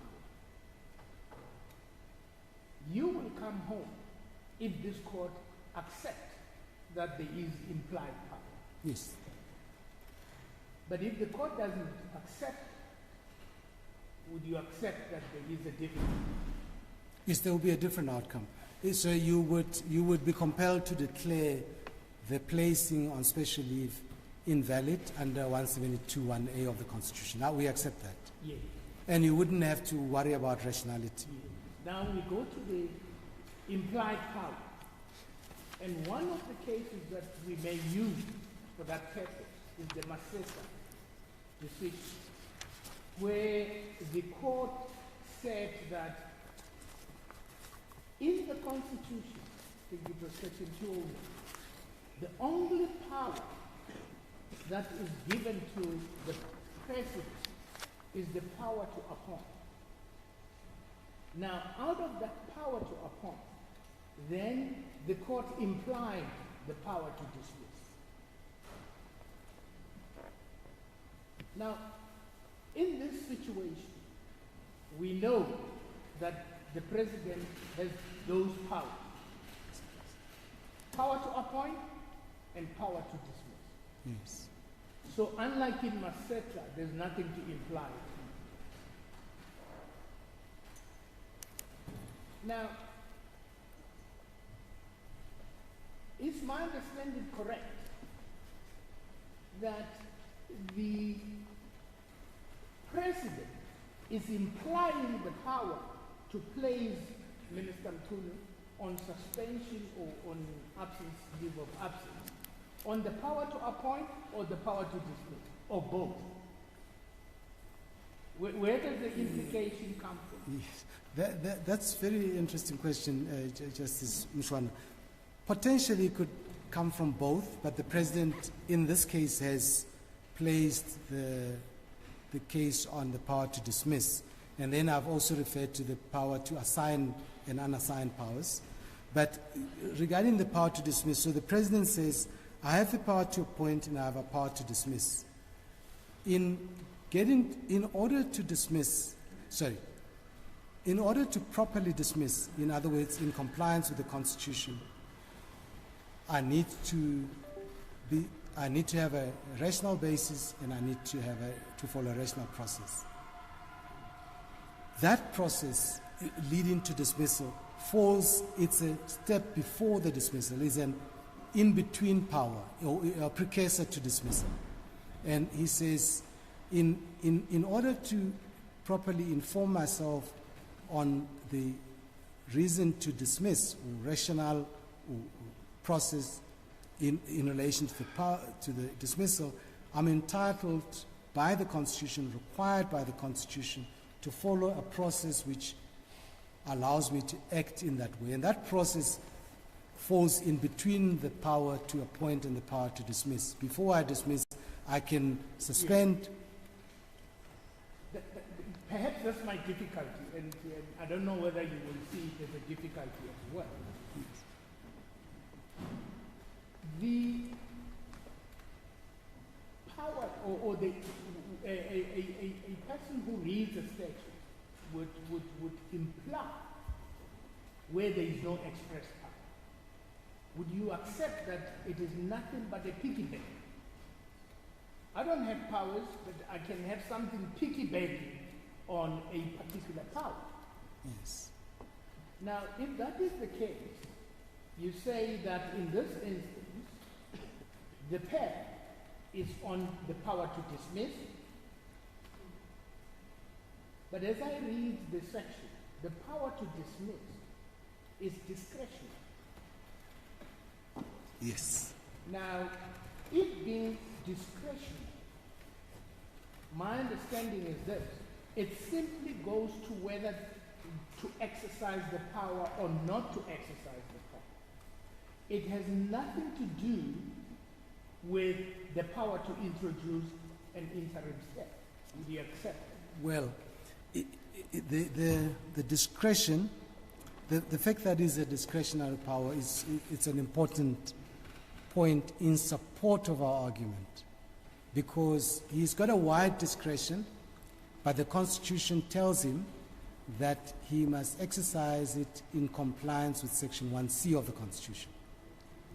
So that discretion is wide, but is constrained by the principle of legality. So when he is confronted with allegations about a minister, and he's engaging in how he must exercise that discretion, Must I dismiss? Must I not dismiss? Present to mind is, I will be dismissing because General Mkhwanazi has made allegations against the minister. That's the only reason. And for that, I must speak to Minister Mchunu. He speaks to Minister Mchunu. And Minister Mchunu says, I deny the allegations.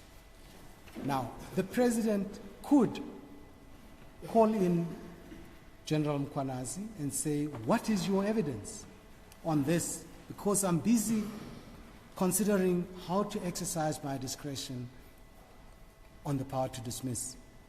And General Mkhwanazi can give him all kinds of sources. He might say, he got some of the information from me. Then the President might say, I also want to speak to him. So he can conduct his own investigation. But the President has enormous tools under Section 84, one of which is he can appoint a commission of inquiry. So he can't conduct the investigation himself to inform himself on the exercise of that discretionary power. And so he says, I'll appoint a commission of inquiry which will do the investigation, and the findings that it makes will inform me on how to exercise that discretion. That's one. That's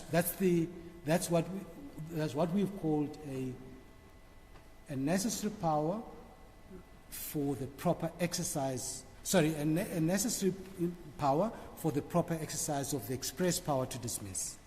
So he needs to have the power to investigate in order to act rationally under the section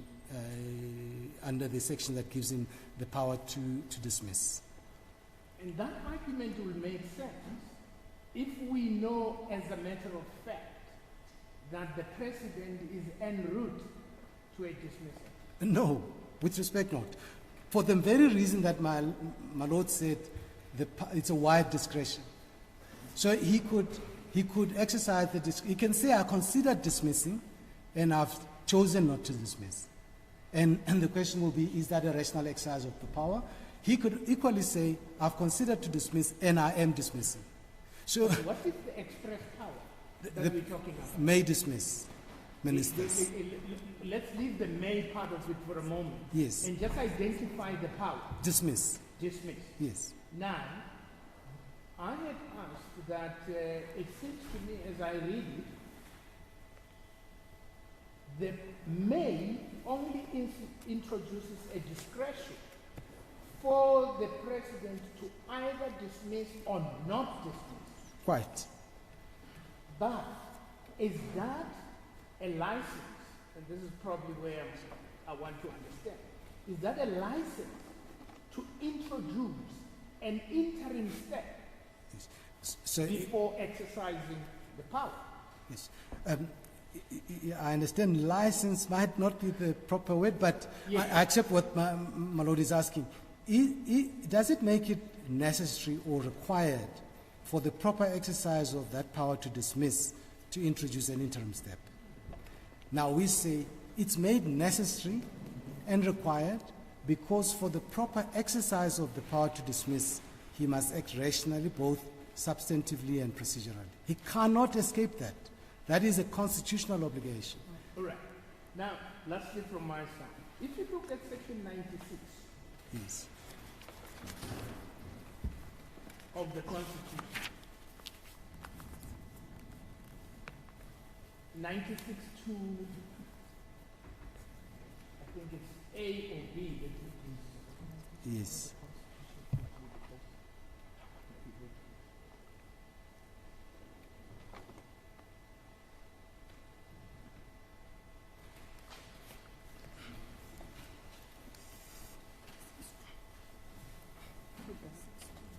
Yes. 2B. Yes. 96 2B seem to suggest that a conduct from a minister may not be accepted if it is inconsistent with the office or expose themselves to any situation involving the risk of conflict between their official responsibilities and private interests. Yes. Now, for a moment, let's accept that the allegations that are made against the minister are such that 96.2 is brought to the fore. What stops the minister, the president to dismiss? Well, recall that we are at a point when we are testing whether, if the question is posited on the basis that there is a finding that says there is a breach of 96.2b, I would accept that. That in fact it may be irrational for the president not to dismiss, and that's where I said there would be a remedy. There would be a flood of cases to the court. But we're not there yet. We're at a point where General Mkhwanazi has made allegations. They're just allegations. They're serious, but they're allegations. So we can't make a finding yet that 96.2b has been breached. All we have are allegations. The president could act recklessly and dismiss, or he could say, I'm going to comply with the Constitution and follow a rational process. The court can't condemn him for following a rational process. Potentially, he could be challenged for being reckless. But we're not there because the president has chosen to act rationally. So the Constitution can't simultaneously require of the president to act rationally when he exercises executive powers and deprive him of the ability to put in place steps that allow him to follow rational steps to achieving an outcome. The Constitution is not at war with itself. It must be interpreted in harmony. It is saying to the president, you have this power, but you must do it in compliance with this. And he must always, present of mind, always to comply with the Constitution. Now, am I understanding you to be positive, as it were, the situation that arose in the Simelane case, where it was said by the court that you have ignored the Ginwala Commission document, therefore, or outcome. Therefore, your act as the president is irrational. Procedure. Is that what you prosecute? Quite. So you should at least have applied your mind to those. Make sure you find out whether they have a basis or not basis. It doesn't matter that they might have ended up with or without a basis. The point is there's an obligation to apply your mind to them in a rational process before you reach a conclusion.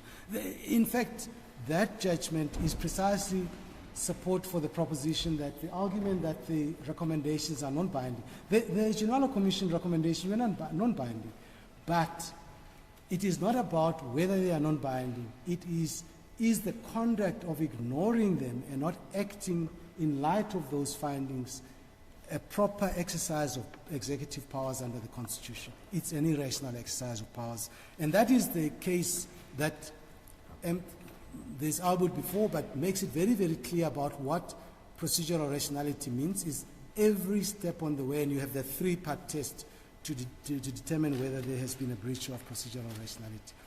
Can I say that the part of the argument that Justice Mchunu has engaged me in this is the more difficult part of our argument, but it's clear as daylight that the Constitution can require of the President to do this in terms of a power, and when he does exactly that, act rationally, he's condemned. It can be. But there's a simpler argument, of course, which is the MKP one that I referred to, that the bigger power incorporates the lesser power. So he's got a power to dismiss. He must have powers to do the lesser things. That's the ancillary power to the bigger power. But I started with the more difficult one because the simple one, there is a judgment that shows that is the case. Is that judgment of the full court? It's a judgment. Let me just check that.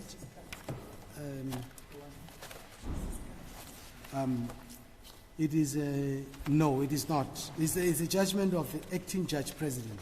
It's got some weight, Justice, and that's Justice Heath, acting judge president Heath. Yes. So I'm sure you know what started the case. No, I accept. That's why I say it's got some weight. I'm not suggesting that it binds this court, but The other thing that Justice Mchunu referred to, Masetla, it's important that in Masetla the court also said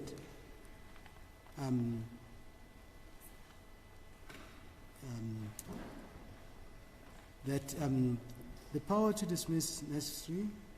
That was in relation to the appointment power. Otherwise, you won't be able to remove the head. That would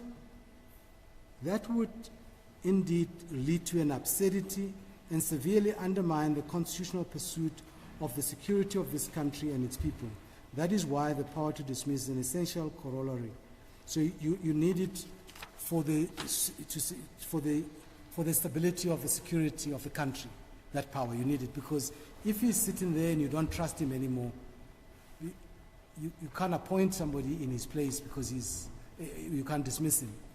But my emphasis is on the security, the stability of the securities establishment. This here, again, is the stability of the national executive is important, because if every time there is a serious allegation, a cabinet minister must be dismissed under Section 91(2), and there's no in-between, you could destabilize the cabinet, the national executive, merely by a president being obliged to dismiss each time there are serious allegations.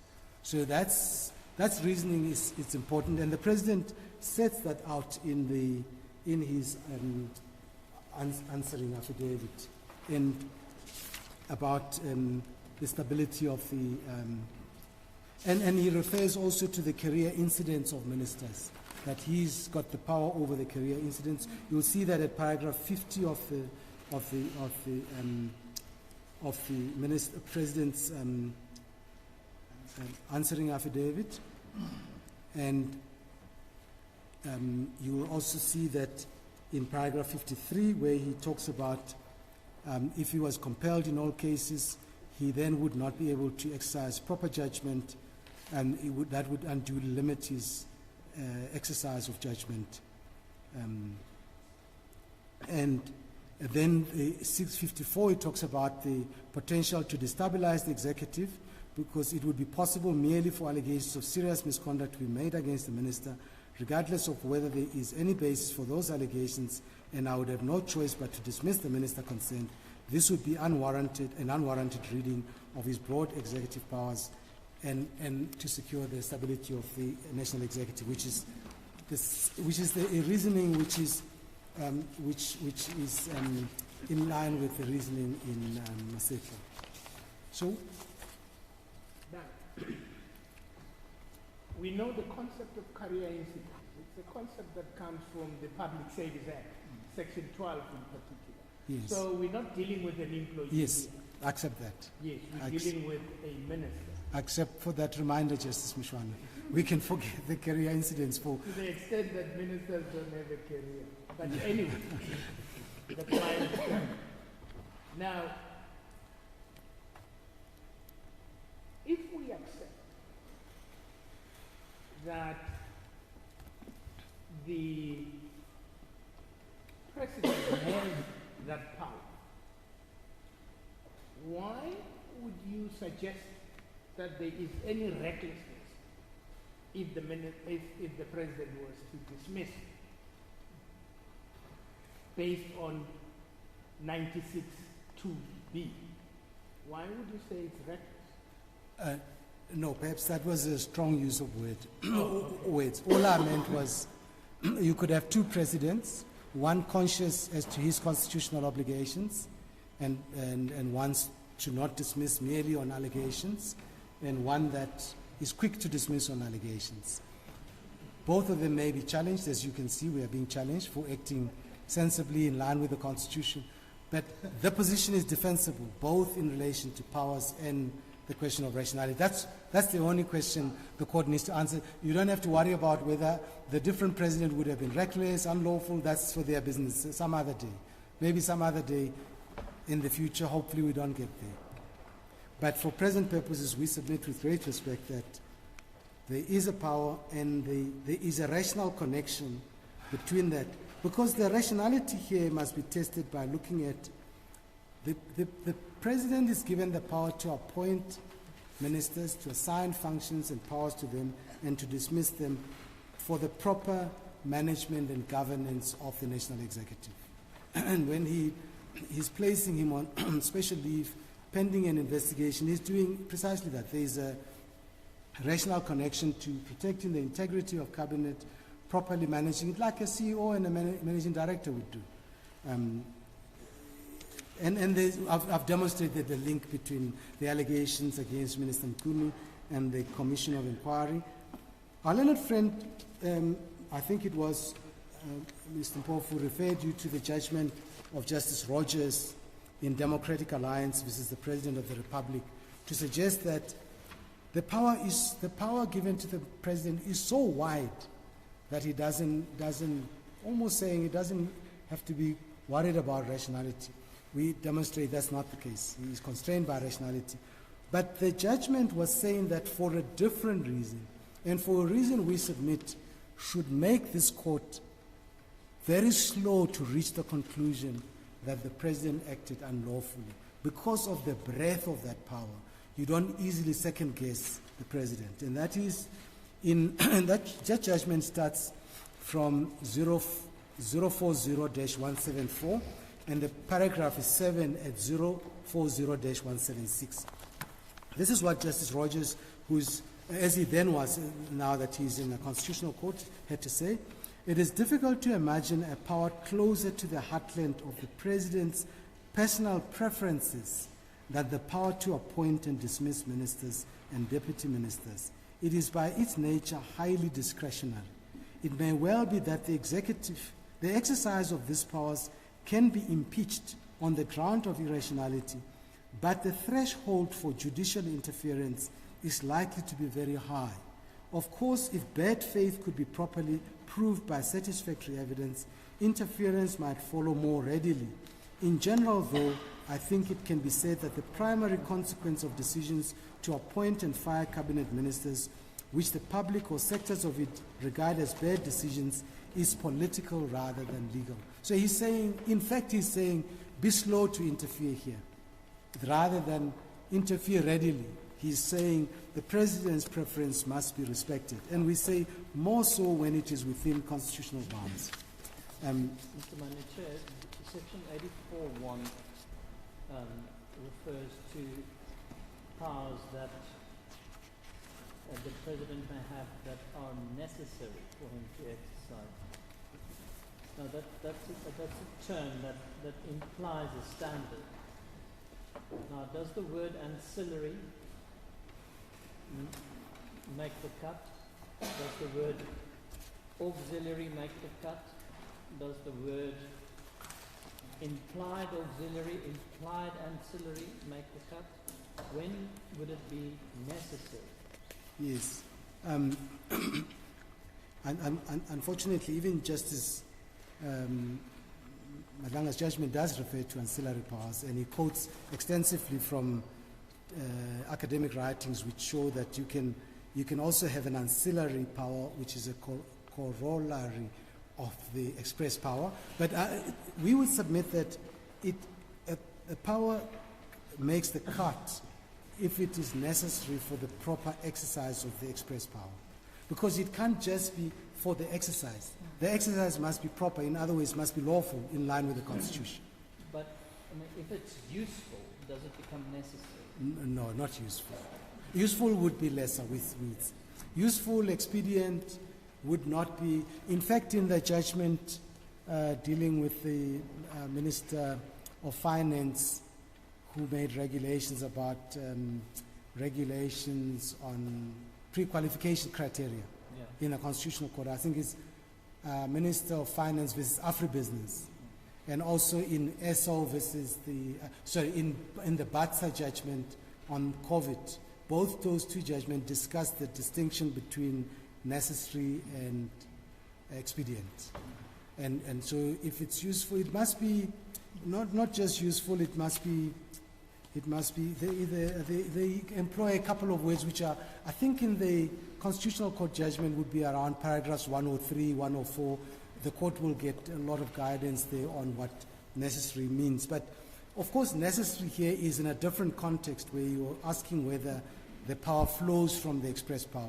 And we submit that if it's necessary for the proper exercise of that power, and we submit proper is constitutional. That's the supreme law of the land. It can't be proper if it is not constitutional. And that is where we part ways with this idea that these are prerogative powers, you can do what you wish. So Section 84 deals with powers of the President as a head of state and head of the national executive. And in the Sarfu judgment, the court deals with the fact that powers as head of state were usually the prerogative powers of that we inherited from the Queen or the King now, and the national executive powers as national executive flow from the Constitution. And you see, the power we are really relying on is a power of him as head of the national executive when he puts together his team to run the country. So that is a power that's governed by the Constitution. Even any prerogative bows to the Constitution, because Section 2 says the Constitution is the supreme law of the land. So we would submit with respect that the irrationality argument, now I've referred to the reasons, so they try to say he's bound to the reasons that he gave on the 13th of July when he said, I must place you on special leave for the Commission to properly perform its functions. They say there's no need for the Commission there's no need to put him out for the Commission to perform his functions. But here I'm going to appeal to Justice Mshwana's labor law context. That's precisely the need. If I were going to investigate my office, I must be out of the way so I don't dissipate information, interfere with witnesses and the like. So it makes perfect sense on proper governance that you would get him out of the way. Okay, so basically what you're saying is that the power to dismiss implies the power to grant leave or place the minister on special leave. Yes. On the way to deciding whether to dismiss or not dismiss, as per Justice Mshwana's emphasis of the discretion, quite rightly. And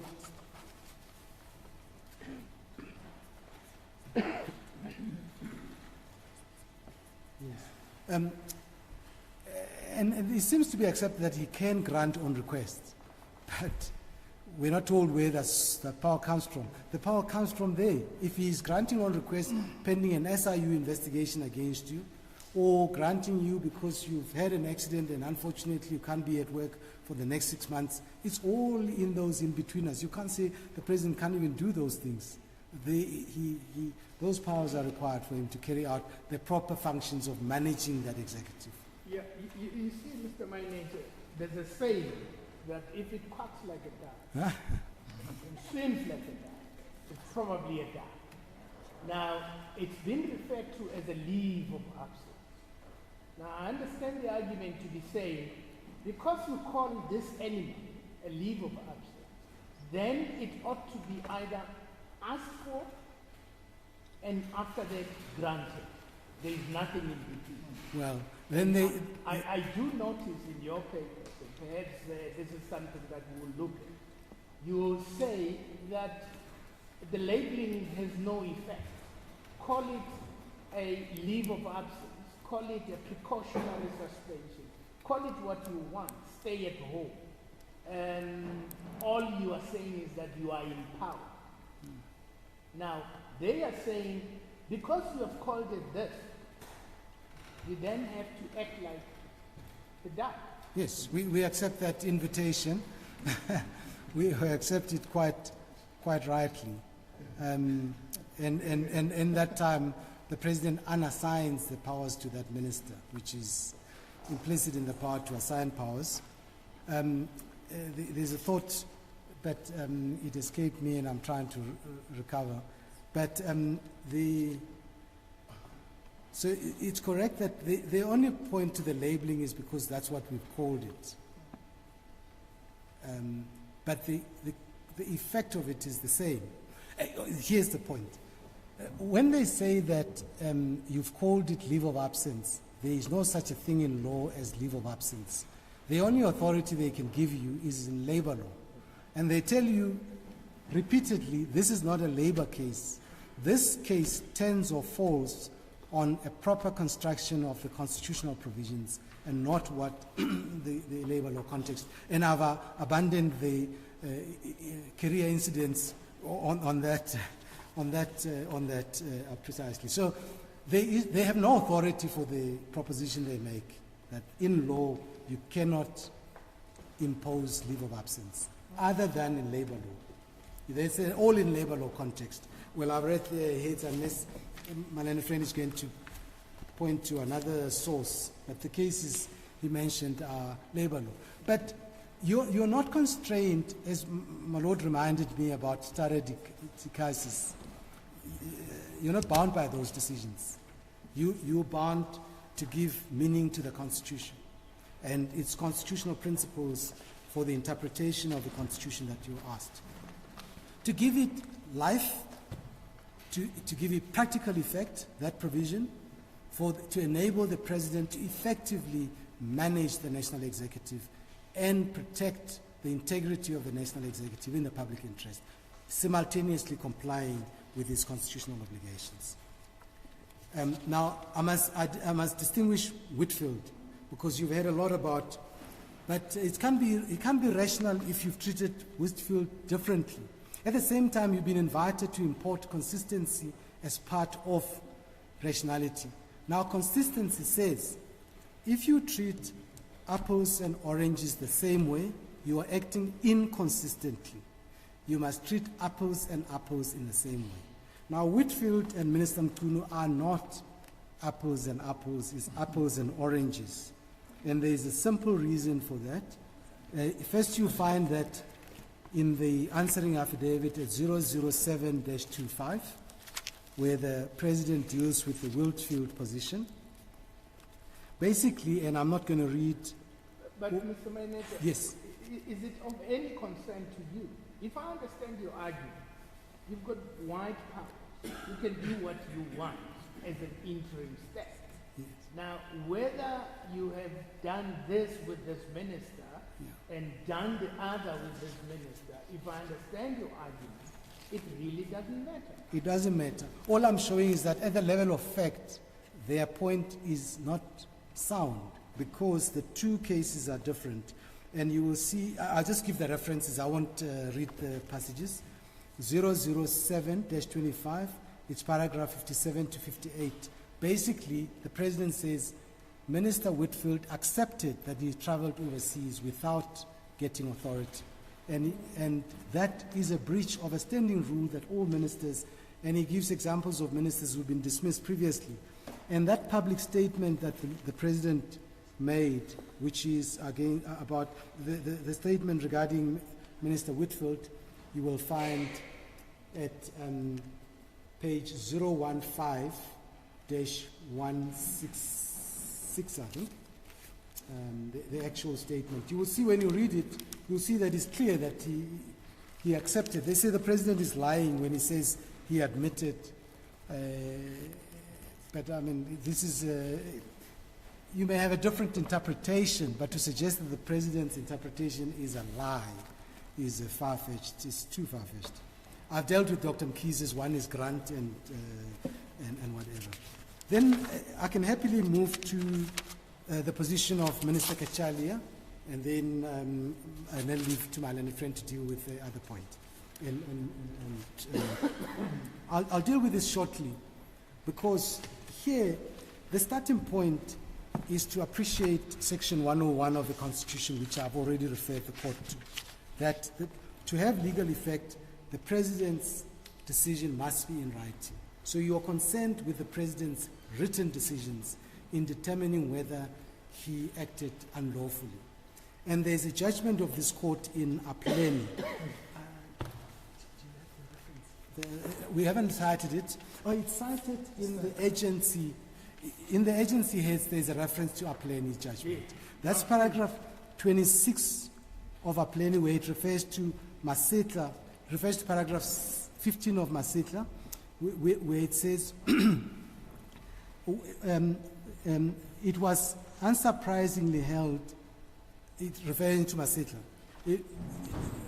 where it was unsurprisingly held with reference to the Constitution that the decision by the President, if it is to have legal consequences, must be in writing. And you'll find the same thing at paragraph 13.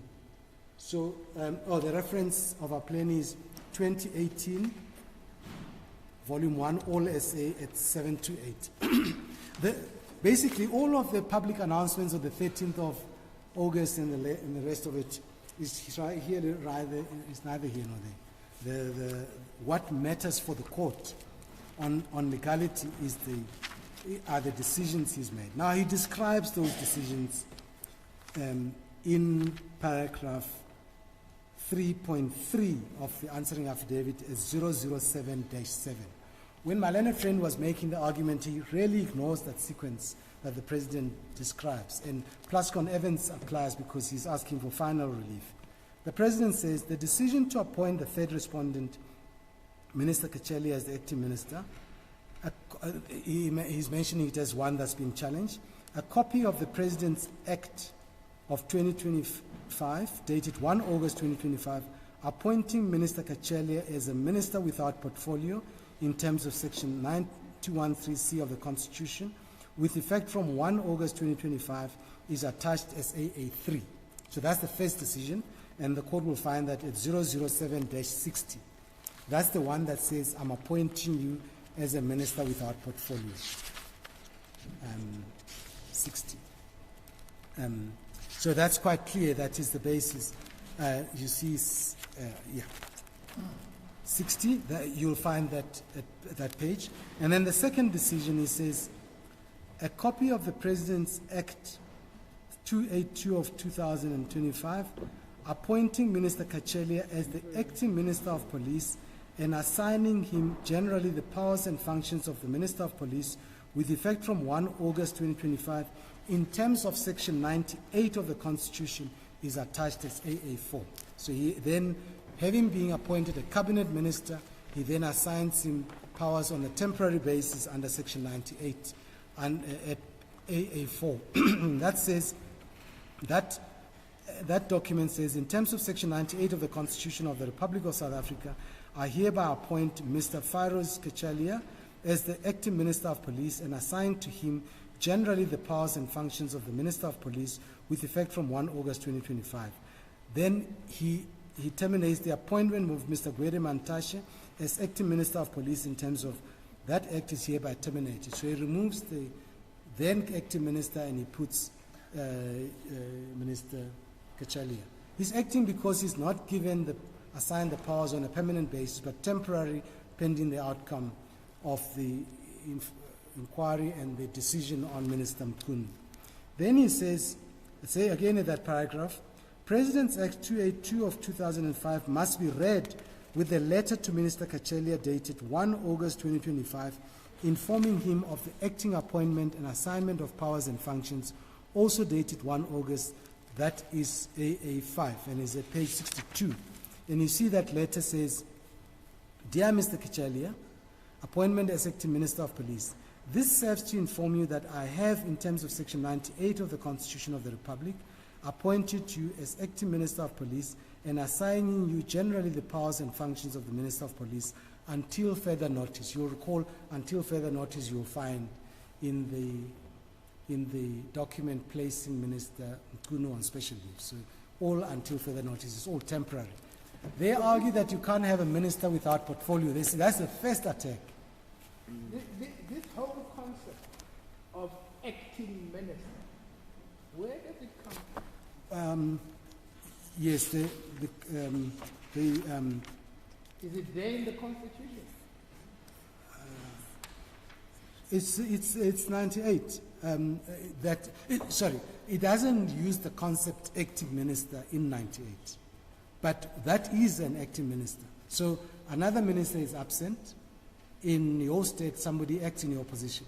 It's only in relation to the president where there is a specific provision dealing with acting president. But, well, who would, the Constitution must regulate the president because there's no one above him who will give him the powers. But the ministers are different. The president can say, you're going to act there for 2 months.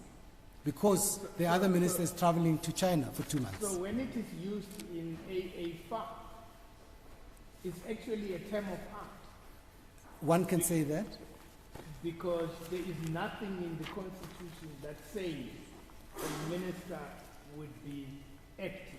Yes. When I read these papers, I asked myself, where does Where the does it Hollywood come? style come Yes. But what, of an what, act? yes, my lord, yes, indeed. My lord is correct to wonder where it comes from, but at least that term of art has content in the document itself, because the document tells you that he is assigned powers under Section 98. So it's temporary powers, because you know that that's what the section says. Yeah. Yes. You are a minister or not a minister. And if you are a minister, you get assigned functions by the president. And if the functions relates to police, probably you will be called the minister of police. That's the function you will be assigned. Yes. Now the acting, I don't know whether there's any legal implication to the attack. No, there isn't, for this reason. So, as we read from Section 98, you can only perform those temporary functions if you are already a minister. You're already in cabinet. Yes. So he, at the time when he is appointed to act, he is in cabinet, because that's what the president tells you. He says, I first appointed you into cabinet via 91(3)(c, and then when you're in cabinet, I assigned you on a temporary basis, using the word acting, temporary basis under 98. And he refers to 98. So it's substance over form in the end, because in substance we can see what he's doing. He's saying there is, I've taken Mantashe out, Minister Mantashe, and Minister Mchunu is on special leave. There's a lacuna in the police, and we can't leave it headless. So I'm assigning you those powers until further notice, which is temporary. So in other words, if I understand your argument, you are saying that, was it on the 13th of July? The 13th, when he said... When he said that I'm appointing so and so, in terms of 91(3)(c or 93(c. At that point, Minister Kachalia became a cabinet member. Not on the 13th of July. On the 13th of whatever July. date, I don't Yes, remember. the reason for this is that the only time there was an effective appointment of Minister Kachalia under the Constitution is when he's produced this presidential acts in writing. Yeah, You are now a when was minister. that? On the 1st of August. Sorry. Oh, yes, yeah. He signed 31 July, effective 1 August. And there is a good reason why he couldn't do it on the 13th of July, because Section 96(1) says members of the cabinet and deputy ministers must, 96(2)(a), members of the cabinet and deputy ministers may not undertake any other paid work. On the 13th of July, Professor Kachalia was a professor at the Mandela Institute at Wits, so he couldn't be a cabinet minister. So when he was making a public announcement, and this maybe English is not the mother of his tongue, when he was making the announcement, he was really saying, I'm going to appoint. He wasn't saying, he couldn't have said, constitutionally speaking, he has appointed. And you can pose it differently. Could Minister Kachalia on the 13th of July rock up on cabinet and say, I'm entitled to attend a cabinet meeting? He couldn't. Or to insist that he must be sworn in as a cabinet member? He couldn't. Firstly, he's disqualified by 96(2)(a), and there is no appointment in writing. As Uplady makes clear, you cannot have a decision of the president which has legal consequences under the Constitution unless it is reduced to writing. So that's why the argument about the unlawfulness of the 13th of July decision in respect of Minister Kachalia is really a nothing. It's a nothing in law, because there's no decision of the 13th of July appointing Minister Kachalia under our Constitution. So the 13th of July, Minister Kachalia was not appointed, and not only was he not appointed, he was not appointable. Absolutely. Precisely, my lord. I couldn't have said it any better than that. And then we know that on your case, on the 31st of July, Minister Kachalia was appointed. Yes, And he was also appointable. he was appointable. He's finished his term. And he only got assigned duties on the 1st of April. Quite. Yes. Now, so that's perfectly, logically constitutional. He can appoint from outside, you're a cabinet member, he can assign you functions under 98. The issue they raise is you can't have, on the 31st, you can't have a lawful appointment of Minister Kachelia because he's without portfolio. And they say there's no concept in our constitution without portfolio. Now, we've given you academic writing which says, and that's Mari, you can look at it. It starts from 038, the more important section is 038-255 under the heading allocating portfolios, transferring functions under Final Constitution Section 97 and temporary assignment of functions under Final Constitution Section 98. He says the assignment of powers and functions is generally understood to be an allocation of portfolios. Now, the only question is, does the Constitution in Section 91(2) set a sequence of events or contemporaneous events that must happen at the same time? Can the President appoint and then assign you powers? We submit there is nothing in the Constitution that says that is not so. The language of the provision gives itself readily to an interpretation that the President can simply on the sequence, he appoints, he assigns. I mean, take a deputy president. Sometimes he might not know what he's going to do with the deputy president until after the first cabinet meeting. I don't know. I'm not, never been in that room. But deputy ministers, they all complain. They don't know what their work is. We had one recently. And others say, no, but if you're lazy deputy minister, you won't know your job. But actually, we have jobs. But the point is this, there is no invalidity that flows merely because you've appointed and then assigned. Now, let's assume that there was some invalidity. We say there isn't. Where we are now, Minister Kachalia is not a minister without portfolio. He is now a minister responsible for the, albeit on a temporary basis, responsible for the Ministry of Police. So the question of the 31st appointment is only of academic interest, because at present he is fully clothed, if I can use that. It's a bit like in Sibia, that by the time the challenge was raised, the stay-at-home instruction had served its purpose.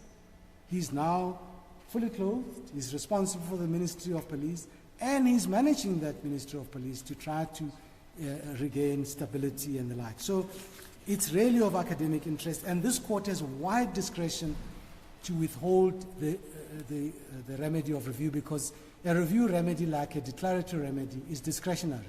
And the Constitutional Court has emphasized that point again in a recent judgment in United Manganese of Kalahari versus the Commissioner of SARS. It's a 2025 judgment.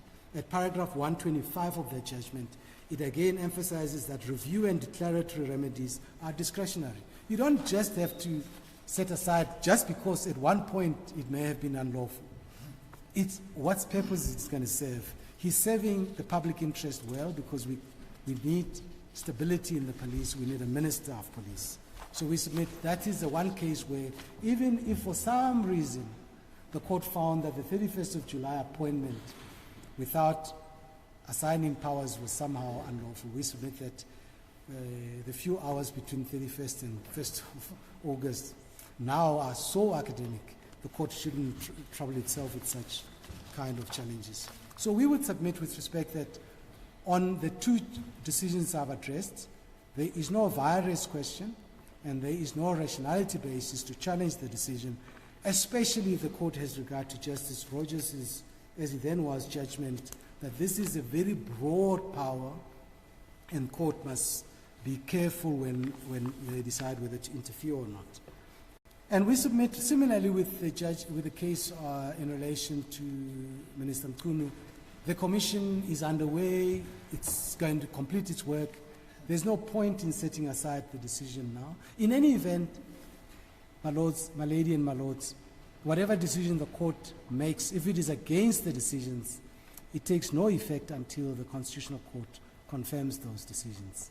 But we submit in the first place that there is no case and the application should be dismissed. We haven't asked for cause because we don't want to accuse them of being outside. By our watch, there are constitutional issues raised. Those are the submissions we make on the points I had to deal with, and my learned friend, Dr. Mubango, will deal with the rest.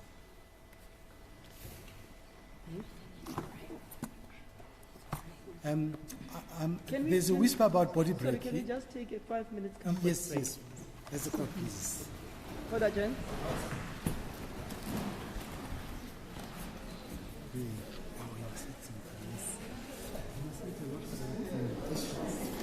Is it finished?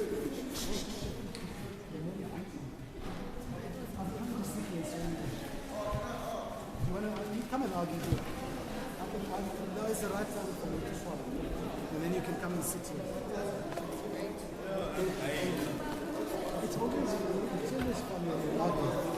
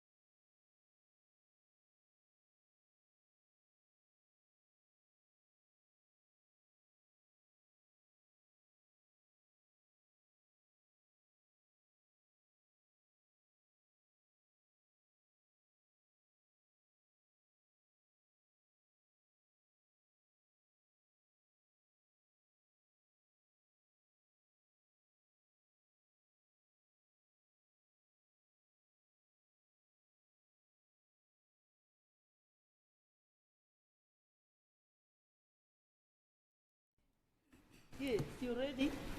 As the court pleases, my lady. As was announced, I will be dealing with 3 topics. The first is... Three topics. Yes, my lady.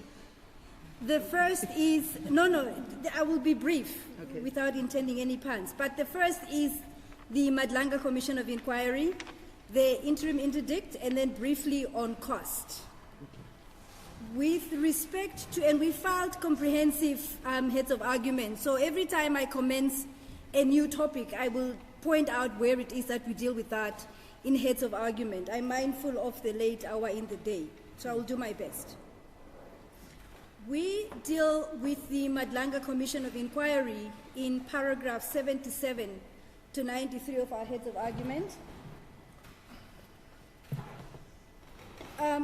The applicants challenged the Madlanga Commission of Inquiry on a number of grounds, and I will respond to each of those ones without announcing them up front in the list. The one relates to the general attributes, is what we characterize it to be. And my learned friend for the second applicant relies on academic articles to suggest that, as I understood it at least, commissions of inquiry ought not to be because of their shortcomings. Now, first of all, the academic articles that my learned friends rely on don't say what they say, and I'll explain that in a moment. But more importantly, that whole argument is entirely misplaced because it does not lie in the mouth of academics to undo what the Constitution explicitly intends in Section 84(2), and that, it will be recalled, is the provision that permits the President to appoint commissions of inquiry. But for completeness, the article by Michael Bishop does not reject commissions of inquiry on the basis of their general flaws. The central thesis of his article is that commissions of inquiry, despite their significant shortcomings, serve valuable democratic functions that are beneficial. I note that my learned friend did accept that on one level. And so he concludes his article by referring to, in a section called an accidental good. And what he says there is that there is a place for commissions of inquiry in the sense that they enable accountability. So that's all I will say about Michael Bishop, the submission being that he does not reject them, actually. He embraces them, notwithstanding their shortcomings. The second article relied on is that by Grant Hull. It is titled Reconceiving Commissions of Inquiry, Reconceiving Commissions of Inquiry. And again, he doesn't reject them. He says that commissions of inquiry should be reconceived, reimagined, as plural and participatory institutions as opposed to executive fact-finding bodies. So he runs a different argument altogether. But at no point does he say commissions of inquiries as institutions or tools should be done away with. But in any event, even if he did argue that, it doesn't matter, because he cannot undo what Section 8(4) of the Constitution gives. So that's the first basis. The second reason for which the second basis for assailing the Madlanga Commission of Inquiry by the applicants is duration. I didn't see that pushed hard during oral argument, but it is dealt with nonetheless in heads. And it is, well, it was actually mentioned by my learned friend, Mr. Mpofu. But look, how long the Madlanga Commission of Inquiry is going to take is quite frankly speculative. There is nothing before this court whatsoever that tells us that the Madlanga Commission is, as a matter of fact, going to take long.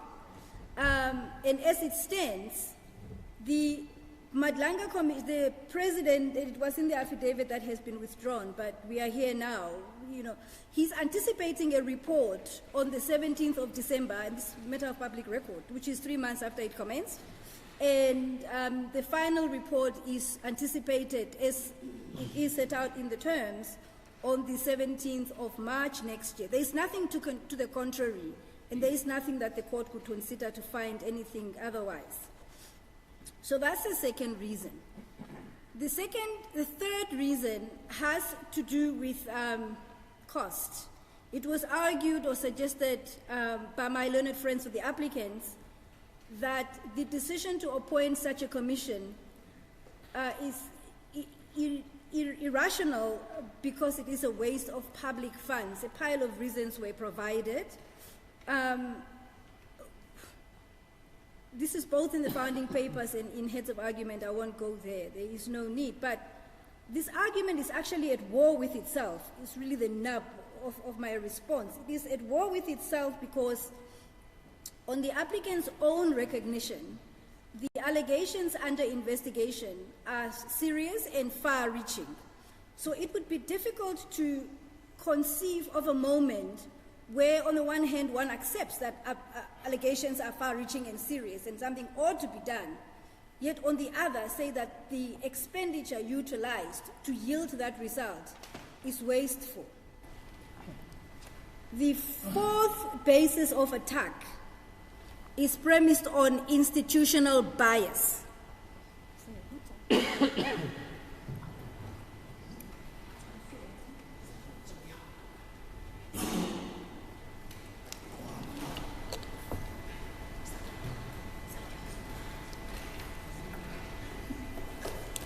I'm happy that coronavirus is over because I'm drinking people's water. So with respect to institutional bias, I listened to my learned friend, Mr. Mpofu, very carefully. He said that his attack is not on judicial bias, but it is on institutional bias only. But when one listens finely, though, his argument is also on judicial bias, and I will develop that as I go along. But what I want to do first is to respond to this suggestion that there is an irrationality on the basis of institutional bias. You see, in assessing whether there is institutional bias, the focus is whether the institution has sufficient safeguards to ensure that it can perform its functions without proper interference. And that principle was inter alia given by the Constitutional Court in the Songe gender justice matter. But so the test, though, is also given by this court. It was given by a court in the Western Cape and adopted here by the Van Rooyen, SV Van Rooyen. And there the court said the test is whether the structure and functioning of the institution, viewed objectively, would lead a reasonable, informed person to apprehend lack of independence.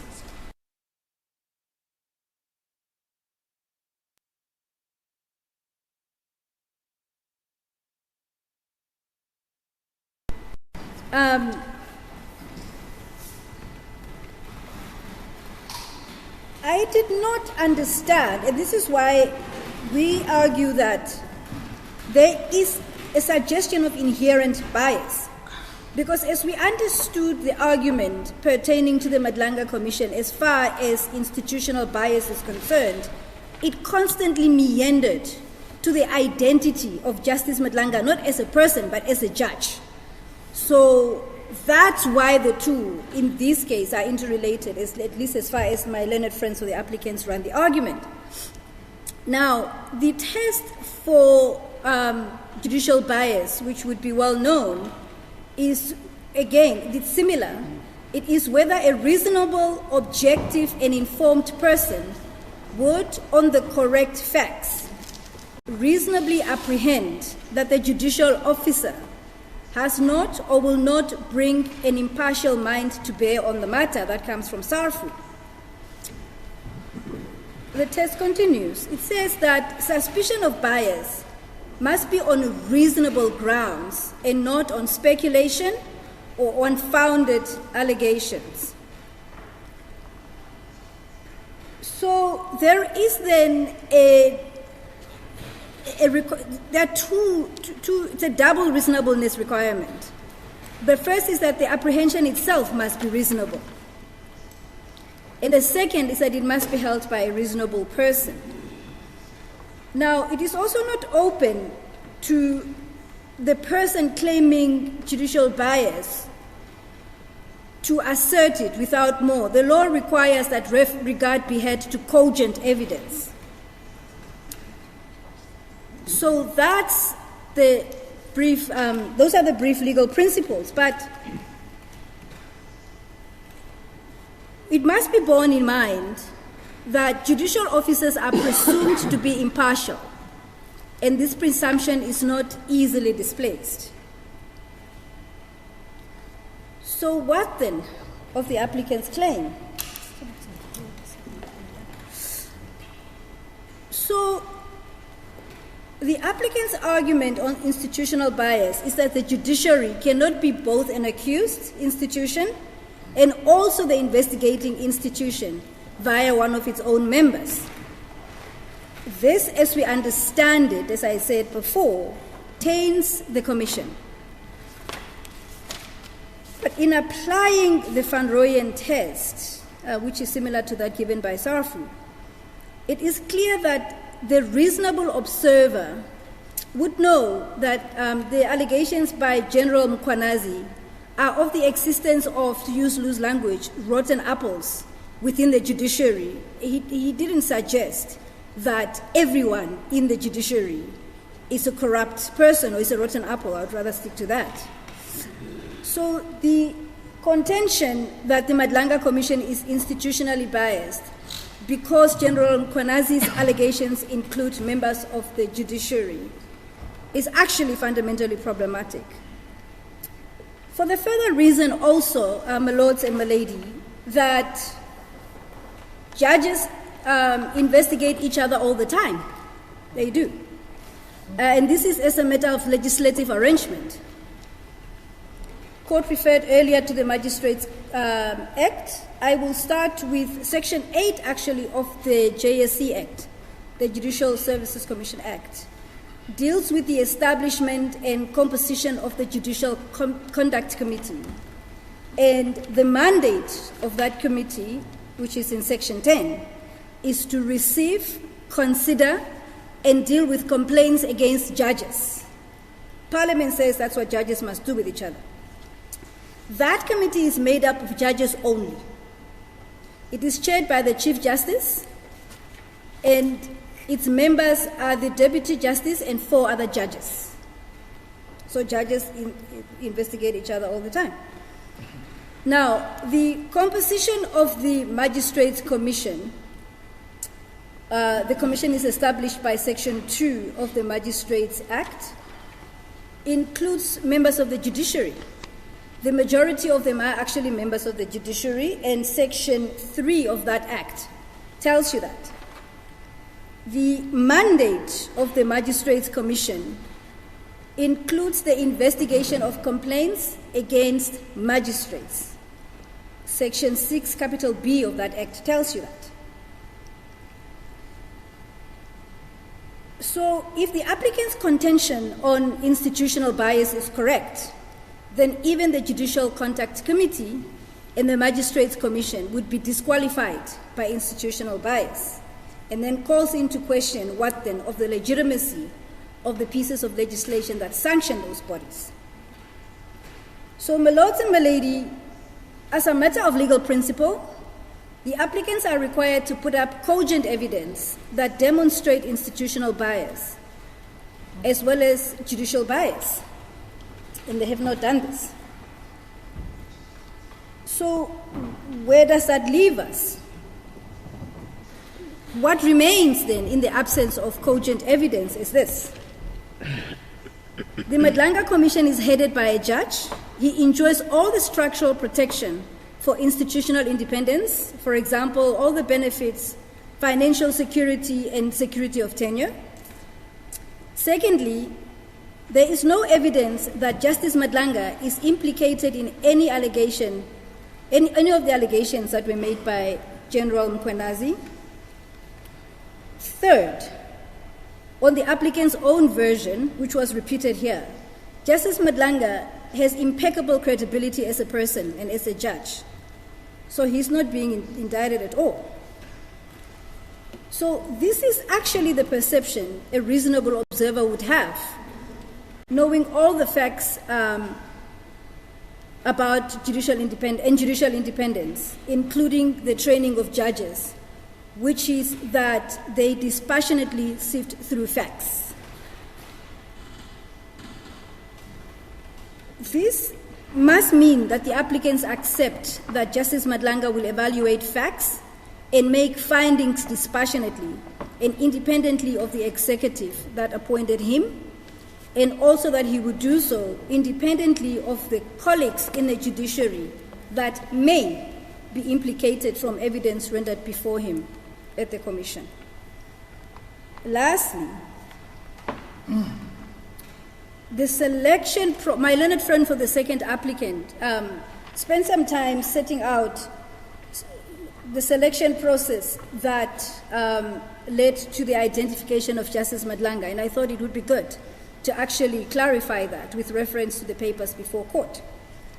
The proposition is that the selection process which identified Justice Madlanga was independent, based on the Chief Justice's advice rather than executive hand-picking. This sets it apart from the case that my learned friend referred to in the Western Cape. And she did that in reference to paragraph 51 of her heads of argument. But what my learned friend didn't do is to tell us what is quoted in paragraph 52 of her heads of argument. The quotation that she read to us in paragraph 51 continues in paragraph 52. I'm looking at her heads of argument. It says that, in my view, such a procedure is inherently undesirable because it is the representative of the executive who chooses the judge concerned. Such a procedure can lead to a suspicion that the judge was chosen because the executive believed he or she would make findings and recommendations which would suit government. That's the rest of that. That's not what happened here. Because when one has regard to paragraph 35 of the President's answering affidavit, the President didn't say, it doesn't say that he took advice. He says a lot more. Page 007-18. My decision as to the composition of the Commission of Inquiry was made in consultation and on the advice of the Chief Justice, and thereafter discussion with Justice Madlanga. It doesn't end there. Having considered the allegations made and the seriousness thereof, I considered it appropriate to approach the Chief Justice as the head of the judiciary in the Apex Court with a view to ensuring a thorough and credible investigation. The Chief Justice recommended that the investigation be led by acting Deputy Chief Justice, who would afford the investigation the necessary gravity and legitimacy. Justice Madlanga was consulted on the identity of his assistants. So that sets it apart, quite frankly, from what happened in the Western Cape case. So that's that. I want to move on to this argument that the Commission is irrational because it usurps powers of the Magistrates Commission as well as those of the JSC. This is the fifth basis of attack, as we understand it. So the applicants object to the inclusion of the judiciary in the terms of reference altogether.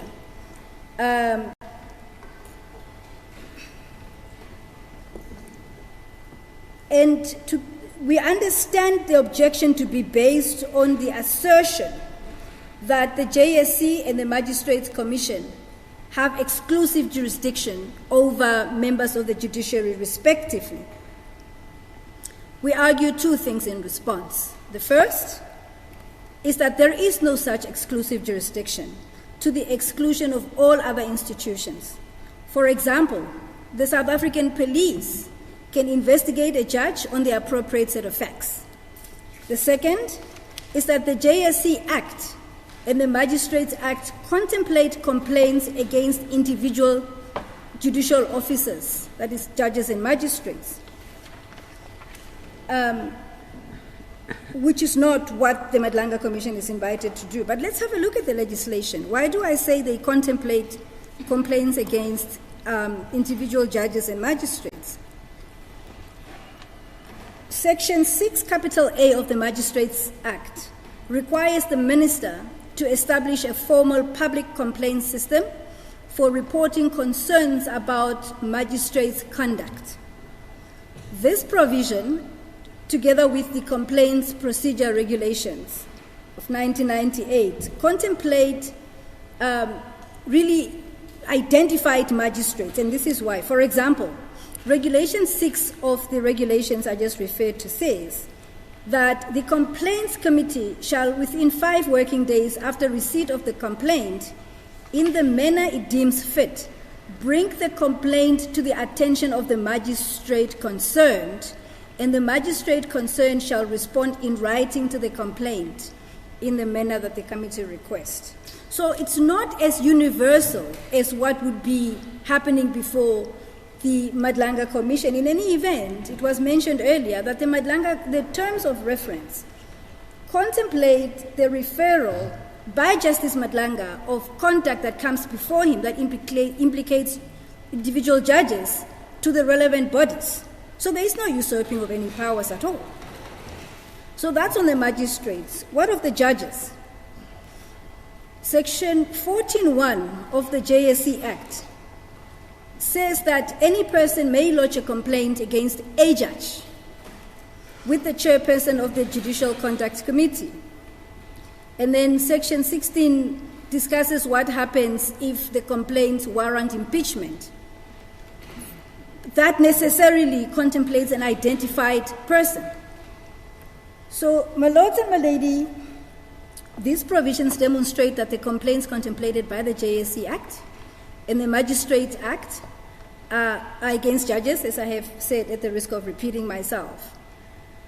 And the JCC and the Magistrates Commission's jurisdictions are triggered respectively once complaints against judges are laid with those bodies. Until complaints are not laid with those bodies, their jurisdiction is not triggered. This is the scheme of the legislation. So what is Justice Madlanga doing? The Madlanga Commission investigates systemic allegations that stemmed from General Mkhwanazi's allegations, which include criminality and collusion. So I have made the point on that, on the usurpation of powers. So that concludes the submissions on the Madlanga Commission. Interim interdict. So the starting point for this, on this subject, must be with an outer. The outer principle requires that when courts consider granting interim interdicts, to restrain the exercise, let me just go back again. The outer principle requires that when courts consider granting interim interdicts, to restrain the exercise, that require the restraint of exercise of statutory and public powers, to apply the traditional test with weighted caution. So don't be quick to apply the traditional test if what is at stake is a curtailing of the exercise of public power, constitutional, statutory power or public power. This, the court tells us, ensures the separation of powers. OUTA does permit courts to grant interim interdicts but only in exceptional circumstances. And so exceptional circumstances are actually qualified. There are those cases where there is a clear violation of fundamental rights. In addition to outer itself, I argue this way on the authority of the Constitutional Court's decision in ESCO. The citation is as follows: 2023, 4 SA,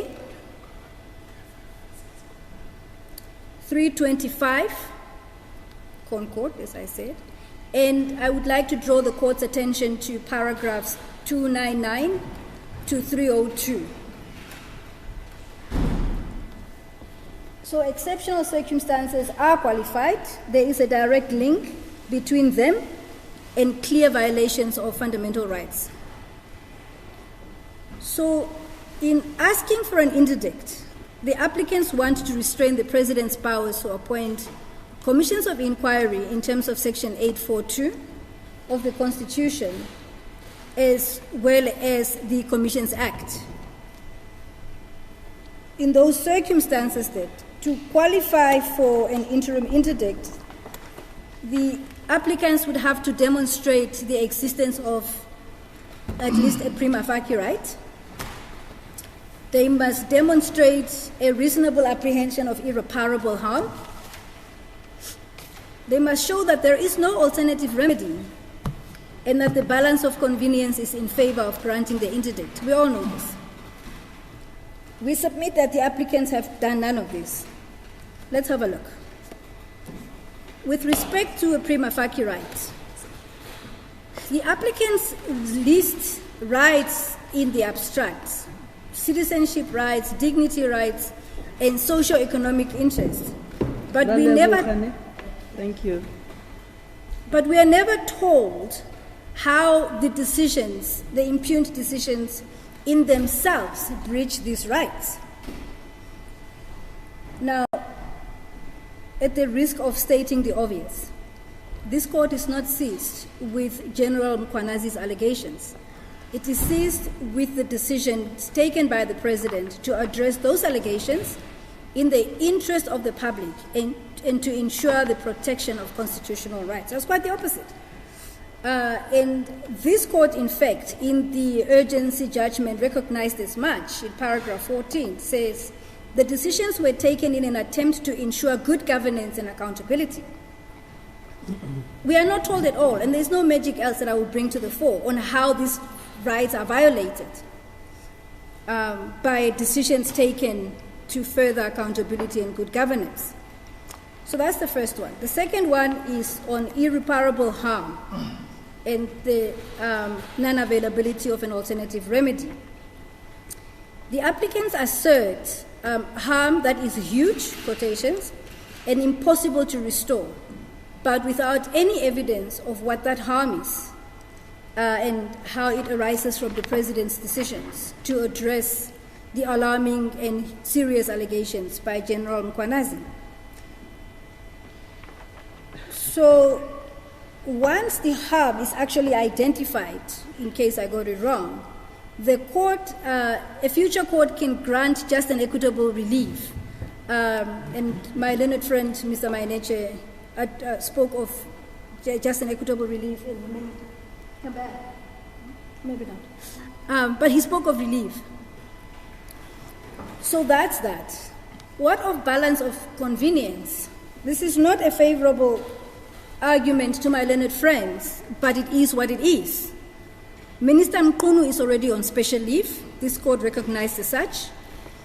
Minister Kachalia has been Minister of Police in an acting capacity from 1 August 2025, almost 4 months on. And the Madlanga Commission has commenced its work, has listened to evidence, and as I said earlier, there is no facts whatsoever before this court to suggest that it won't be producing the first interim report as required in terms of the terms of reference. So where does that leave us? The proverbial horse has bolted, and undoing the president's decisions now would destabilize cabinet and policing. So therefore, any supposed harm would be aggravated, actually, and not cured by a reversal of those decisions. So I have done the Madlanga Commission, the interim interdict. I am now moving on to cost. We deal with this in paragraphs 110 to 116 of our heads of argument, and I'll be brief. The applicants request a punitive cost order against the president, but that's without a warrant, we submit. Such cost cases are truly reprehensible, are reserved for reprehensible conduct that deserve the court's rebuke. And this is not one of those cases. I refer the court to two cases, actually.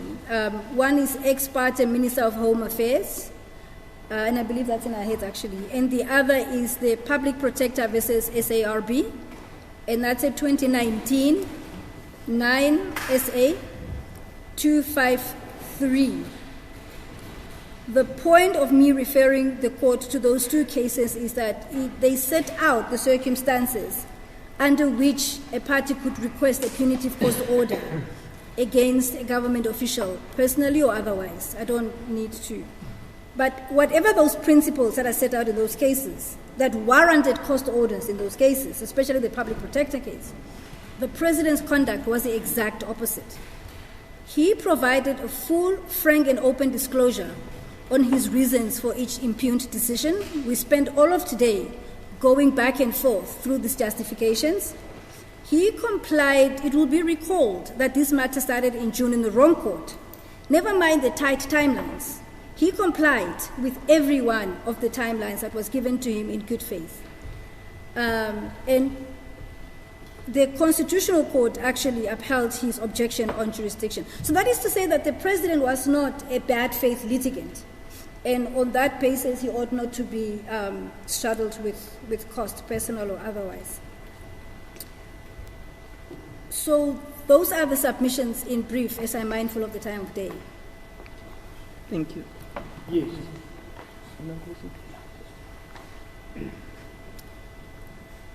Am I free to go?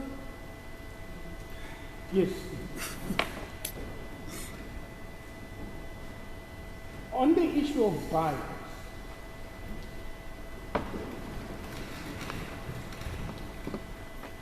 would it be possible for any of the two applicants to appear before Madlanga Commission and seek for a recusal? Please, can you repeat the question, my lord? Would it be possible for the two applicants that are before us to appear before the Madlanga Commission and seek for the recusal of Yes, absolutely. DCJ Madlanga? Absolutely, yes, provided that they meet the test for recusal. Yes. My answer beyond that would be speculative, but there is nothing before me, before you, or anywhere that I'm aware of that would disbar them from doing that.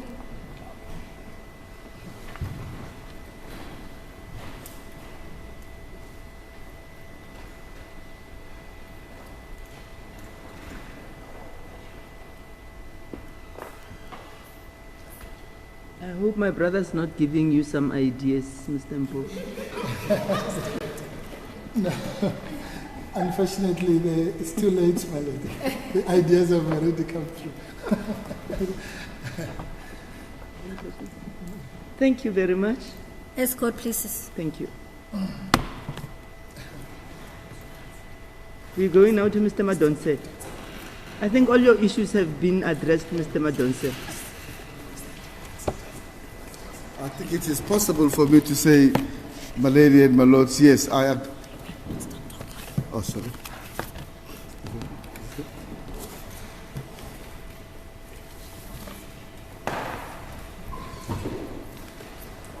Yes, my lady. And for that reason, my lady and my lords, I hope I will be forgiven if I resort to the legendary advantages of brevity. in making the submissions that we make, because we are only here on a narrow issue, a pointed issue, and that is the leave of absence decision, whether it's lawful or not. And on that issue, I just wish to make it plain, as my learned friend Mr. Mpofu indicated in argument, that on that issue the facts are common cause, and the only issue is one of what the law is. Now, what my learned friend did not do, obviously because of time, is to indicate to you what are the common cause facts on that issue, especially in relation to the characterization of the leave of absence decision. I submit, and we submit, my learned friend, that the relevant passage, which is already referenced in our heads of argument, at paragraph 22, is to be found in the answering affidavit of Minister Mchunu at pages 017-15. It's paragraph 41 and 40 to 43 of the answering affidavit. And this is what Minister Mchunu says about the circumstances under which he was suspended and why, and what was his attitude towards that. Can I just read for the record that paragraph, because it's important. What I must also be clear about is that when the President told me that he proposed to place me on leave of absence, I agreed with the course of action. It is therefore incorrect for the applicants to insinuate that I was coercively placed on leave, that is, involuntarily or against my will. The truth is that I am in agreement with the President's decision to place me on what the applicants characterize as precautionary suspension, and this characterization, my lord and my lady and my lords, you would have realized was made in the Constitutional Court proceedings in Bundle B, and it's obviously also quoted in full in the heads of argument in paragraph 20, where Dr. Sope characterized the decision as fancy phrase for suspension with pay. To continue with the quotation, he did so with my blessing. That's what Mr. Mchunu is saying. The President did so with my blessing, in the sense that I did not protest against his decision. In fact, I welcomed it. I require leave of absence in order to focus my time and energy into dealing with Lieutenant General Mkhwana's allegations. And then he goes on.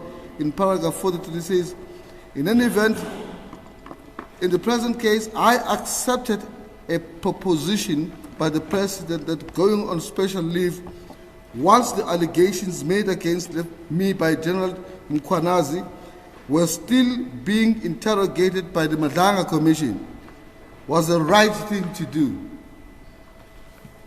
So, my lady and my lord, it is thus clear that the footing on which the leave of absence decision is to be approached by this court is on an acceptance that it was not coerced.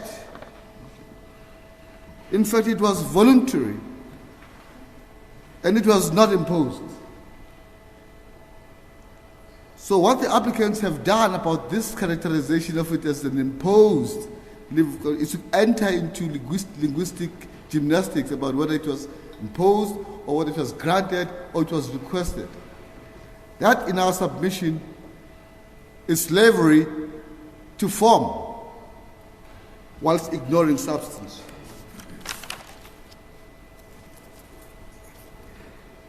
Still on the leave of absence decision, it's been suggested that the President's decision to place Mr. Mchunu on leave was ultra vires. I think it would be appropriate to deal with this submission to go to section 91. And I listened to my Lord Justice Mchwanu's interaction with Mr. Mpofu as well as Mr. Mayeneke on this topic, I make the observation in relation to section 91(2) that the presidential powers envisaged in that section has three components. The first component is the power to appoint ministers, and the second component is the power to assign powers and functions to ministers, and thirdly, the power to dismiss ministers. But related to these powers, three powers, is another power in section 98 of the Constitution, which is the power to assign powers and functions to cabinet members when one cabinet member is unable to exercise his powers. That is the temporary assignment of powers. Now, there is common ground between the parties in this case that yes, there is no express power in the Constitution to place a cabinet minister on suspension. One then asks the question, what happens if a minister is out of the country for a long period of time, is in dialysis, or is hospitalized for a long period of time, or there's some other reason that makes him not available to operate or to perform his or her functions? What happens? Does the law envisages a lacuna that will occur for a long period of time? How do you temporarily assign powers of ministers who are temporarily unavailable, but are due to come back from office without necessarily dismissing them because of their long absence? How do you do that? We submit, my lady and my lord, that the answer is you do appoint or assign powers to one of the cabinet members or to another National Assembly member through implied powers. Or if I can take you on, Justice Mchunu, on the interaction, you can do so through the section 84(1) powers, where you are exercising executive power, which are necessary powers to exercise your functions as a head of executive. So the answer to the question you posed to my little friend, my submission is, it is a necessary power to assign powers to functions through 84 when there is temporary absence of one of the cabinet members. And that necessary power springs from section 84(1) of the Constitution. But also it does not necessarily have to spring from that particular section. It also springs from section 98 itself. For the reasons that I have posed in the question that I've asked. Because it has to be accepted in our submission, my lady and my lord, that the Constitution does not cover every eventuality. It only creates structures. And other powers which from outside of the structures or pillars are either necessary to perform the powers which are expressed in the Constitution or are ancillary to the performance of the expressed powers. Now, in the judgment of uMkhonto, which we have referenced, or maybe before I even go to uMkhonto, if I go to Amabungane, the judgment referenced in our heads of argument at paragraph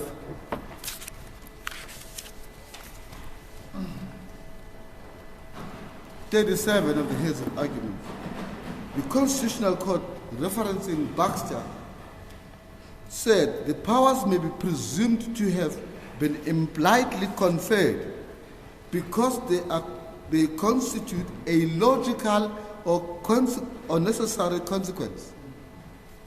Logical or necessary consequence of the powers which have been expressly conferred because they are a reasonably required or in the exercise of the powers expressly conferred, or they are ancillary or incidental to the powers. So we have logical consequence of powers already expressed because they are reasonably necessary or reasonably required. So we say, in the context of this particular case, the power to suspend is a logical consequence of a power to dismiss, or of the power to assign under Section 98. Because how else can you do it? It is also because if the power to assign is there, there's also, by implication, a power to reassign. But the other reason why the power is intra-vires, the power to suspend is intra-vires, is because of the effect of the judgment in Mkhonto. Mkhonto is on point. The principle underpinning the judgment in Mkhonto is that if the provision, an express provision, provides more, that includes the less. And the similar considerations or similar academic support exists for this proposition in closer, and you've referenced it in a head, right? So those are the submissions we have on vires. On rationality, my learned friend Mr. Mayaniki has addressed it thoroughly. I don't want to steal the thunder of Mr. Mayaniki on that aspect, but let me say one or two things about that. After the dramatic media briefing by Lieutenant General Mkhonto on 6 July, implicating, amongst others, Mr. Mchunu, the President was placed in an invidious position to make a Hobson's choice, either to outrightly reject Lieutenant Mkhonto's allegations, serious as they were, in which case he would have been doomed, because there would have been clamor on him, or to simply accept the allegations against Mkhonto and dismiss Mr. Mchunu. He could have done that. That was one of the choices he had. He would have been damned for that. Because Mr. Mchunu could easily have come to this court and challenged it on rationality, including procedural rationality. He did the right thing. He took a middle ground, and a cautious one at that. He said, I will suspend the minister whilst I'm allowing the commission to investigate the facts underpinning the allegations.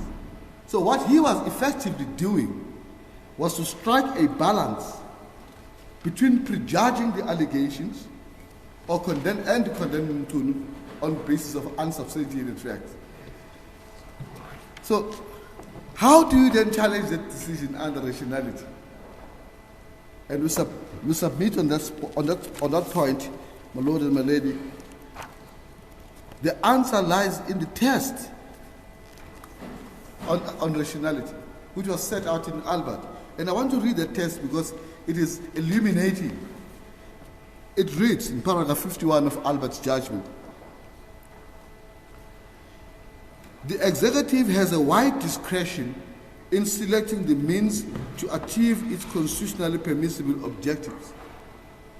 Courts may not interfere with the means selected simply because they do not like them, or because there are other more proportionate means that could have been selected.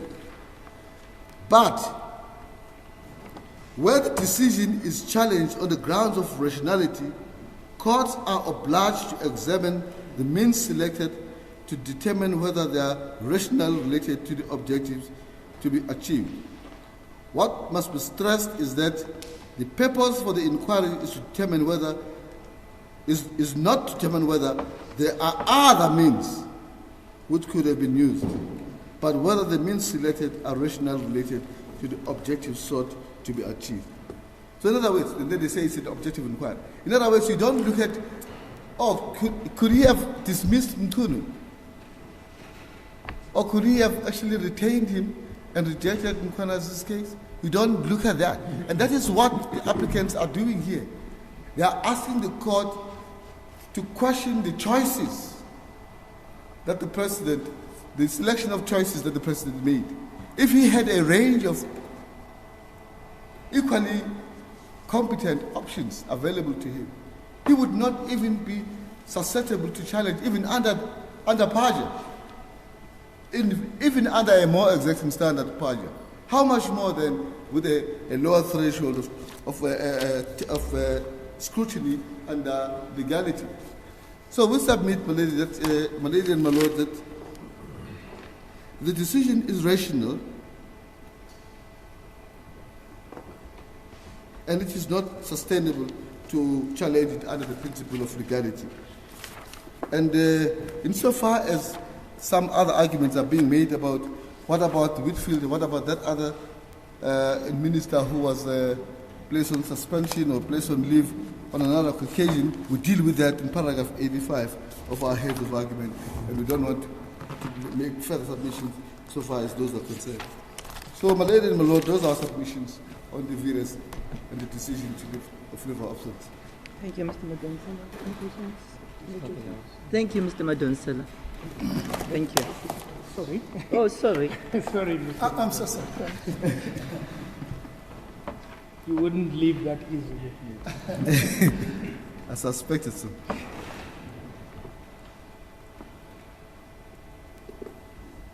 Let me understand the position of the second respondent.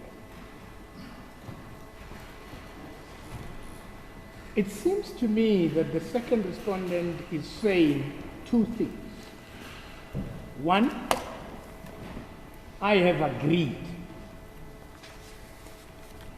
Secondly, the decision is correct.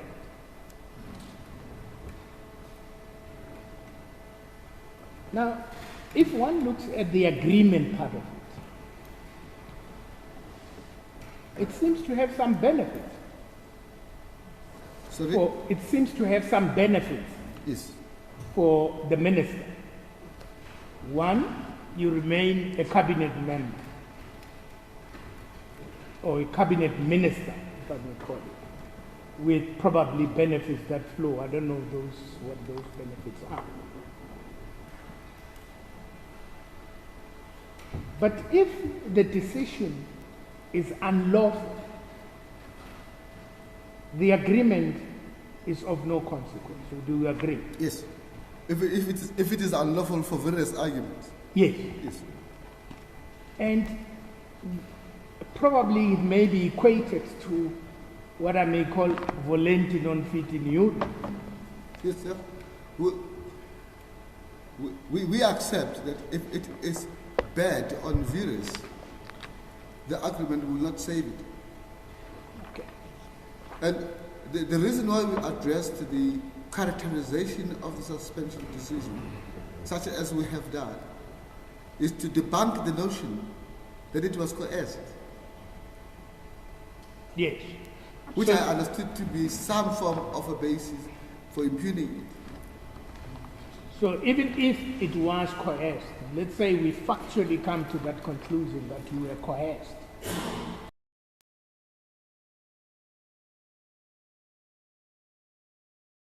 we come to the conclusion that the president did not have powers at all. Would you accept it? That if it is... If this court comes to the conclusion that the placing or granting of the leave of absence is an unlawful conduct, it is really of no moment. If you had agreed, if I did what? If you had agreed, No. And if you would say in thousand ways that I was not coerced. Yes. Would you agree with I me? agree. All right. You asked a question under 98, section 98. You asked, what happens if the minister is absent for a long time? Isn't it that the answer lies in section 98? You've got cabinet members, cabinet ministers. You can assign the functions to those cabinet ministers. Yes, you can. So there is no problem. Yes, but insofar as it relates to leave of absence decision, it doesn't matter who else gets into the position after that. The point of our submission is that the fact that he is placed on leave pursuant to a Section 38 power cannot be vitiated by the fact that he appointed somebody else, someone else, who's not a cabinet member. Yeah, because I see 98 actually not of any use to the second respondent, because it happens because of your physical absence. Yes. Now that's the power that the president can exercise. No, it is of use to the second respondent to the extent that it is a foundation for an ancillary or reasonably required power. Well, let's get to the last part. Well, I'm sorry, my lord, if I may just finish that answer. Oh. We invoke that 98 power to embellish or to establish the argument that there is a necessary power, or logically necessary or reasonably required power to place a person or minister on special leave. What happens thereafter is something else. It cannot append the leave of absence decision. But the power that we are dealing with, that we're grappling to get its legality, is the power to place yourselves on the leave of absence. Yes. It is not the power to replace you. Yes. Under Section 98. Yes. That's what we're grappling with. Yes. But for a moment, let's move to the one aspect that I had around rationality, particularly using the Albut judgment.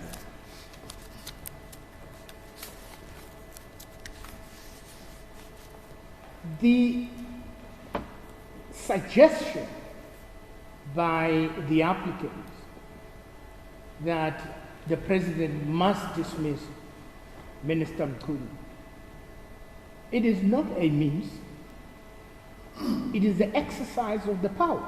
Yes. Do you agree with that? I agree. Okay. So it is not a situation where this court would be choosing another method, another means. It is not a situation where this court will be choosing another means. It should be deciding on the choices that the president made. As I understand, and I understood Mr. Manager very well, the process being the means is that I want to place you on leave so that I can decide in due course whether I'm going to exercise the statutory power to dismiss. That's how I understood Mr. Manager, and he made mention of procedural rationality. Now, of course, this court probably, if I understand your argument, cannot or is not at large to say, hang on, President, you should not have chosen the placing on leave as a means towards the exercise of a dismissal power. You could have chosen to simply withdraw his salary. I'm just giving an example. So that's when the court now comes and questions the means. But the power, the means, the dismissal rather is the power, not the means. That's the point I'm trying to make. The dismissal is the power, Yes. not the means. Yes, Yes. you're right. Okay. Thank you. Thank you, Mr. Madonsela. Reply, Mr. Mpofu. Thank you very much. Justices, I'm going to try, well, before anything, in case I forget, I really want to express our gratitude on behalf of all my learned friends to the court for going the extra mile, and particularly to the court staff. But in that spirit, I will really try to be brief and reply and deal with the headlines. The last exchange with Mr. Madonsela makes it unnecessary for me to deal with his contributions. Because Mr. Madonsela, I don't know if Mr. Madonsela understood the last question from Justice Mchunu, which is this, that we're all here, as far as the first issue is concerned, we're all here because of the power to dismiss. That power is not implied corollary or whatever, it's express. Not only is it express, even the power that he talks about dialysis and all that, there's no need to go to uMkhonto, because that power is expressly provided for in Section 98 as well. So that puts paid to any reliance on uMkhonto or implied powers and so on. Or even in reliance on Albert. Albert, and I don't want to waste time by repeating what Justice Mchunu was saying. Albert says this: the court cannot say, oh well, you could have decided that he must go and teach at a university, or you could have decided that he must undergo a course in this and the other or whatever, but you decided to place him on leave. The court is not allowed to do that. But when once, as is in this case, we are already in the realm of dismissal, the only question, the only option, quite frankly, that the president had is to retain. And that is not what we are talking about here. We are already within the area of dismissal. So there's no Albert second leg issue at all. So let me move that away from that. Then Mr. Madonsela says, at least agrees with the summation of his contributions as follows. 1, I have agreed. 2, the decision is correct. Now we know that in law, both of those things are completely irrelevant. The fact that you have agreed to something, I make a simple example that we all are familiar with as lawyers. There's a court order that is imposed on you, and then there'll be a court order that is by consent of the parties. Those are jurisdically different things. The fact that the court imposes a court order to me and says, Mr. Mpofu, you must pay Mr. Munareng 100 million, and I accept it, is completely irrelevant. It is still imposed by the court. Completely different to a situation where I come to court and I say, Mr. Munareng and I have agreed, and here's the consent, and therefore that means the consent is prior. And that seems to be a conceptual difficulty that Mr. Madonsela fails to grasp. So, but at least he accepts that if it's irrational, the agreement would be irrelevant anyway. But our submission is that it's irrelevant on either reading, because it doesn't change when we say it's an imposed issue, we mean it in the court order sense. We don't mean he put a gun in his head and said, you are going to go on special leave. No, no, no. We mean that definitionally, special leave is something that somebody requests and then it is granted or refused. Unlike in this situation. In other words, if the proper thing had happened, Minister Mchunu could have said, like Dr. Mkize, I would like to go on leave in order to prepare for the commission or whatever. And the president would have said no, or at least could have said theoretically, no, I'm not placing you on leave because I've never heard of such a thing. I'm not granting the leave. So the less said about Mr. Madonsela, the better. But in any event, in defense of Mr. Madonsela, and he correctly considered this, we're not here about whether Mr. Mchunu agrees or disagrees. We're here about a simple issue about the powers of the president. The president either had the power or he didn't have it. Which then takes us to and also, again, my learned friend, Mr. Madonsela, is correct in saying we mustn't conflate the Section 98 point and the Section 91 3 point, because he's not here for the Section 98 point. Whatever happened, whether he was replaced by a professor and so on, is not the business of his client. He's simply here to defend the leave of absence decision. Right. Now, let's go to Mr. Mainecha. Mr. Mainecha also, I think he, in his case, in his defense, he did understand the question, but it was just too difficult. Because the question is very simple, which was posed to him. What is it that is the link between these two things? And let me do this just as a shortcut, and I hope the court will forgive me, because it kills two birds with one stone. I want to say boldly to this court that in the context of this discussion, the necessity test in Amabungane and in Section 84 is just another side of the coin of the rationality test. So we don't have to do it twice. It would be inconceivable for something not to be rationally linked but still be necessary. I think that everybody accepts as logically. So if we collapse the tests, the two tests, for the sake of shorthand, then the only question Mr. Mainecha has to answer, which he skillfully dodged, is whether the placement, granting, whatever you call it, on leave of absence is necessary in the legal sense. And Justice Labeskachne tried to pose this question as well.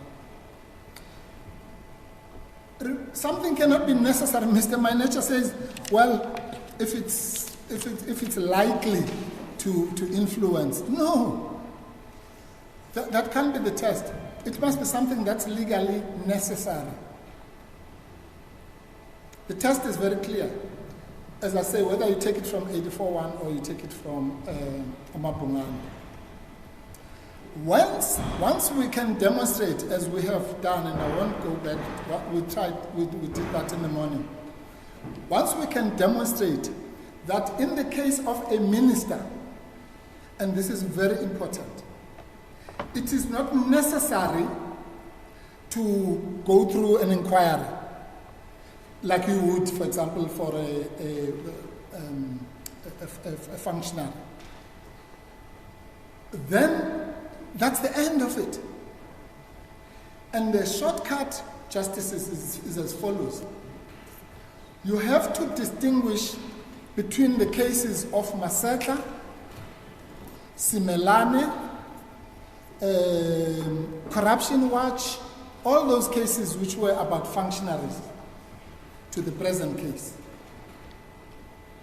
Because it would be foolhardy of me to stand here in front of you and say, in the case of Mr. Simelane, in the case of Mr. Maseka, and in the case of all those people, it was not necessary to place them on suspension, for example, pending their inquiry. Just like Mr. Chauke currently. Mr. Chauke is the DPP for Gauteng.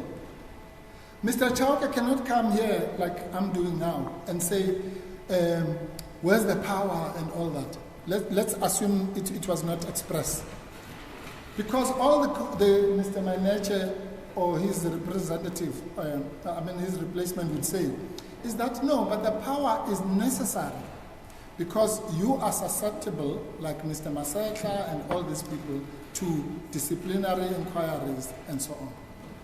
The reason why, in 31 years of democracy, we have never had a minister placed on so-called leave of absence is exactly because it's not necessary. We've had cabinet reshuffles, we've had dismissals, we've had all sorts of things, starting from President Mandela. President Mandela dismissed Deputy Minister Winnie Madikizela Mandela. President Mbeki dismissed Deputy Minister Rutledge Madlala. Apart from the reshuffles, I'm putting the reshuffles aside. President Zuma dismissed Minister Godan and so on. And up to Mr. Whitfield. Mr. Madonsela says, which is startling, he has a Hobson choice because Mr. Mchunu could have come to this court and do what? He would come. All those people who have been dismissed presidentially, maybe according to Mr. Madonsela, they didn't have money to come to court. No, they did. But they knew that they are not entitled, like Mr. Masekla, Mr. Smalane, and all the other people, to a Audi. Which takes us, so that's the end of the debate on necessity, stroke, rationality. And the virus point, I don't want to revisit that, because that's a definitional issue. Can you place somebody on leave or not? And it matters not that whether it's in the employment situation or in the non-employment situation. Leave is leave. And the case of East London Municipality, the 1946 AD case, is not a labor case. It's actually, it's a depressing case. It's about some leave about the native and all the language of those years. But the issue was that even when you take statutory leave or constitutional leave, if there's such a thing, leave by definition is something that is requested and granted. That's it, definitionally. So on that, it's an easy ultra-virus point. Either we're right or wrong, and the cases are very clear. So let's then move to the nub of the issue that was raised by this court with Ms. Kofi. A very, very interesting question. Actually, this case, wherever it's going to end, hopefully will deal with this issue that was raised by Justice Mchunu. What of procedural irrationality? Because of course Ms. Kofa is correct that procedural irrationality is a species of rationality. We all know it's either substantive rationality or procedural. But that's, for a constitutional lawyer, that is a very exciting question, because remember that in Masekla, Justice Ngobo raised that very question, and he was overruled by the court. The majority of the court said no, Museneke DCJ, I don't know if it was already DCJ. It said no, what's the exchange? You can't conflate Audi with procedural irrationality. And therefore, the fact that Mr. Masekla might not have been given a hearing is neither here nor there. Mercifully, as it would happen, that position, the minority position of Justice Ngobo, was vindicated in Albert. Because in Albert, Ngobo J, now as CJ, managed to carry the court. How did he do it? He got the court to adopt his position in Masekla by saying, yes, of course, Audi and procedural irrationality are different. But the mere denial of a hearing or a process, in that case it was about parole, is a relevant fact in determining procedural irrationality. In law society, the same was said by CJ, again for the unanimous court. And therefore, from that point, the symbiotic relationship between the two things started. Not to say that they are synonymous, but they are theoretically and philosophically intertwined in the sense that something which is unfair, plainly, cannot also be rational. That's just simple. By the way, that argument goes to our Mr. My learned friend Ms. Muvangwa's argument. Because it says that you can't say that something, well, I'm not sure between the two of them. So you can't say that the process was biased, let's say, for argument's sake, and then in the same breath say it was rational. You can't. So it's the same principle that comes from Albert and law society. Because the rule of law is the rule of law. The rule nemo iudex is the rule of law. The rule audi is a rule of law. So a breach of the nemo iudex principle is by necessary implication, ipso facto, as lawyers would say, irrational in that sense. Not that you are conflating the rules of natural justice with procedural irrationality. I just wanted to, it's a very, very interesting concept because it portrays exactly what we're saying is wrong with this. Which takes us back to square one. But let me pause on that because rightfully everyone is concentrating on the first decision because it's the one that cascaded all the other decisions. Let's now go to Mr. So my summary on the first one is that A, it's ultra vires, but it fails the necessity test in any event, whether it's precautionary suspension, whatever you call it. Now, with the Kachalia decision, my little friend, Mr. Manager, also is obfuscating. Let us say, for argument's sake, so that we save time, that he is correct, that forget everything. Forget the 13th of July announcement, forget the answering affidavit in the Constitutional Court, forget everything. All you have to do, according to him, is look at the presidential acts in AA3, AA4, and AA5. The point we're making, Justices, is that even if you do that, I mean, surely that's wrong, by the way, but let's indulge him. Even if you do that, you are then caught up in the following quagmire. Remember that what they do surreptitiously, if I may add, is to transform a decision that was made using, let's call it, a one-stage theory. So what was the one-stage theory? It says, I'm appointing you as acting minister in terms of 91(3)(c), full stop. When that is pointed out to them in the letter of demand and in the founding affidavit, they realize, no, this will never work. Let us invent a two-stage theory. The two-stage theory is called minister without portfolio. So let us say, no, we appoint him as a minister without portfolio. Why? We already know where we're going. We want him to be minister of police. But let's pretend we don't know that, and appoint him as minister without portfolio. And then, an hour later, Minister Mchunu has been suspended. Where can we look in the cabinet? Professor Kachalia.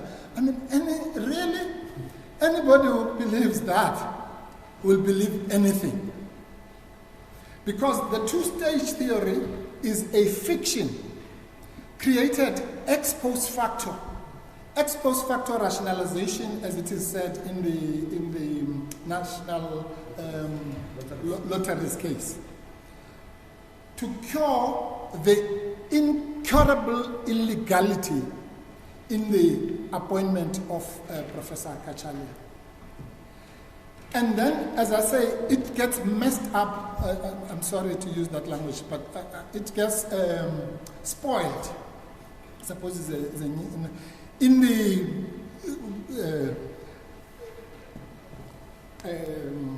articulation of what is actually being done on the 31st. Professor Kachalia, by the way, Justice Mchunu, just as an aside, adopts your criticism about acting ministers and makes it even worse. He says immediately after, you'll see that at 002-12,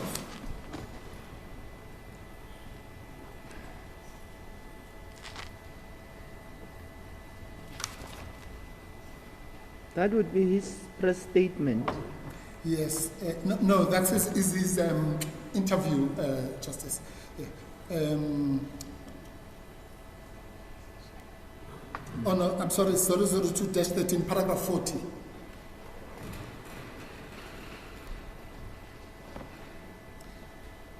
No, the first part, he says,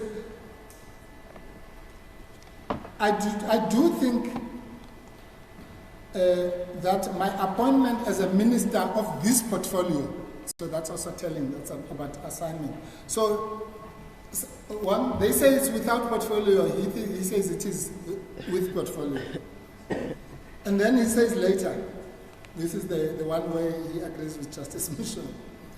Today, I was appointed minister, not acting minister. And the idea of an acting appointment is not provided for in the Constitution, he says.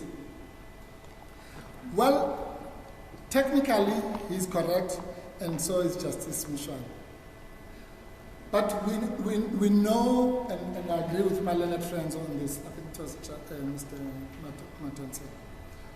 We know that there is, whatever you can call it, but there is a dispensation in Section 98 where if a minister is temporarily absent, you put a replacement acting minister, as it is known. And I agree that it's different from, with the president, it's prescribed in Section 90, and deputy president. Actually, it even says who you must appoint. And in the case of Hlophe,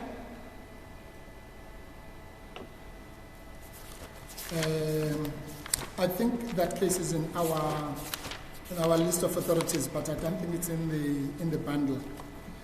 My learned Junior will find it in the list of authorities. Yes. Hlophe versus Premier of the Western Cape.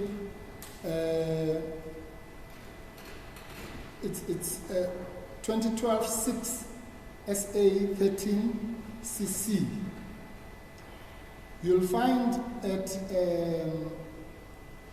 it's a Constitutional Court decision. I'll ask my learned friend to find it to save time. But let me paraphrase to save time. So that is about acting judges, but it's about acting, or what Justice Mchunu calls Hollywood. But in that case, it's about acting judges. And you'll find that the Constitutional Court in that case, in articulating the concept of acting, in other words, whether an acting judge should be treated the same as a judge and so on, lists the different constitutional forms of acting. And one of them is Section 98. You'll find it. It's footnote 30, 36. The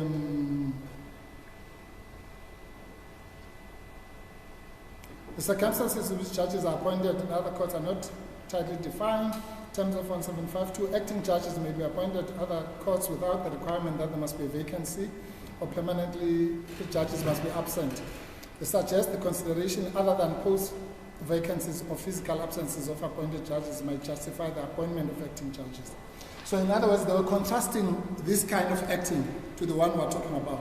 That to have an acting judge, you don't have to have a judge who's sick or on dialysis or all those things. And then one of the examples that was suggested of the other kind was Section 98. So let us say the Constitutional Court is prepared not to quibble about whether the word acting appears in the Constitution, because it doesn't.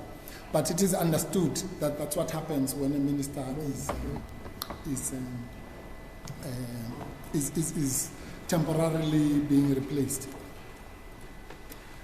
Now, Justice, I'm sorry, Mr. Professor Kachalia does not, as I say, he sits between two stools. If Section 91.3 does not fit in for obvious reasons, but Section 98 also doesn't fit in for obvious reasons. So you have to create this sham called Minister Without Portfolio in order to bridge that conceptual gap. Now, sorry. Our law is not that blind to those kinds of shenanigans. And the principle, which was set up in the old case that we all know of Dadu, is in our heads of argument.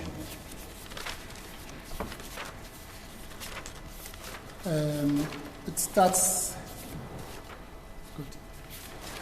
I'm sorry, I'll find it just now. It's the section on which? Paragraph 99. So I'm sorry. Yes. Paragraph 99 of our heads. And so that I don't put a lot of editorial, I'm just going to read it so we say, all these, at 99, all these ex post facto maneuvers are nothing but ill-fated ways to seek to evade the operation of the law as prescribed in the Constitution. Such an attempted evasion of what was truly intended constitutes a sham or simulated transaction and falls under the following well-known dictum of Ines CJ in Dadu. That was in 1920. This is what Ines CJ said. The transaction contemplated may in truth be within, and I put in brackets, or outside of the provisions of the statute. But the parties may call it by a name or cloak it in a guise calculated to escape these provisions. That's exactly what is being done. So what, they just put labels here. Such a transaction would be in fraudem legis, in other words, in fraud of the law. The court would strip off its form and disclose its real nature, and the law would operate.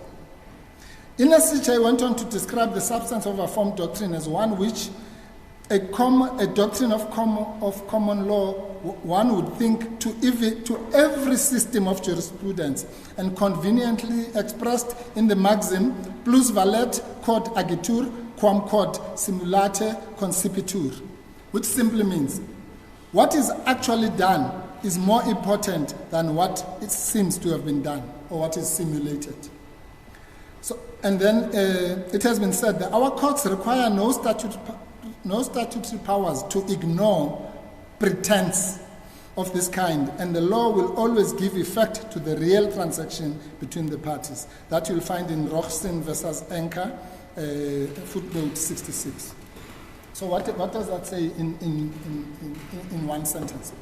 It says this court has a duty not to be unduly impressed by the labels that my learned friends or even ourselves put on these things, but to look at the substance. What is the substance of what was done? It was to illegally appoint an outsider, again I mean that in a neutral sense, not in the pejorative sense, to appoint an outsider where the law says you must appoint an insider, a cabinet minister. That's what was done. And it was wrong, maybe it was an honest mistake.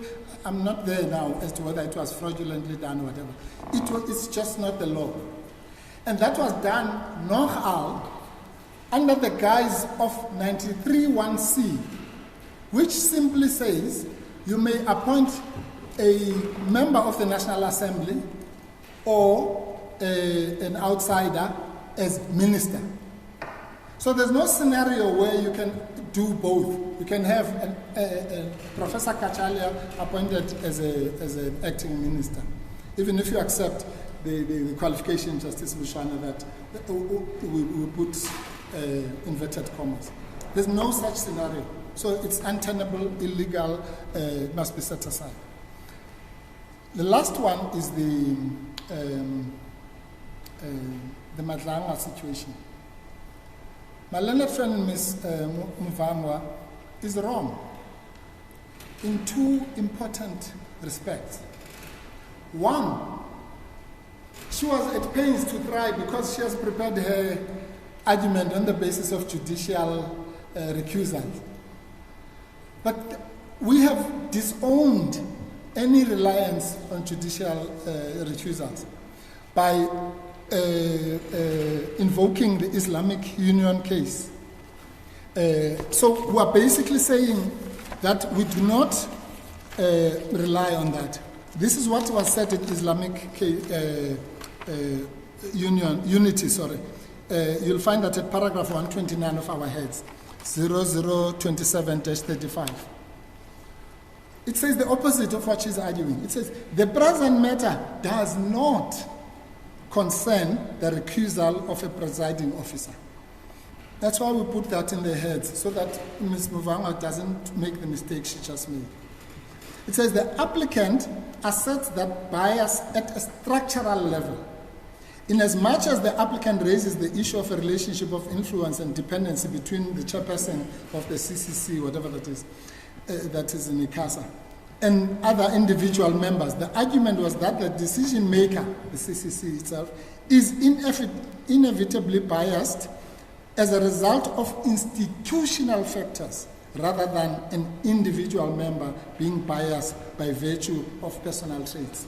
So she's wrong with that, clearly. I don't even want to entertain that. What is the legal effect of that? The legal effect of that is that she's wrong about the double reasonableness test. Because the double reasonable test applies to judges sitting qua judges, not as a judge sitting as some administrator in a commission. The double reasonable test and even the presumption of impartiality attaches to judges sitting as such. So that's the end of those arguments. But she's also wrong because, and maybe let me, because again it's another legal. So there's no answer, quite frankly, to the issue of institutional bias, if that was the answer. Of course, she's right that the JCC, this is something I happen to know a little bit about. The JCC and the JSC, when people sit in those institutions, they're not sitting as judges as such. The whole idea of creating something called the Judicial Service Commission, not just in this country and in many countries, is exactly to insulate that body from, is to create its independence, not in the judicial sense. It's institutional separation. And that is why that body, in terms of Section 178(1), is carefully calibrated to have so many parliamentarians, so many judges, so many advocates, attorneys, and so on, so that nobody is a dominant factor in the JSC. So when something is being referred to the JSC, Mr. Madonsela and I happened to sit there at some stage, and we sat in something called the small JSC. What is the small JSC? The small JSC is the JSC without the politicians. So the politicians are automatically recused from sitting to, for example, to determine whether a judge should be impeached or not. Why? Because when it goes to Parliament, they are going to be there. So they can't make the same decision twice. And so that's the issue of vires. So the Chief Justice was right that these matters, which are being referred now wrongly to the Madlanga Commission,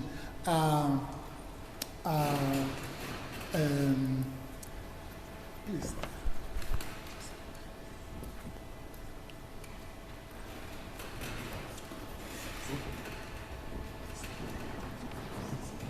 Sorry, there's a point which doesn't belong to what I'm talking about, so that I don't forget it.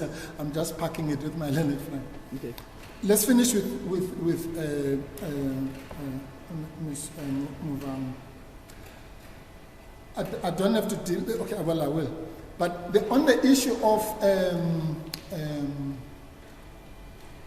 interim relief, she's wrong again on the law. Outer, there's nothing to do with this. Outer is a principle that was developed by Musaneke DCJ to make the following proposal. When a court is being asked to interfere with the exercise of a statutory or constitutional power, the court must have more than the Sitlogelo requirements before it can grant interim relief. But here we're dealing with just and equitable remedy in terms of section 172(1)(b. And specifically, we're dealing with suspension. The EFF, in the case of EFF versus Gauteng, that distinction was made clear at paragraph 113, where the court deals with the power of the suspension of the operation of this public protector's remedial action, which it says is sourced from section 172(1)(b). I'll give you the court, the reference now, of EFF versus Gauteng. What was said in EFF versus Gauteng is the opposite of what Ms. Muvang was saying. It says, therefore, at paragraph 113, this was chapter J, it was a strange judgment. There were two unanimous judgments. One by Justice Kampepe, all the judges agreed. And on the one of chapter J, all the judges agreed as well. So, for all intents and purposes, is the majority judgment. This is what chapter J says at 113. Therefore, even if it could be said that there was prospects against the grant of the interdict, the applicants for leave would still be faced with the question whether there were prospects against suspension. In other words, this is a suspension. The requirements for suspension of a remedy differ from those needed for interim interdict. The outer standard does not apply to suspension. So, outer is completely irrelevant. She's completely wrong about that. Oh yes. Citation is Economic Freedom Fighters versus Gauteng and others. And it's 2020 bracket 6 SA 325 CC. And as I refer to paragraphs 113 and 114. So the issue, you see, this was said in Forze, in the old one of, well, I'm now revealing my age. Forze was decided in 1996, that was about 30 years ago. That's the first case that I argued in the Constitutional Court. The case of Forze, Justice Ackerman and Justice Krichler made the point that when it comes to just and equitable remedy, the court has the widest discretion you can imagine. And the court is allowed, as we referred to cash pay, Justice Labuskahne, to even fashion new remedies that have never been seen. Because the court is grappling with what is in the public interest, what's just and equitable in these particular circumstances. Nothing to do with outer. And all our cases until now have repeated that it's a wide discussion. Over the school, Ermelo is one such case which says that 172(1)B is an open sesame. Finally, for Ms. Muvangwa, she's wrong again on the question of punitive costs. This court, and fortunately I was on the victorious side of that judgment, and this court, sitting as a full court, chaired by Mlambo JP, in the case of Public Protector versus President of South Africa, which you will find in our, no, I'm sorry, it's the other way around. President of the RSA versus Public Protector and others, 2018, bracket 2 SA 100 GP. It's case number 28 in our cases. And you'll find that at 040-710. This court said, there was a president, the tide has turned. The president was being attacked in that case, is now the applicant, my client. And the court found in that case that he should pay punitive costs, purely based on what is at 040 versus 730. And the court said, and I'll just, taking all the circumstances sketched and the considerations made, we are of the view that the president was ill-advised, as in this case, for taking all those technical points, and reckless in launching the challenge against the remedial action of the public protector. He was aware that since the allegations of state capture initially surfaced, and more so after the public protector report, the matter remains in the public domain and requires decisive action and so on. His court challenge has resulted in further delaying the resolution of the state capture allegations. Exactly here. These shenanigans of the past 4 months have resulted in delaying the inevitable discussion of the merits here. And it says, our view is that the president had no justifiable basis to launch the review application in the circumstances. In doing so, he was reckless and acted unreasonably. Our view is that this is a proper case where a personal cost order is justified and should be granted. By the way, before I get carried away, if you go to paragraph 61 to 71, I'm just packing that, of that judgment, it's relevant directly to this question of the Madlanga Commission, because that president was prevented by this court, sitting here, from appointing a commission of inquiry purely on the basis that he was implicated. And we're saying that's exactly the same situation. Justice Madlanga is theoretically implicated.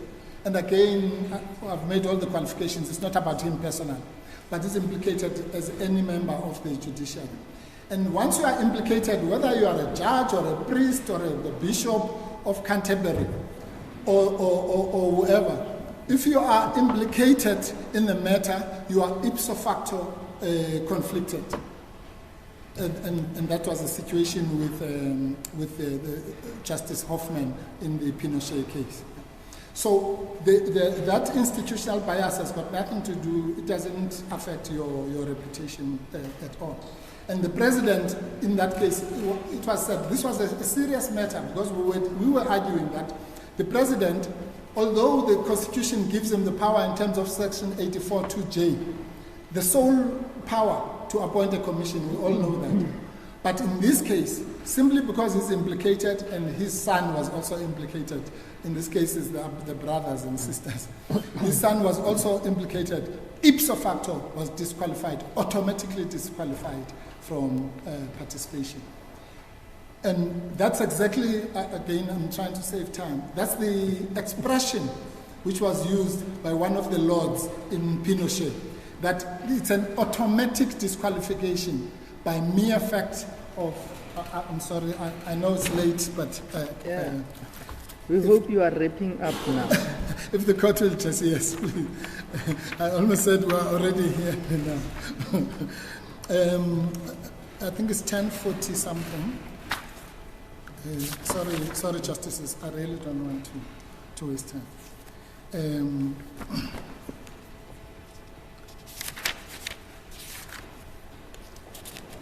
The Lord Justices, the first Lord Justice was Lord Wilkinson, I think, and he said the following: I do, however, wish to make it clear, if I have not already done so, that the decision is not that Lord Hoffman has been guilty of bias of any kind. He was disqualified as of law automatically by reason of his directorship of AICR, a company controlled by a party, Amnesty International. And there are many others, but I'll just choose one more. Lord Hope of Craighead said, this is that justice must not only be done, it must be seen to be done. It covers a wider range of situations than that which is covered by the maxim nemo judex, that no one may be a judge in his own cause. But it would be surprising if the application of that principle were to result in a test which was less exacting than that resulting from the application of nemo judex in causa principle. And then all the others are to the same effect, that there's no suggestion of actual bias, but it's automatic disqualification. But I'm digressing, because that case, we're using it for the question of cost, but we're also using it for these papers. Let me round off. One of the grounds which we've relied on, the justices will have noticed, is, and is related to this question of cost as well, is the President's refusal or failure to answer simple questions put to him, which could have prevented us being here. Because the President, he doesn't have that choice. He's not like you and me, who can just say, well, deal with it. He can't do that. And when the President is asked by anyone,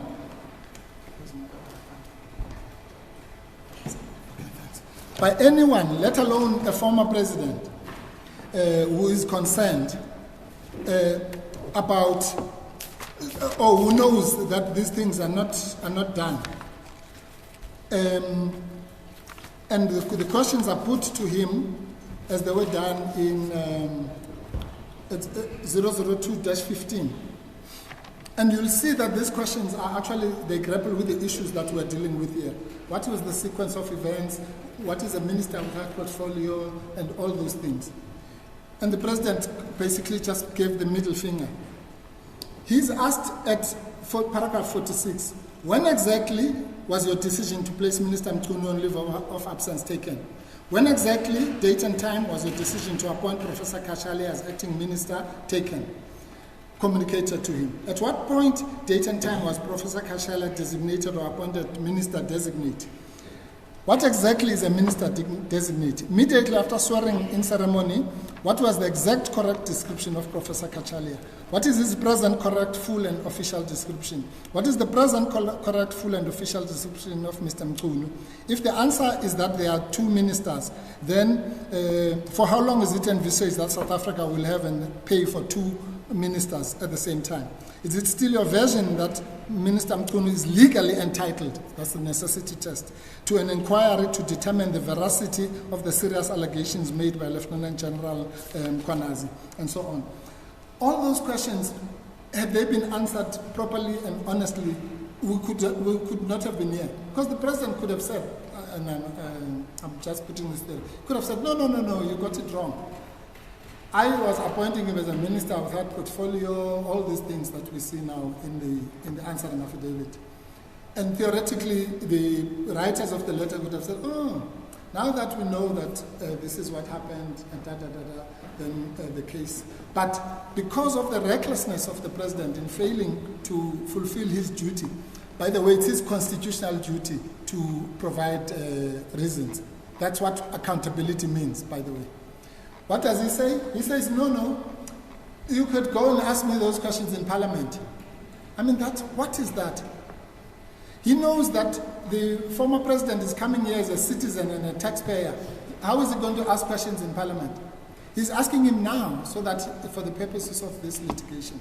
So that all goes to not only a constitution, that's irrational, by the way, on its own, the refusal or the failure or refusal to give reasons. But even if you want to be lenient on that, at the very least, it's reckless and should attract punitive costs. I have attempted to not to deal, if the court will just allow me just to look at my notes, so that in my summary, I just see that I've not, oh yes, sorry, I have to do this. It goes back to this question of necessity. If you go to the two EFF cases, EFF 1, known in constitutional law as EFF 1 and EFF 2. In EFF 1, the principle of Section 96, the point that Justice Mchunu was raising with my learned friend, is contained in paragraph 9 of EFF 1.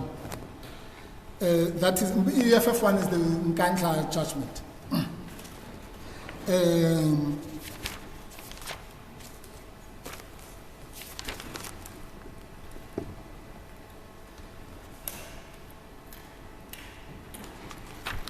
Sorry, Justices.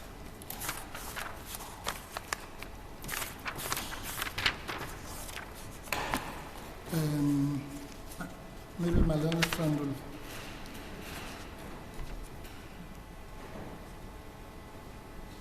Yes. Paragraph 9 of EFF 1 deals with that issue of Section 96 2B that we raised, Justice. And this is a very important thing.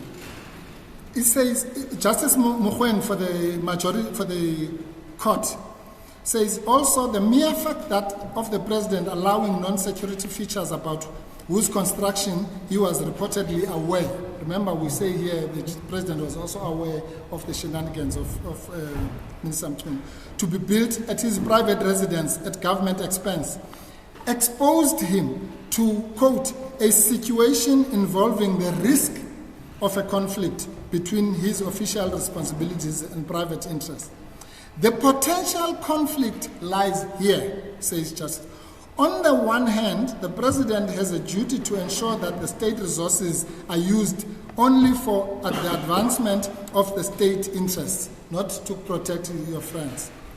On the other hand, there is a real risk of him closing an eye to the possible wastage if he is likely to derive personal benefit from indifference. And here are the important words. To find oneself on the wrong side of Section 96, all that needs to be proven is a risk. It does not even have to materialize. That's as simple as that. So all that needed to happen in the case of Mr. Mchunu is that the allegations should be such that they constitute a risk of a conflict. And that would be enough to dismiss. And by the way, Section 96 is also being used cheaply here. Section 96 is about accountability to Parliament. Remember, ministers don't account to the president. They account to Parliament. The president is responsible for them. I think that's Section 93 or 94. I don't have time to look at that now. But the section says that they account to Parliament. And that takes me to my last point, I promise, which is this. In EFF 2, EFF 2 makes the distinction, Justices. EFF 2, that's the case of the impeachment, so-called impeachment case. You'll find that in our, at 040, I think 240 something. But, yes, 040-275. That's not where it starts, but that's where I want to read. The court there, maybe I should paraphrase, makes the following distinction, and this is important to this issue about where do they account. Section 102 of the Constitution, which is in the same chapter, is where Parliament dismisses either the President or the whole Cabinet. Now, it is made clear that they don't have to do anything wrong. They don't have Audi, they don't have any of these things that we've been told here. All that needs to happen is that Parliament, by a majority of 1, passes a motion of no confidence, and they're gone. And the court says, this is chapter J again. It is present that both 89 and 102, I'm reading at paragraph 137, wield enormous power. They may remove the president and cabinet from office for only the reason that they have lost confidence in them. Ordinarily, the loss of confidence may stem from the manner in which the president or cabinet performs functions or exercises powers. But, here's the important part, the Constitution does not prescribe, in other words, it's not necessary, does not prescribe any conditions for the exercise of the power to remove by means of a motion of no confidence. All that is required is a motion of no confidence supported by a simple majority. And they contrast that at the following paragraph. In contrast, removal in terms of impeachment, as Section 89, does require a process. Because why? Because it's punitive. And we had gone to court in that case. In both cases, in the EFF 1, we had gone to say that the president must be found to be in breach of Section 96, and we succeeded in doing so.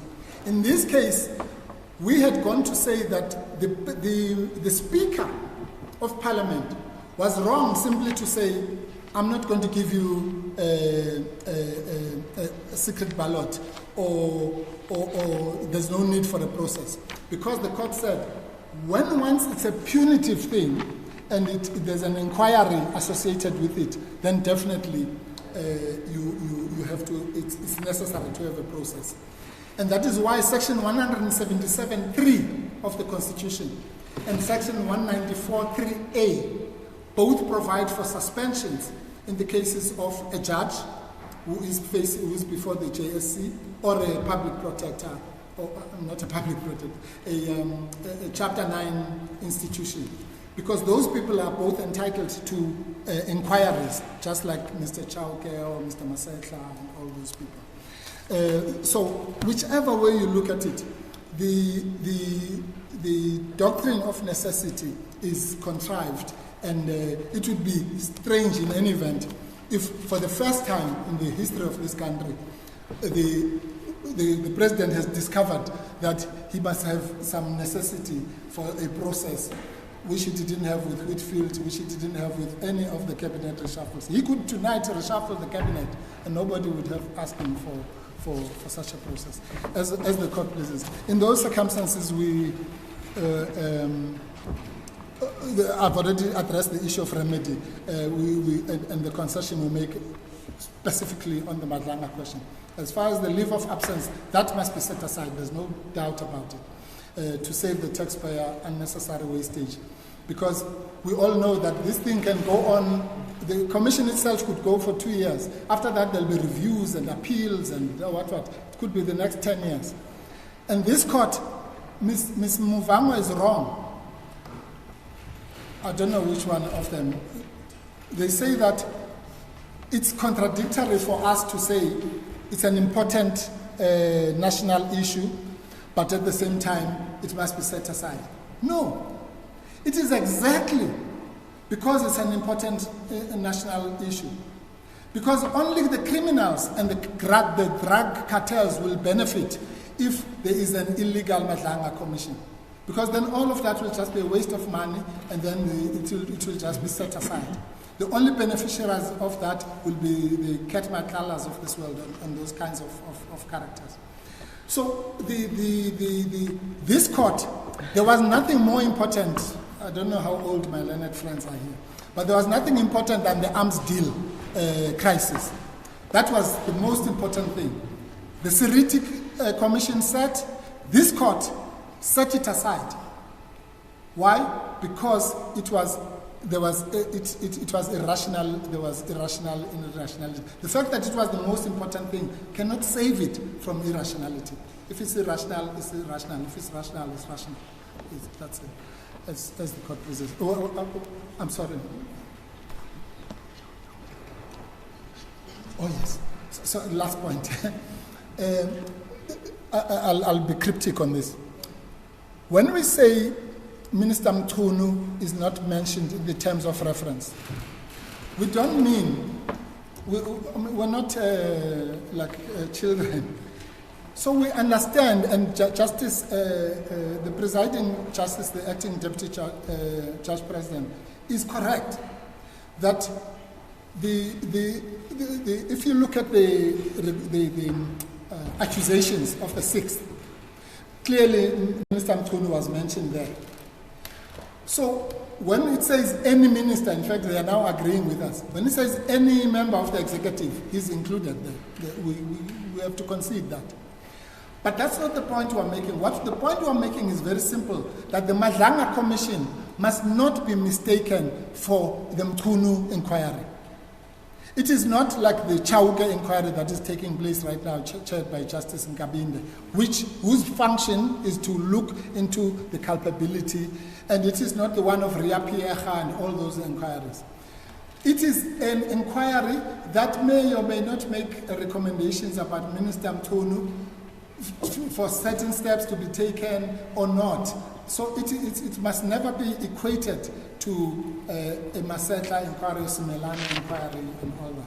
So obviously we know that Minister Mchunu, in the big basket of accusations, is included.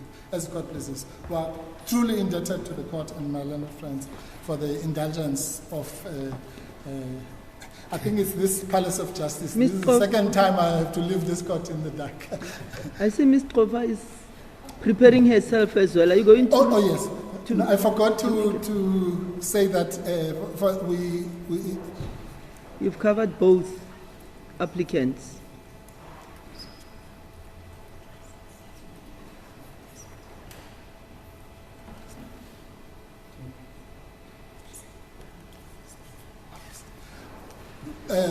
The good news is that I'm replying for both of us. Yes. Okay. But Ms. Kofa has correctly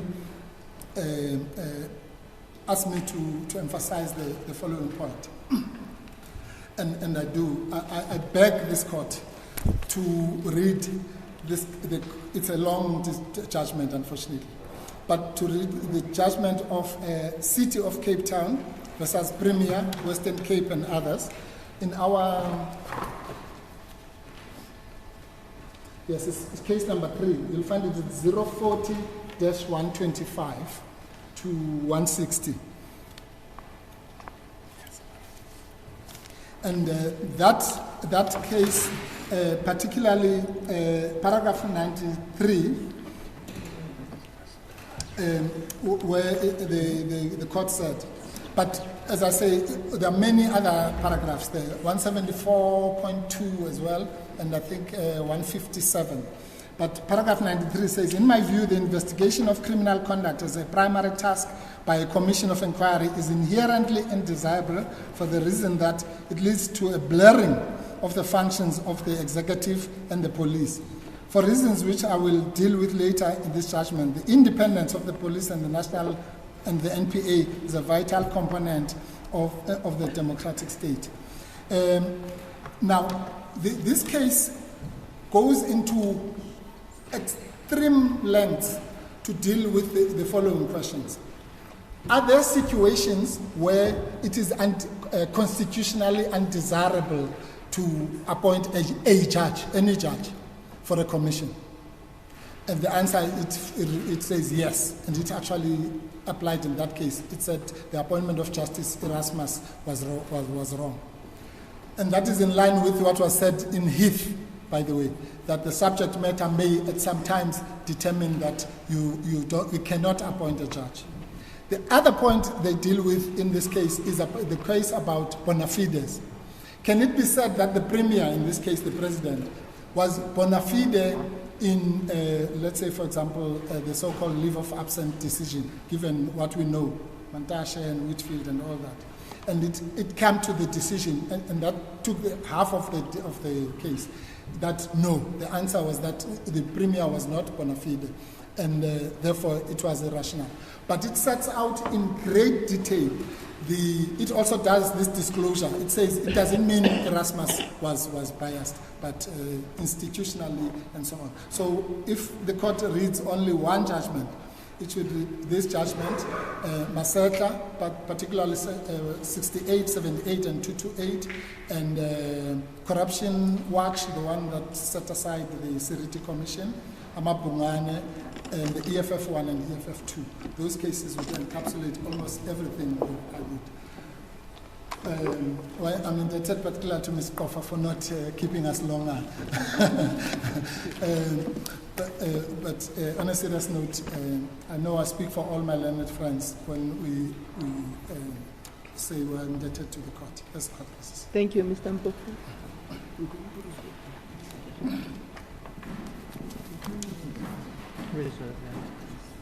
Okay, thank you, Mr. Mpofu.